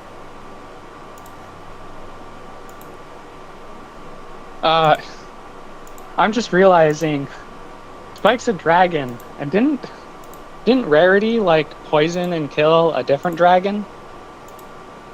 Wait, I really? don't think she poisoned and killed a dragon. Yeah. Well, I mean, I was alluding to the Abridge. Or was that someone else? That's Pinky. She poisoned Pinky I think poisoned the dragon at one point. She went in wearing a box full of poisoned lobsters, and then the dragon died. I'm a big supporter of the box of poison lobsters. It's a good way out of a lot of problems. Look, 100% of the time that we employed it, it worked. Yeah. Do poison lobsters exist? Like, are they out there? Scorpions. They're out there. You just gotta find them. They're scorpions. It was a joke from the live action Tick, not the Netflix animated. Or no, that was Amazon Prime. There was a live action Tick that they did. It ran for like maybe 2 seasons, maybe just 1. But at one point, a guy has like a scorpion on his chest, and he's so scared he can't find the word. So he's just like, "I've got the poisoned lobster here," and I like that he called it a poisoned lobster. And so for a long time, I just use that all the time, where like a scorpion is a poisoned lobster. Because I really enjoy. So with the Tick, I really enjoy that. It seems like a lot of his media ends up being about Arthur, because Arthur's like basically a normal man, and so it's really expensive to go follow the Tick because he's incredibly strong and like throwing around cars and breaking things. So just because of budget reasons, we don't generally get a Tick show about the Tick. A live action Tick, yeah. Yeah, it was too expensive to do any fighting or have him like punch a man to the moon or anything. The cartoon was probably the most true to the actual Tick comic books. Yeah. No, so first of all, that first Tick live action thing, it didn't last 2 seasons. It lasted 4 episodes. They didn't even finish airing season 4. It was canceled. People hated it. I loved it. What? And people are wrong. Yeah. The none of the medias amongst all the Tick are intentionally completely different. Like the guy who made the comic, he like wrote it into the thing. It's like, yeah, if any Tick media is made, Tick and Arthur, and the name can be used, but nothing else from any other source can be used. You have to come up with your own new stuff, right? Because he was very against regurgitating stuff and wanted new things. Ooh. So when the cartoon show he wanted came out, he's like, I want something different. Do something different. I like that. I know that there is a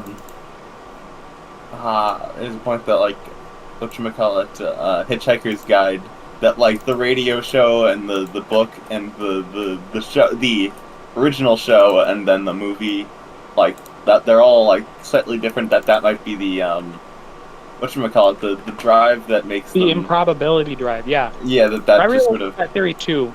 That everyone is different because every time they hit it, it changes the history of the story. Yeah. Oh, I love that. Yeah, that's why none of the versions are the same.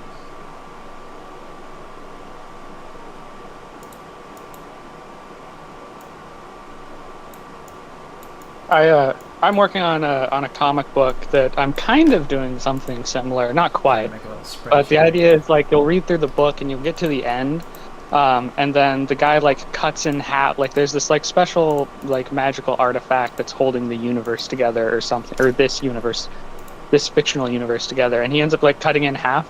And so like at that point, like there'll be like a blurb to the readers like, okay, now rip the comic book in half, because he cut reality in half. And so then it's like if I come to someone, like if there's a fan and they have the comic book and they haven't ripped it in half, then I can be like, you didn't finish the book. I mean, also maybe they just they decided to just imagine that part on account of the fact Yeah, well- that they can't read it. No, they're not full. They didn't fully experience my artistic expression. Okay, until they rip my comic book in half and ruin all its value, they're not a real fan. There's this tabletop game called Gloomhaven, and like Gloomhaven has like a whole bunch of like event cards and like quests, etc. And it always tells you to rip them in half, like after you're done, because you're only supposed to be able to do them like once in any of your like 100-hour long playthrough of Gloomhaven. But I'm like, man, Gloomhaven's like $200. I'm not ripping this in half. Yeah. Well, It's a way to get you to buy more, you know? because the Epic Store gave away Gloomhaven for free for a week, so I have the video game. I didn't know that you actually have to rip cards in half. The game is difficult enough as it is. The cards you have to play there are so complicated. I can't rip anything in half. I played it a bit on Tabletop Simulator. I don't know how the official game is. You don't like rip the cards you use in the dungeon in half. You rip like the event and the quest thing, because there's like a big deck of event cards, and it's like, nope, you've done it, never again. Yeah, that event happened. We're not in like some time loop. Well, I that's, really like that, but they should also like give you a PDF of like those event cards so that you can print off new ones. Or you I can scan remember, it.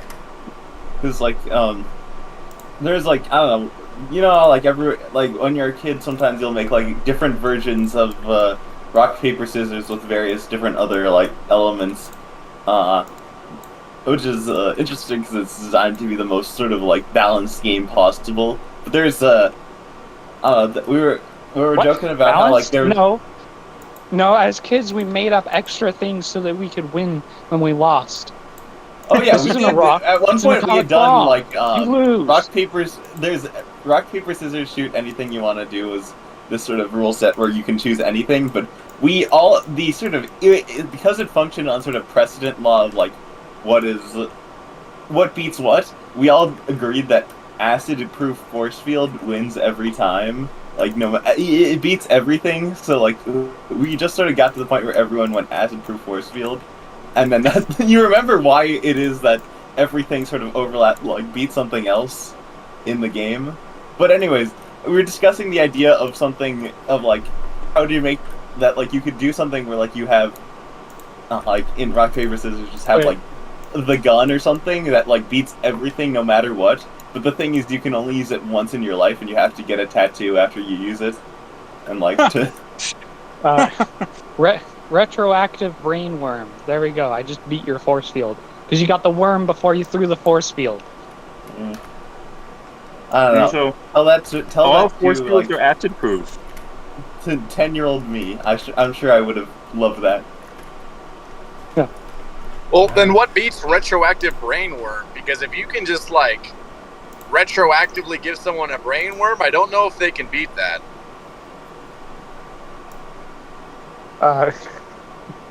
Probably like I don't know. like This Next Look, turn that's not my matters. problem. I've introduced a new chaotic, horrible thing to this game, ruined it for everyone, and now that because I'm the one that ruined it, I'm satisfied. what about like the sun? That the already sun- exists. Uh, Okay, What for about, me to get like, this correct. Retroactive anti-parasitic drugs. But then who's gonna take I've them? been Yeah, taking wait. anti-parasite drugs my entire life. So wait, but that's implying that like I don't know. Then the player themselves like because then you can't Well, because the force field isn't gonna get the brain worms because the force field doesn't have a brain. It's just going to outlive the brain worms. No, that's fine because for one, okay, you get the brain worm, which theoretically prevents you from having thrown the force field. No, in there's the no first person. place. This is just object versus object. This is like it's like how in rock paper scissors, Well- it's not like you're using scissors or you're using a rock. It's just like if scissors and rock were up against each other, which would win? Well, we clearly have different imaginations about rock paper scissors. I yeah. prefer to take the Dragon Ball Z or Dragon Ball route of I make a rock and I punch you with it. But you're not. You're punching the scissors with the rock. You're punching the. No, I Also, punch you you put the rock- with the rock, breaking your scissors. You stab through my paper to cut me, or I block your I redirect your rock using my paper. I just don't Or think that rock. there are player characters in rock paper scissors. I think that it's all just sort of object versus object. It's EVE in a sense. No, look, because the objects can't think. You have to like, a rock doesn't inherently break scissors. It's like if you pick up scissors as a weapon and I pick up a No, rock, but this is like I can scissors with break the mind of those its own. scissors, Like, and now I have the weapon. I don't know. I assumed it's like it's operating itself like some sort of self-aware scissors and paper and rock. I feel like in real life, like if it's like a human versus human fight, and a guy has a rock, I'd feel a lot better with scissors. Like I'll like just break a hand or an arm tanking the rock, but like you're not gonna you can't just tank your neck getting sliced open with scissors. Well, of course, there's the classic question of why the hell does paper beat Okay, rock? but like, how big's the rock? Because the paper envelopes the rock, duh. Yeah. It's like, how do you? Well, okay. Whenever the Is the paper is actually like silk cloth or something. Like it's not necessarily like wood paper. But like I imagine it as more of like a cloth that you can kind of like grab and redirect with. But I just don't think there's grabbing to it. I've always imagined it as sort of self-aware scissors, self-aware paper, self-aware rock. This is No, incredible to me, actually. You're just forgetting about the martial art history. See, rock paper scissors is based off of Jankenpo, which is a Japanese game that came from Japanese martial arts. My source on all this is anime, so I might be wrong. But You watch Hunter x Hunter? with the supposed history of martial arts, right? It's like I'm choosing different types of attacks to employ at you, and you're choosing an attack to counter that with, right? And so that naturally extends to weapons, which brings us back to present day, where I'm gonna pick up a rock and bash you over the head with it because you grabbed scissors. Well, I clearly have creative differences about how this what this game is meant to represent. Oh It my has God. the most basic rule Artists set on Earth. having but creative differences. I don't know why I said creative. We have differences. We are not creating anything out of this, but we have differences in our understanding of, in our visualization of what this is. Well, at the very least, I'm creating not- some kind of argument narrative for the stream. Well, Yeah, let- we're giving Greg good banter. let's We let's are, work let's work from the object versus object premise. How do you beat the acid-proof force field? Well, Force fields are already acid-proof. what do you say? Oh yeah, Better that's in what I it. get. Okay, because obviously it came out of someone using acid, and then there was a consensus that the acid beats the force field. But then then someone came out and said acid-proof force field, and then they're like, oh shit, yeah, that beats it. Can you electrically is it like an electromagnetic? Like how does the force field work? No. I don't know. It was something that it's like whoever if the three people who are. By the way, oh yeah, I should have mentioned this is a 3 people going up against each other game. It's not just 2 people, which is. But in any case, it is like the thing is that if like the people who are playing the game reach a consensus about what beats what, then we all then that's sort of kept track of, and then going forward we would, based on that, would decide How who would you wins. keep track of it? Would So you we write got that the- down on paper? That would give someone an advantage. We got the walk cycle done. Oh, no, because I put it there. So we got the walk cycle done. We kept track I of feel it in like our the- minds. The front and back is a little janky because he's mostly just like wagging his hand like left and right. Doesn't really look like a forward back motion, which I don't know why I thought this was I was gonna get away with. But No, Greg, you have to draw in perspective. yeah, I kind of do. I think it's also a little awkward because he kind of.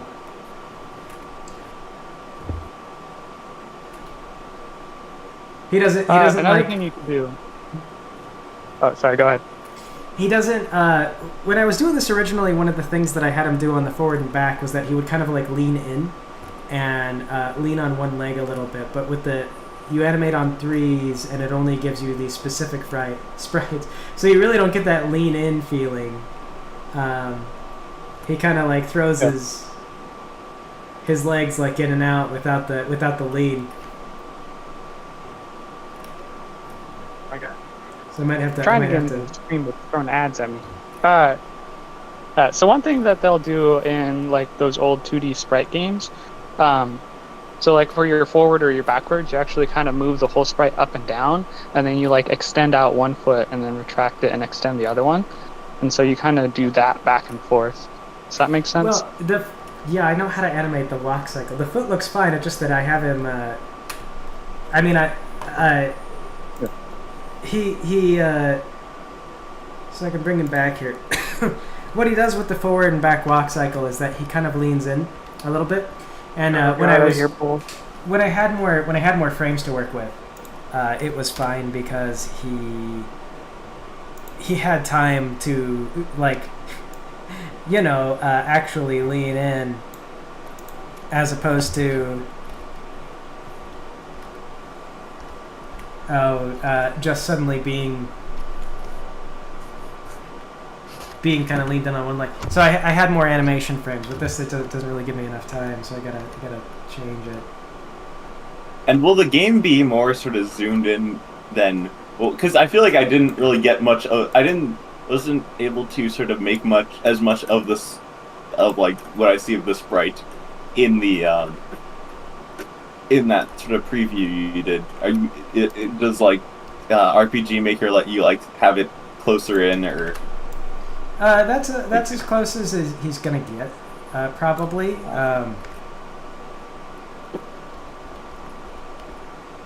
Yeah. Yeah, we can still probably cheat this, I think. It's just going to be less... You have to be lazy about it a different way. I'm all for being lazy. Yeah, rather than using perspective, what if we just shrink his hand down? Shrink his arm down.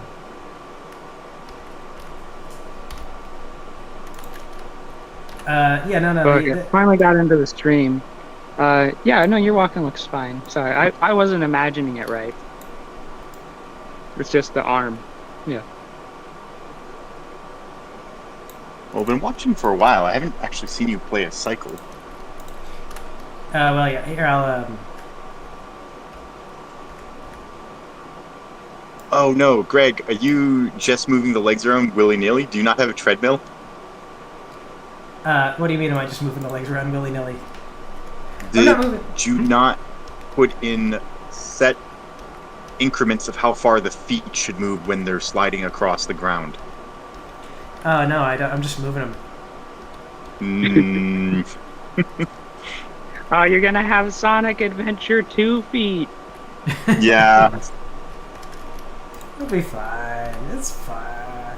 I mean, if we zoom far enough away, maybe it's fine. It is pretty far away.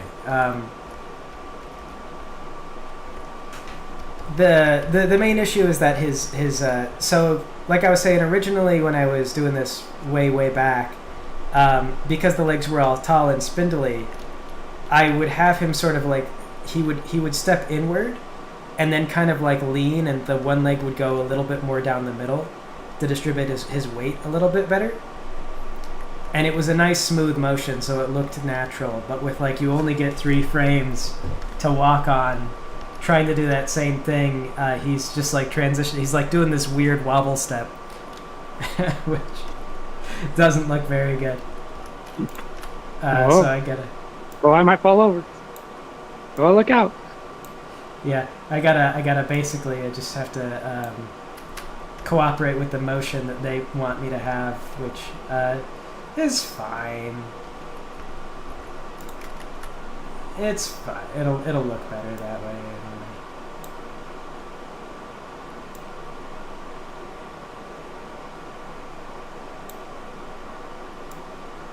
Alright, well, I have stuck around as long as I possibly can. I have to go to work now. Okay. Alright, have a good time at work.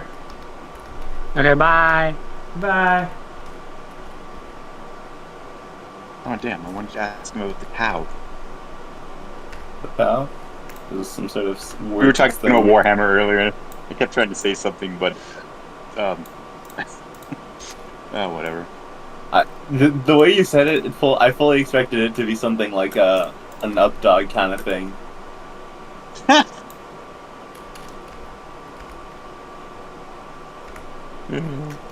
No up dog.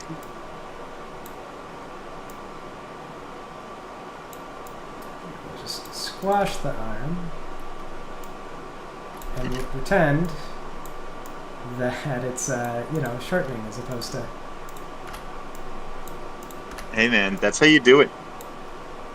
All of animation is an illusion of life. It's all a tricksy tricks. I think at this front view I might not be able to get away with that. Not completely. As much as I really want to not do that work. Yeah, 'Cause man, it is- just tell it.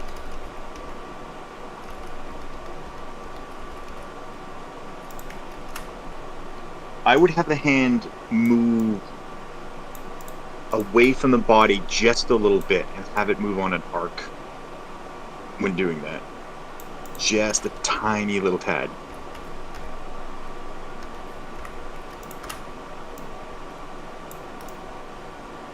How darken the arm when it moves back. No, not darken the arm. Like move it out, like as if it was making the first degree motion towards making a T pose. Oh,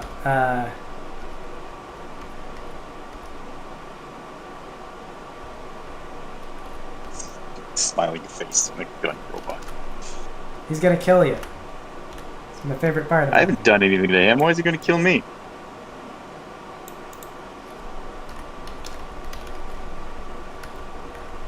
Look, if you have to ask, you don't. If you have to ask, you don't deserve to live.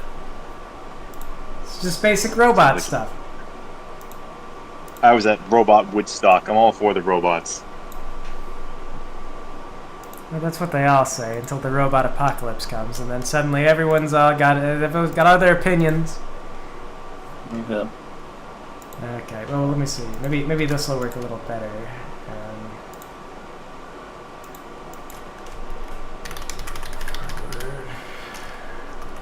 Robots, robot apocalypse. I think that we should never. The day that we sort of start being concerned about sort of robot rights and whether or not sort of AI should sort of be given sort of whether or not AI should be treated like people, I will become racist. So you're right now. I mean, racist declaring specifically that against you will- robots. Yeah, you're Not declaring against that you will people. not give robots a chance.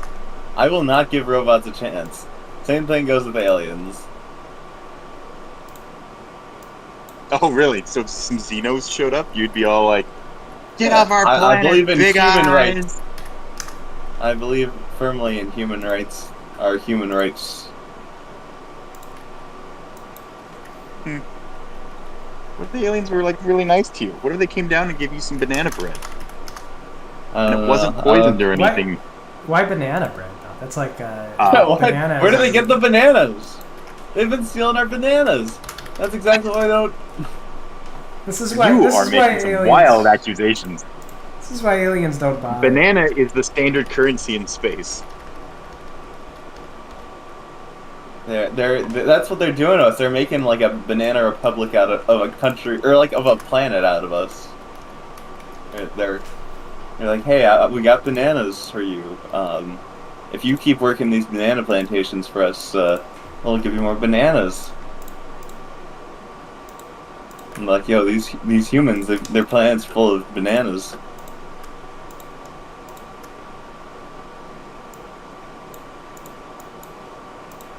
Alright, let's try this again. Into Yeah. the texture pack. Earth is actually much like Arrakis. There's an Emperor of Dune, but instead of sandworms, we just grow banana plants.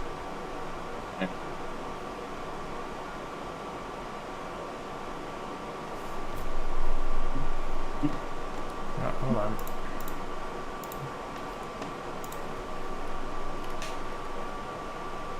Somehow.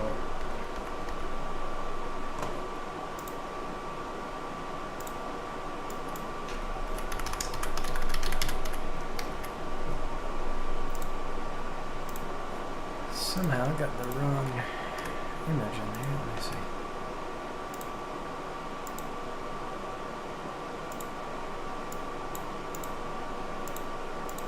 You not like banana bread? Jeez. That's what they're like. Wait, you don't want to work our plantations? What do you hate, banana bread? Calling all humans, this one hates banana bread.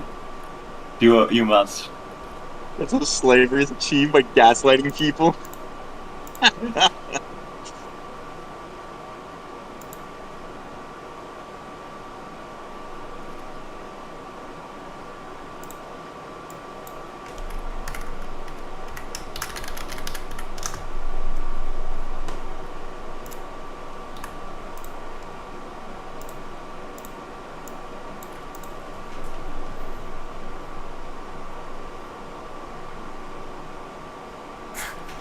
Well, it says he adheres to the Kyrgyzstan perspective. When aliens show up, they'll treat us the same way we treat the Amazonian rainforest.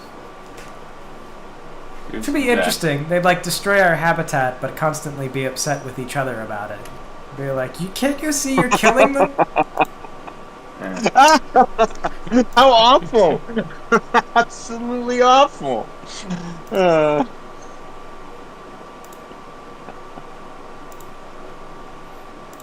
I didn't see that video.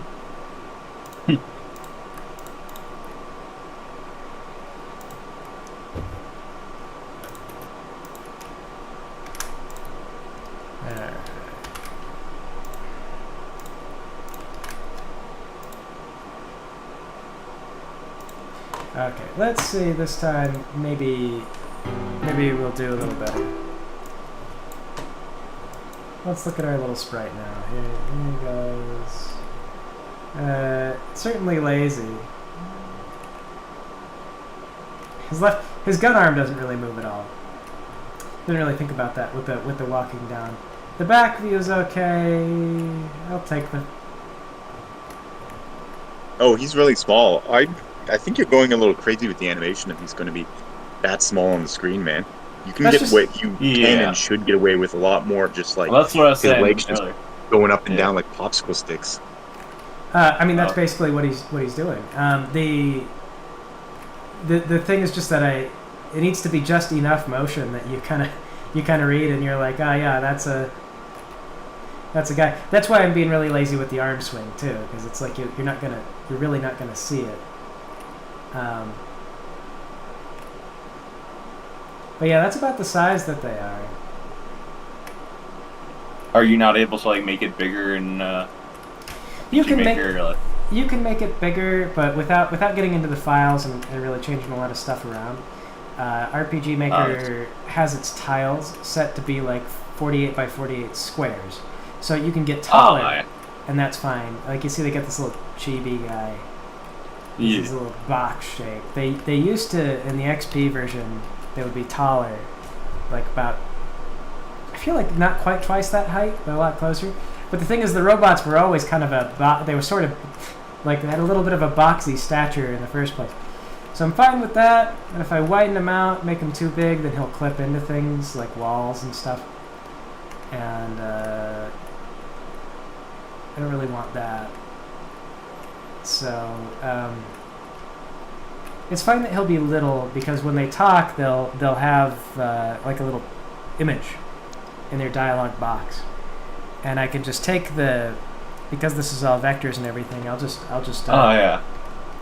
So like we can just have them, and I'll draw their facial expressions and everything, and it'll look like a great big image in that stuff. Yeah. Sort of like where or you sort of get the better look of what people look like. Yeah.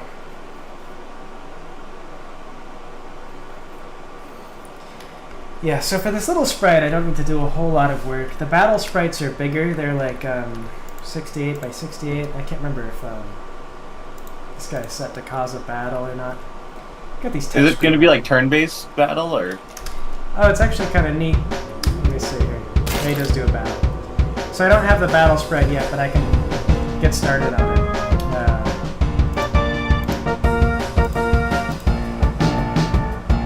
Just turn down the music. There's something too funny about like fighting goblin when you're a robot. Anyway, can't find the music button. But anyway, though, so it's got the real-time battle sequence, but I've messed with it, and it works kind of like the hero system. So you'll have a variety of options for dealing with any one thing. Like for example, I shot that goblin 3 times because the accuracy was a lot higher on it. Or you got armor-piercing attacks, things like that. But this little guy here, he's faster than the goblins at the moment because he's got more actuation. So he gets to take multiple turns, whereas they're only going to go once or twice. And so that gives you an option. You could do an attack, and then you can go evasive, or try different abilities. There we go. So anyway, though, yeah, every ability that you use will cost a little bit of energy, and you gradually recover energy at the end of each round. So you'll spend a little energy, then you regain a little bit of energy, and so that means that if you use all your big attacks, then you'll run out of energy really fast, and then you'll have to stall to recover your energy. And you'll be able to buy all the equipment at the start of the game, which means that you could maybe go all in on armor and be just really impervious to damage throughout the game, but then kind of wind up really light on weapons. And because that's going to be a technical problem with balancing the game, what we're going to do is we're going to have the creatures also have to track their... yeah, they're all battery powered, Vol. So the creatures are going to have to track their own energy, and when they run out of energy, they'll escape from battle. So you won't necessarily have to kill an enemy to win the battle, you just have to fight it until it gets too tired to fight anymore, and that'll work on everything, from the little guys to the bosses, because otherwise there's a chance you could build your little guys to be ineffective in combat, and then you would be in a stalemate, where it's like, I can't hurt them, but they can't get through my armor either. So some battles would be more cakewalks than others based on your design, but there will be armor-piercing abilities, armor-penetrating, which always does damage even with your armor. There will be things that ignore evasion, and so on. And you have a couple of major stats. So you have your targeting, which is your accuracy, armor, which is the defense, countermeasure, which is your evasion, generation per action, and what that is that you recover this much energy each action. So in theory, this little guy is supposed to be recovering about 3 energy per action. I feel like I noticed he wasn't, though. I'm going to have to check that again. I recovered 1 energy.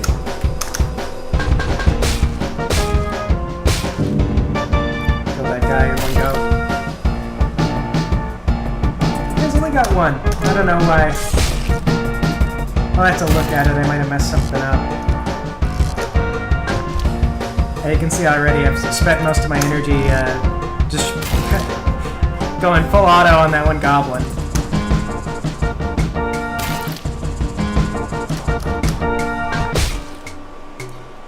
I mean, And- all robots full auto.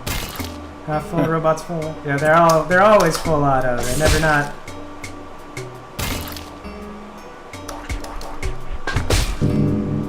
There you go. Dead. So anyway, though, yeah, you'll be able to equip different batteries, generators, actuators, all that stuff. You got to do the icons and everything else.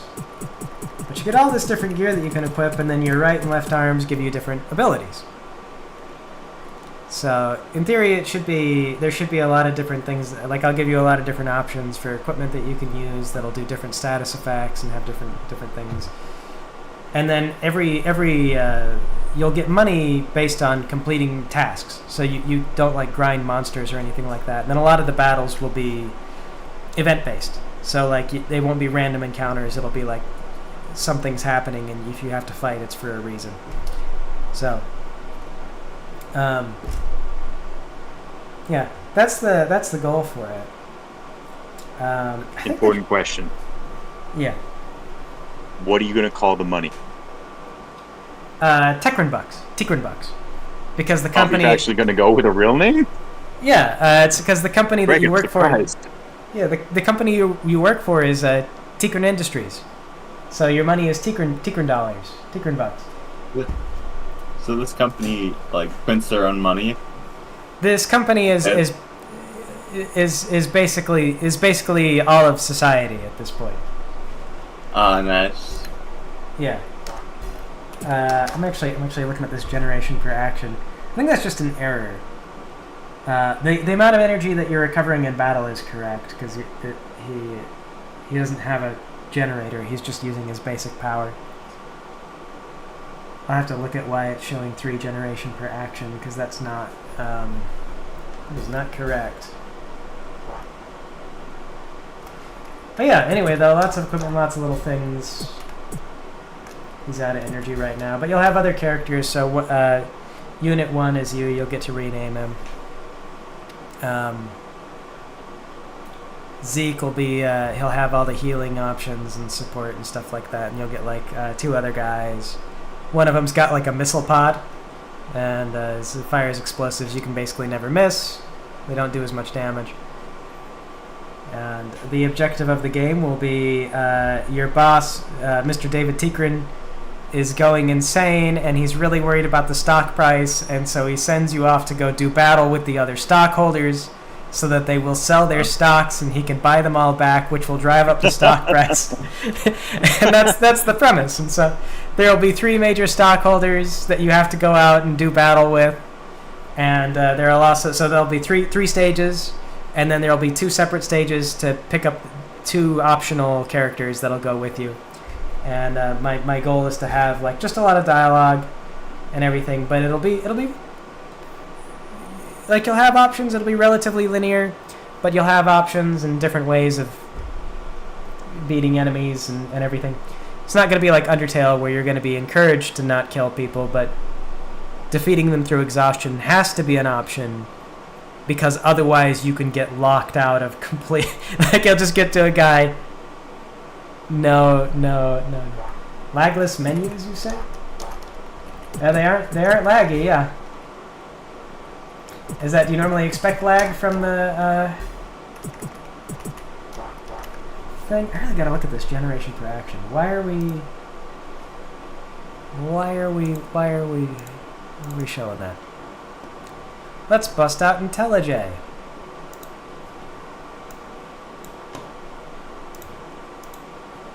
What are we looking at? Frostnova says, kind of reminds me of the game Going Under. Going Under. I've never heard of Going Under. What's Going Under Yeah, about? I have to ask, is that a joke about Undertale, or is there an actual game called Going Under? I imagine it's the whole thing of like this whole premise around sort of stock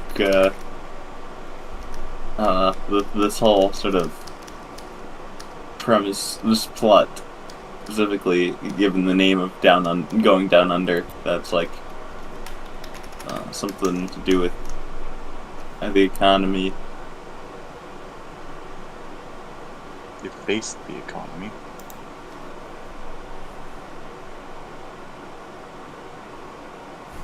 Luck versus agility. It's a roguelike, but you play as an intern trying to save your company. All right.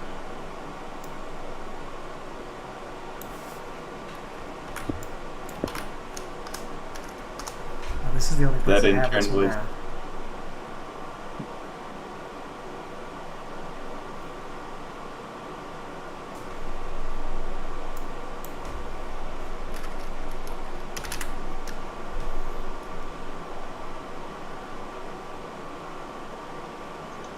There's something not going with the magic defense power. I thought you were looking at the energy. What about the energy? I thought you were looking up at the energy, that he only regenerated 1 point and not 3, or is something wrong with the magic defense power too? Okay, so the problem with RPG Maker is that it's already pre-built. Like, it's already got all its expectations for how things are going to go. But like, I don't need magic defense power, but I do need another stat. So what I've done is and it's confusing for me because this is actually energy regeneration. It's not magic defense. But I've converted that over. So now what it's doing is it's calculating energy regeneration instead of magic defense. And so when it asks like how much energy do I regenerate, it's checking the magical defense because that's what the value is. So I've just rejiggered the variables. And I'm like, I got it. So it's very hacky. Like, I really just go in there with a screwdriver and just start pounding on it. Like, yeah, I'd pry pieces up and then replace it. Like, it's not by default supposed to let you take more than 1 turn per round. Like, it originally had I'll do some secret bosses if I can. It originally had like a really strict limit of everyone takes 1 turn, and no matter how fast you were, being really fast just meant you got to take the first turn sooner, but then you had to wait. It would slow you down. So I had to go in and I like picked that up and tore it out and threw it away. And so now if you're faster than everybody else, you get extra turns. And then of course that breaks some things because they have like, oh, this ends at the end of a turn, but I've already broken that, and so it's like turns are more abstract now, so I got to be careful about what I change and what I mean for it to do. I see. So you get to have your own variables. You're instead breaking magic defense, luck, and agility for this formula. Yeah, because I'm not going to use luck. So these... Yeah, the user will see what's supposed to be shown, in theory, but on the back end, it's just like the most hacky, like... bad practices. It's really bad. Like, as soon as I got into it, I'm like, I'm gonna hate. As soon as I have an error, I'm gonna be so mad. And here's one. So what it's supposed to do is your generator. That's how much energy you generate normally, but it gets divided by your actuation by 1/10 of your actuation. So in theory, you are only variables. But why can't you just have a bunch of local variables? Why do you have to take like 3 attributes for that formula? I mean, I get if you have to check magic defense, but the calculation of the formula, why can't you have your own variables for that? Well, this one's calculated because the trick is that you're actually the more actuation you have, the more turns you get to take, and as you get more turns, I wanted it to be I want your regeneration to be less effective. So your regeneration is divided by your actuation. So that if you buy like 100 actuation, like, okay, you get 10 turns to an enemy. Like if an enemy has 10 actuation and you have 100, you get 10 turns. But you also have to start buying into better generators because otherwise your generation per action is going to drop way off. So you may have 10 turns, but you're not going to have the energy to keep going and fully take advantage of them. So it'll be something else to balance and think about, where the best possible thing is not always just to buy more actuation. You've got to kind of think about, like, okay, can I even afford to use these weapons? Because Okay, now I understand. So you only threw away the magic defense attribute, and the other attributes actually have a meaning. They are not just thrown away and repurposed variables. Okay. Yeah, yeah. So like when you buy a generator, it'll show you like, okay, this has 10 generation, but the amount of generation per action you actually get is reduced. And it should show on the status screen 1, because 4 divided by 3 will roughly be 1. And the thing is I'm just not sure why it's only, I'm not sure why it's showing 3. Like, where is it getting that from? Okay, so but the 1 energy you are regenerating is accurate, and so the combat was accurate, and the number 3 is the wrong one.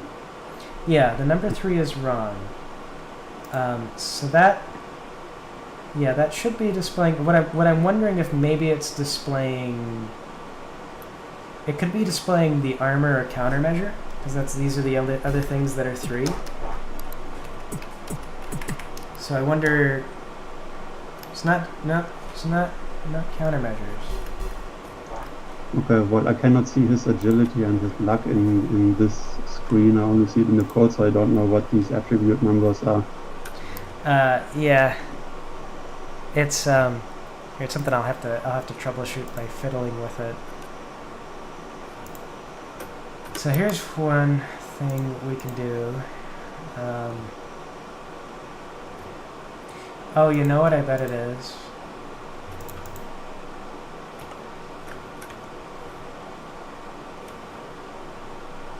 That was Greg. I wonder if it's just reading the baseline attribute. I'm gonna test that out. Hold on.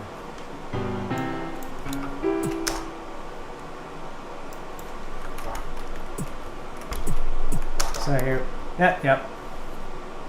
Okay, so it reads the baseline attributes. So that means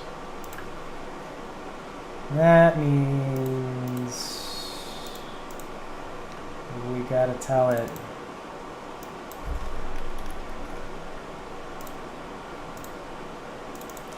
Everybody is 0 by default. Except for the player, who I just set to 3 because I wasn't thinking.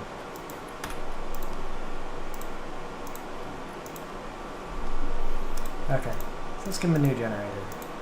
Let's give him the Coyote R32.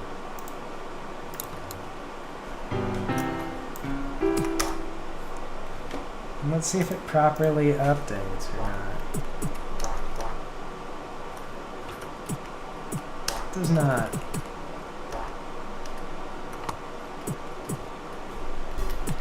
Interesting.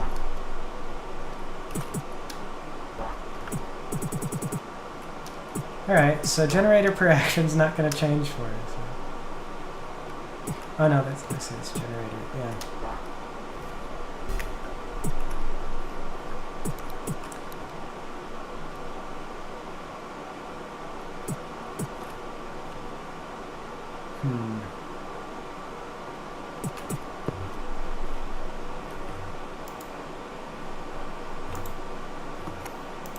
Okay. Well, that's going to be a problem somewhere in the code. Maybe Windows.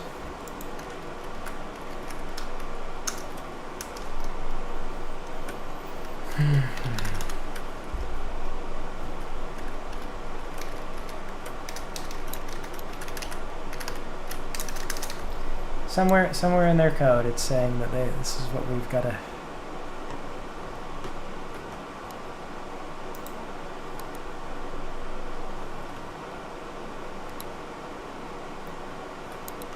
We gotta do. Hello, Dan Doon. I'm doing good.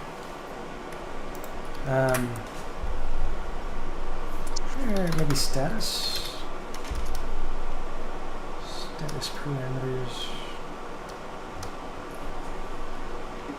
Max items, item height, status equip slots.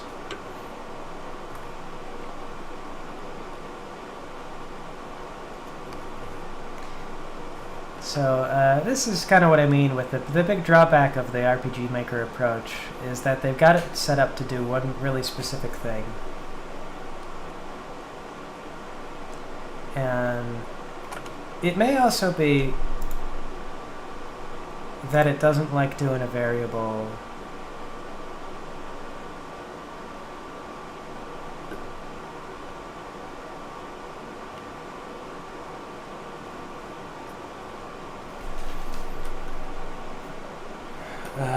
which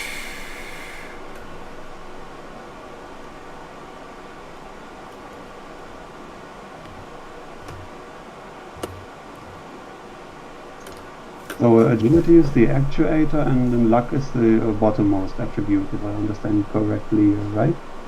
yes. Okay. I think maybe what's going on is that it probably, with the generation per action display, it probably doesn't like being asked to do math. No, I don't know. I don't know why it wouldn't.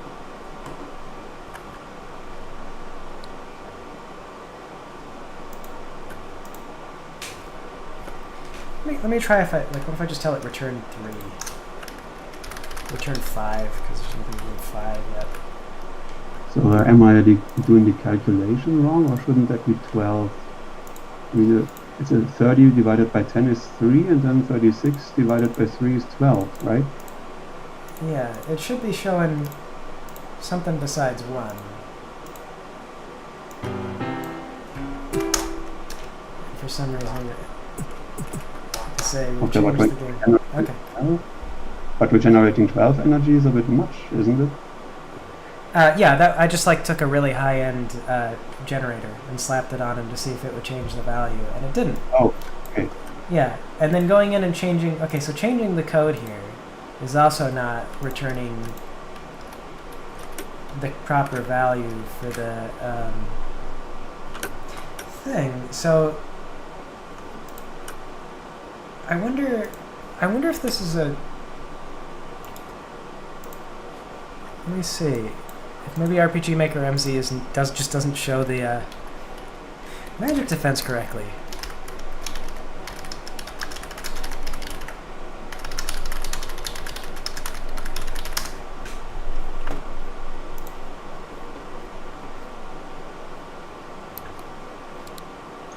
Do you have a debug console or something? When it calls the function, can you print out the value that's being returned? Oh, I do have. I don't know the value is the thing, as I have to find. If I can figure out, say I have a debug console. Because this would be horrible to debug if you didn't have it. Neither this nor breakpoints or something. Yeah.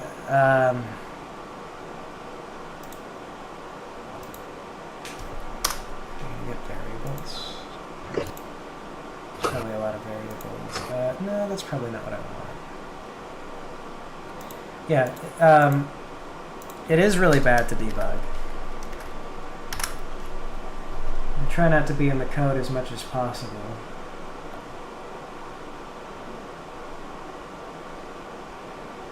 Okay, so this looks more like a snapshot and an overview of what the variables currently have. But if Yeah. something like breakpoints or at least outputs, what happens when the code comes across this part, that would be really useful. Well, see, I could do that, but the thing is, if I can find where it's finding this, then I would just be able to change it. And I don't know. So where's finding the one? Mhm. So you're looking at where it is finding the one. Where's No, it wait, finding one? So what it's doing is it's reading one. It's reading one from. If we come over here, we can just give our character themselves a certain level of magical defense, and it's reading this for the stats page. But I don't know why it's doing that, because by default you should be able to put magic defense on a character. And it should update it and show you a new magic defense.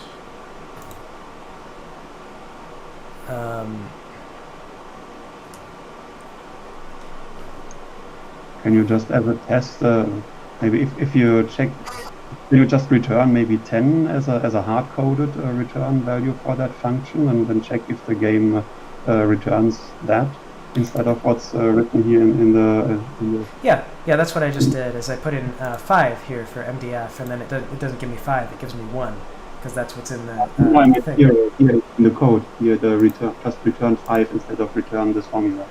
Yeah, that's what I did, and it still comes back as a 1. So I've already got so now what I'm Okay. trying to do is I'm trying to find what code creates that number and displays it. Like what is it using to do that? And it's inconvenient because whatever they named it, it's not like magic something, and it might not even be in the right window because we've got a couple of different So if options. you delete the entire function, when does the game crash? If you the entire MDF thing, if you just remove all of the code, does the game crash when you go into the menu, or does it crash when you enter battle, or does it crash at some point? It'll crash if I just start deleting code. It'll crash when I try to test launch it. So it's stable until it's stable now. Nothing's going to change. This was I changed it, launched it, so we know that. Okay. Yeah. Then do it division by 0, make it crash, and let's see when it crashes. Oh well, we could do that. Yeah, but it might crash before.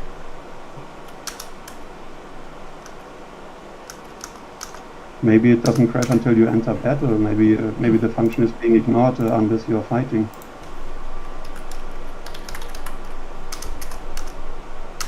I mean, if you don't have debug output to tell you when the code is actually being activated, and if the only thing left is make it crash, trigger an exception. I don't know what you can do.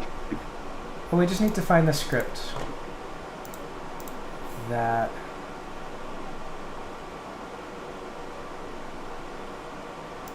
generates that shows the magic defense. And best guess is it's not here. If I could find, it's all nicely organized, so if I can find, for example,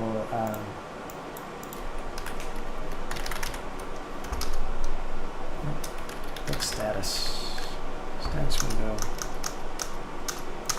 So a lot of times, so if you could find, like, for example, here's everything they do with the status window, then it'll list everything that the status window then, like, draws.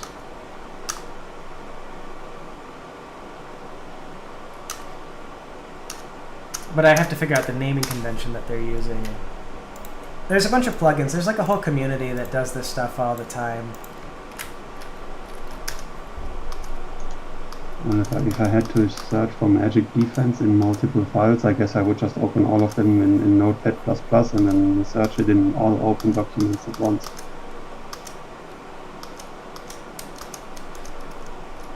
I think it's Windows is my guess. So we got draw items, name state icons.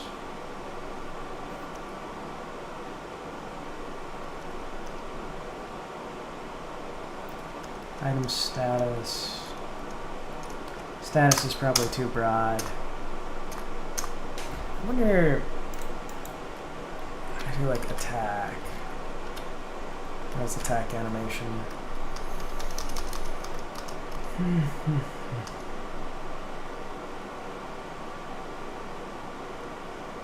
Because this is where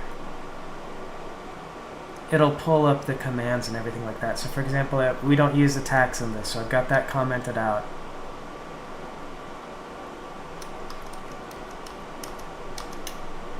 I'm pretty sure this is where we had shop information. I might be wrong. Shop screen, shop command. I sell. So do you have any debugging options? Maybe, I don't know, declare a local variable and then store the call stack in it, and then you can look at it from this debugging perspective you had open recently? Where you could look at the variables. I don't know. Can you do anything to code? Maybe maybe maybe if we put in a really specific number into magic defense, let me try like 312, and then let me see. I can run it.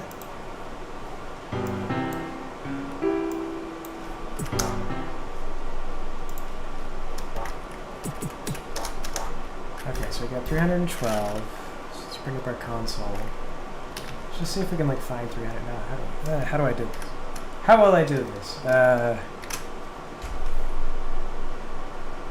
Game screen. Oh, actually, here I gotta.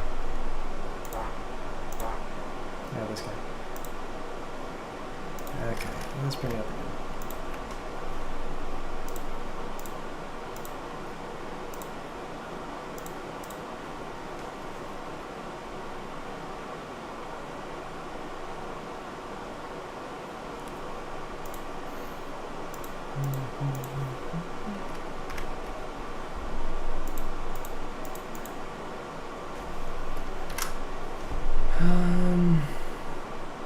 Let's see. How about game screen? Let's show me what's in game screen. Weather. Nope, doesn't click what I want. How about game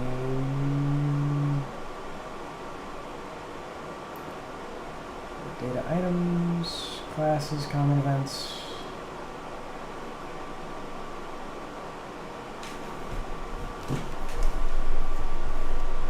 System.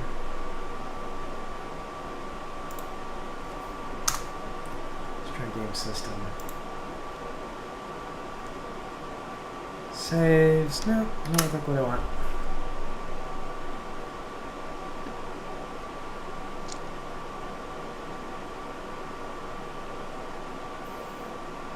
Skills, map infos. We are getting to the end of my workday, so Oh, it's okay, I'm getting tired as well.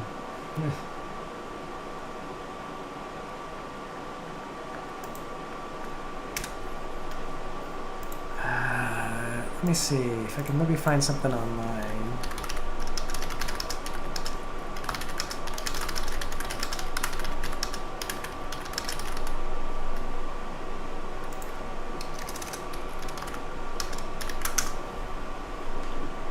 Status screen tweaks. Let's see.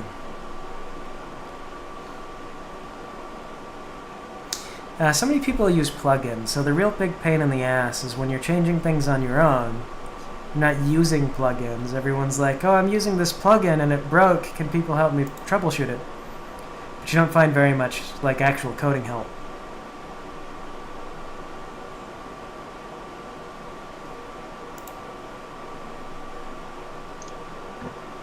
Maybe there is a plugin for a better combat system where you can have your own variables and everything. There's plugins for different combat systems. The combat system is worked out actually, so that's in good shape, and I'm not really trying to tweak that any further. I just need it to display this one variable properly.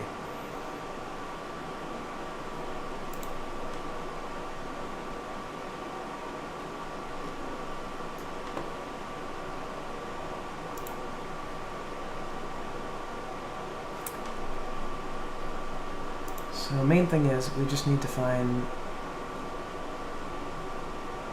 where's that drawn from?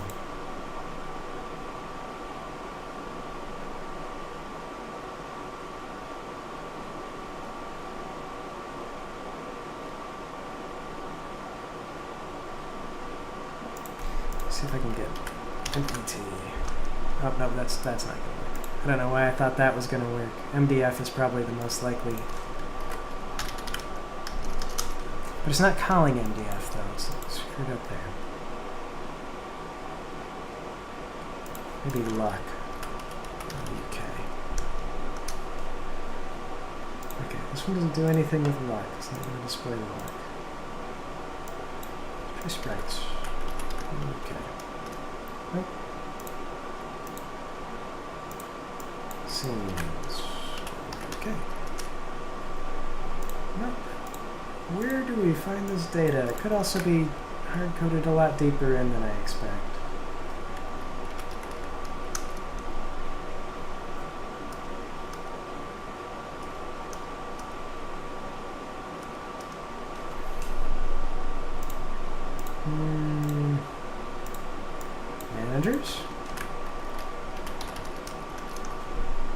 you display luck at? Where do you display the stats? LUK. Nope. Main?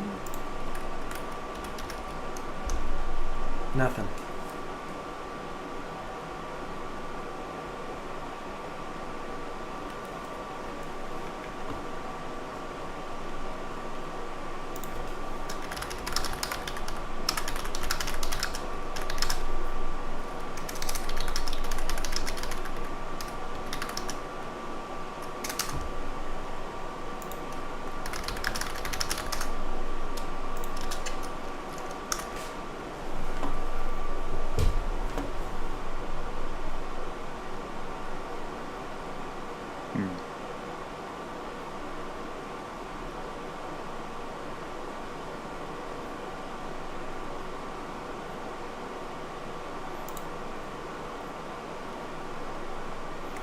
Okay.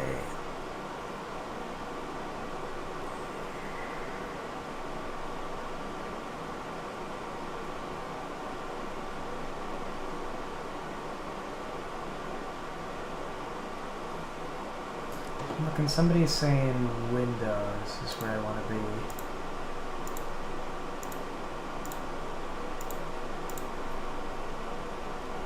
That makes sense.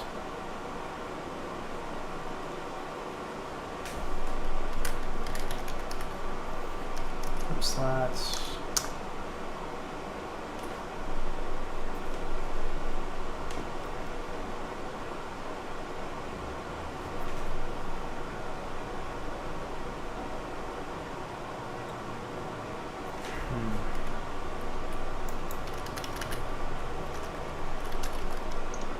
So if you retrieve those stats all from the this object, maybe all the values are already in the this object to begin with, and it's not retrieved in the code. It's already there.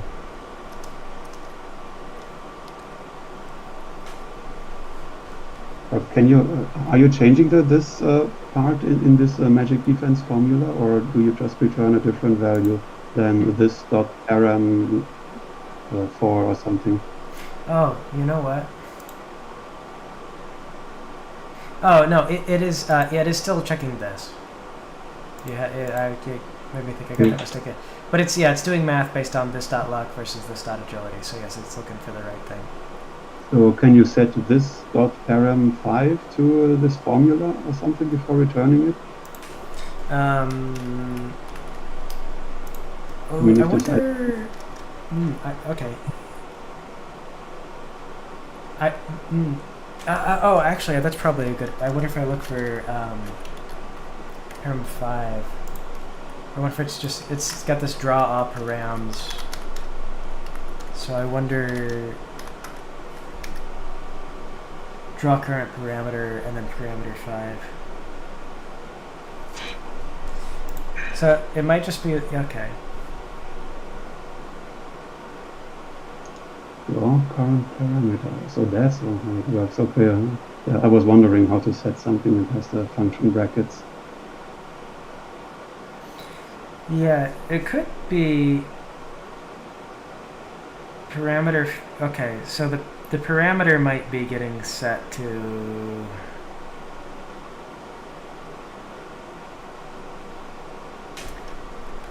All right. Well, shoot. Okay, so this is working, just not displaying correctly.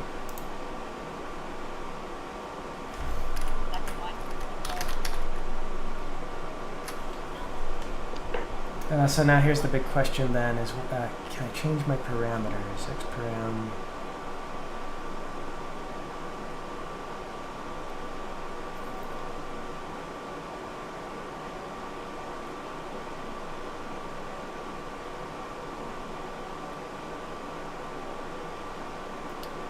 Because that might be harder. That means I'm going to have to figure out how it's adding. Okay, so effect ID.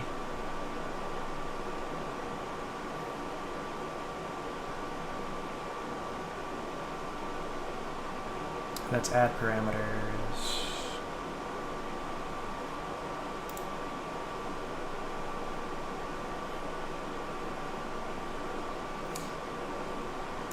Okay.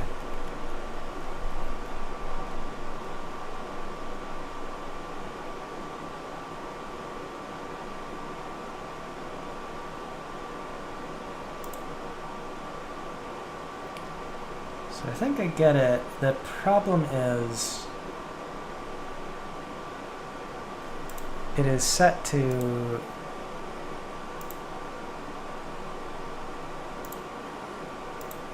look for some specific stuff.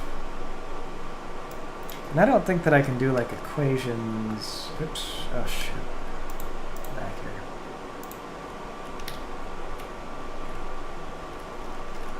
Yep, can't do equations in this.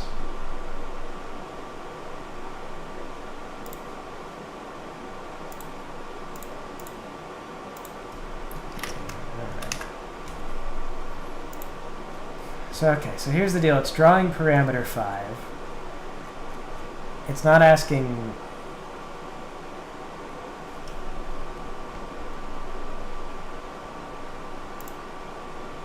Okay, so that makes a lot more sense.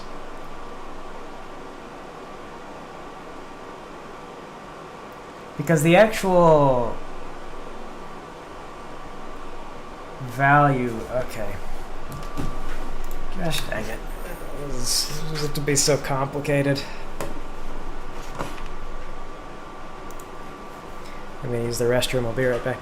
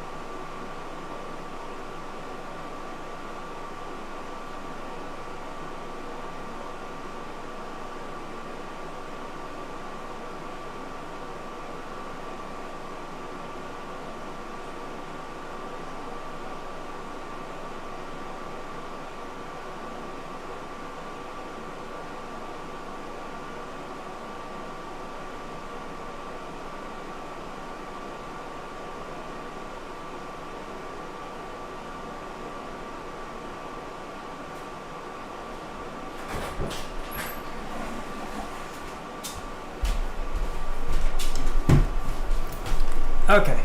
Alright, so I think the problem is, it looks like what it does is it draws parameters. So we've got this draw current param, for example. And,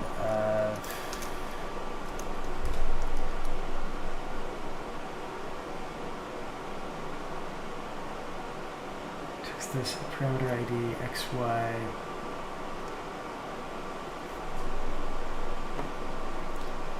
Alright, so this might be our...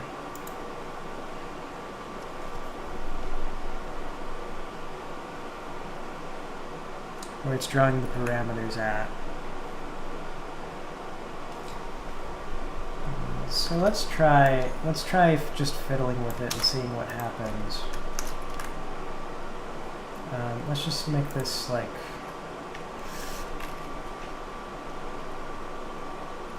draw this actor dot.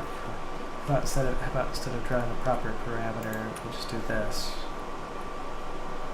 5.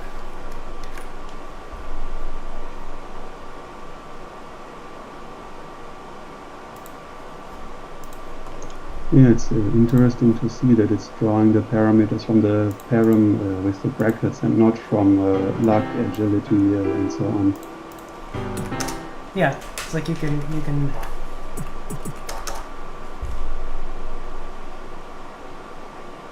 Okay, that didn't do anything. Ah, here we go. That's for the equipment. Alright, so we've got separate functions for drawing the parameters on the equipment. But that's useful to know. Okay, param ID. So this function was for the equipment then. Window equip status prototype. Okay, yeah, makes sense.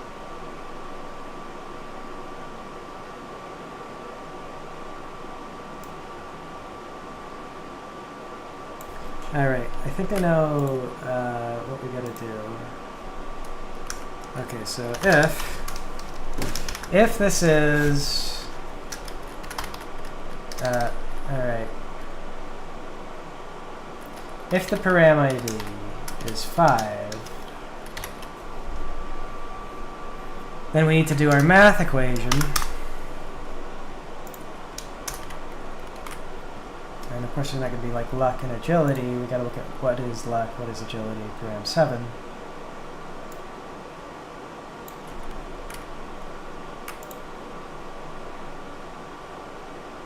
Start.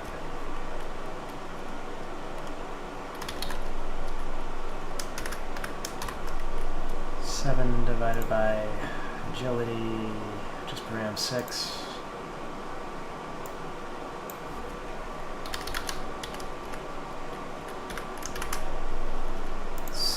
And then else.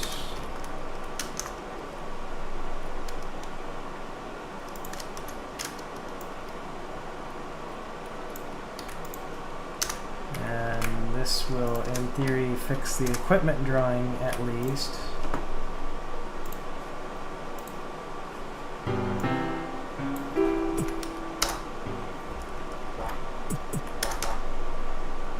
This wait, param is not a function.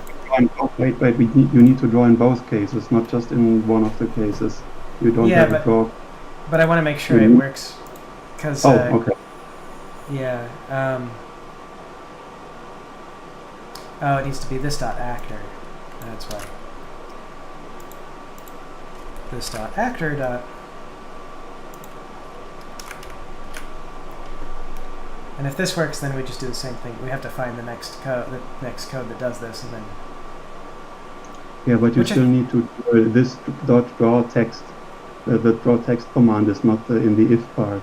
You need to draw text in both cases. What so the if part is only doing the math max, and the else part is doing the draw text. Oh, you need right. Draw this dot draw text. Yes, you're right. Thank you. Yes, if this, then just do math and then call it a day. Okay. There we go. That will work much better. I hope anyway. Oh shoot, did I close RPG Maker out? I think I did. What? Oh, I closed the whole RPG Maker file. Okay. Yeah, I didn't mean to. There we go. Okay. Wait, is this command correct? I haven't fully analyzed the draw text command. Yes. Shoot. Aren't you missing parameters for width and height and so on? I broke it.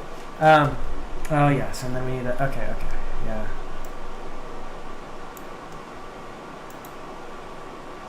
I haven't fully understood the function yet. Yeah, okay, you need x, y, param width, right, you need all of that as well. Yeah, you only replaced the stuff with the param ID with the formula. Got so excited, I found the solution. Just dove right into it. I was like, aha! Let's move the files. You wouldn't believe how often this happens to me as well. Well, that's kind of like what I want, except wrong.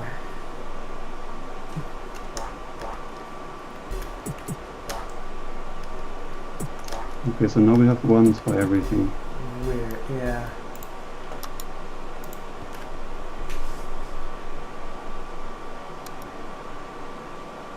This.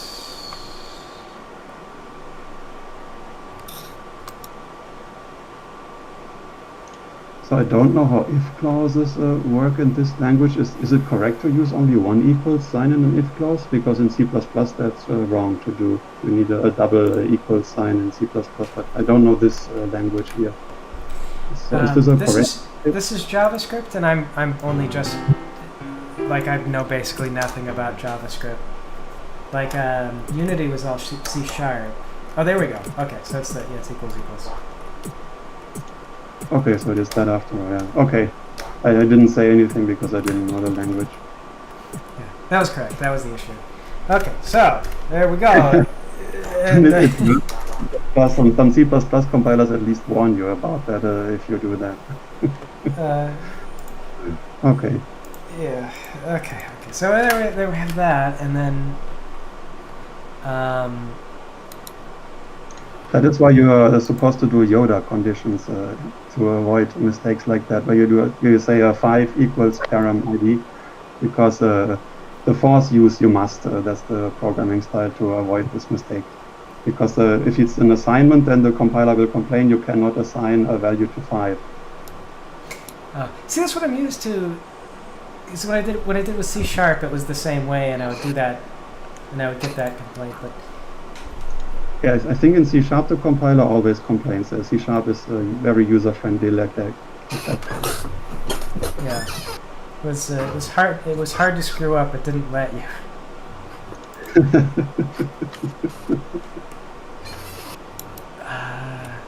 So now we just gotta find where it does this for the status screen. Draw new parameter. Well, I hope it's also called draw current parameter, but for a different window underscore something something. We got draw new parameter. And But this is all in window equip status, so I assume it's all for the same window. yeah. But I guess this makes sense too. If you want it to show the change in equipment, I've got to change the draw calls for. Yep.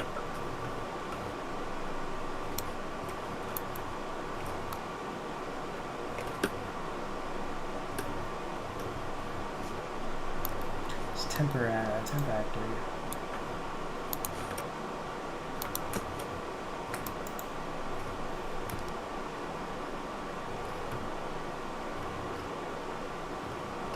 Okay, so that makes me wonder if if I give myself a generator, and I take it off, I'm gonna have to run. I gotta go pick my son up from school. Yeah, but at least we're on track, and we'll get this fixed, and then more new sprites to come. Work. We can get something to work towards. But Yeah. Okay, so there we go. So the showing the new value was also worked, and I got to change that, and then I got to get the status screen. But at least this is kind of the last. I think the last major flub, at least that I know of. And then I think it's like basically the internals are okay. Okay, that's good to hear. Yeah. So really, it'll just be art assets and then making game stuff. It'll just be art. Yeah. Just the art asset. I cannot draw it all. For me, the art asset would be the hardest part. Yeah. Well, I mean, it's going to be so much because like we still need to do quarter views on the main robot for because like. If I want to do any cutscenes, I don't know. There's still a bunch to do, but it'll get there, little bits at a time. are you planning on streaming much, like continuing this? Yeah, gonna do it pretty much Monday through Friday, except for some days I won't be able to for whatever reason, like a doctor visits or something. But yeah, this will be a regular thing. But yeah. But anyway, though, yeah, I gotta. That's a good way to keep sort of. I know that the algorithm won't treat it well, but if you keep like a consistent viewer base and potentially even, I don't know, is it's under like a category like Twitch where it would sort of appear to people who are like going by streaming, who are like looking. Oh. The promotion's not the big advantage. I used to do this when I was making animations too. The big advantage is just that like some days you wake up and you're really not feeling it, and you're more prone to like drag your feet and be like, I'll get to work after my coffee or whatever. And it's like you kind of, if you don't have a schedule and you work from home, it's easy to get into a mindset of like, well, I'll get on it a little bit later. you tend not to make up that time. Whereas if you're like, I'm gonna stream 9:30 every day, then you sit down at 9:30 every day and you do the work, and then you work until you gotta go. Which I gotta go right now. So for everybody still in the stream, Alright. so yeah, you guys, thanks for joining me. I'll see you tomorrow, hopefully, and you guys as well. Not sure when I have Okay. time, but give my regards to your family. There, we'll do. Good night. Okay, bye. Bye. But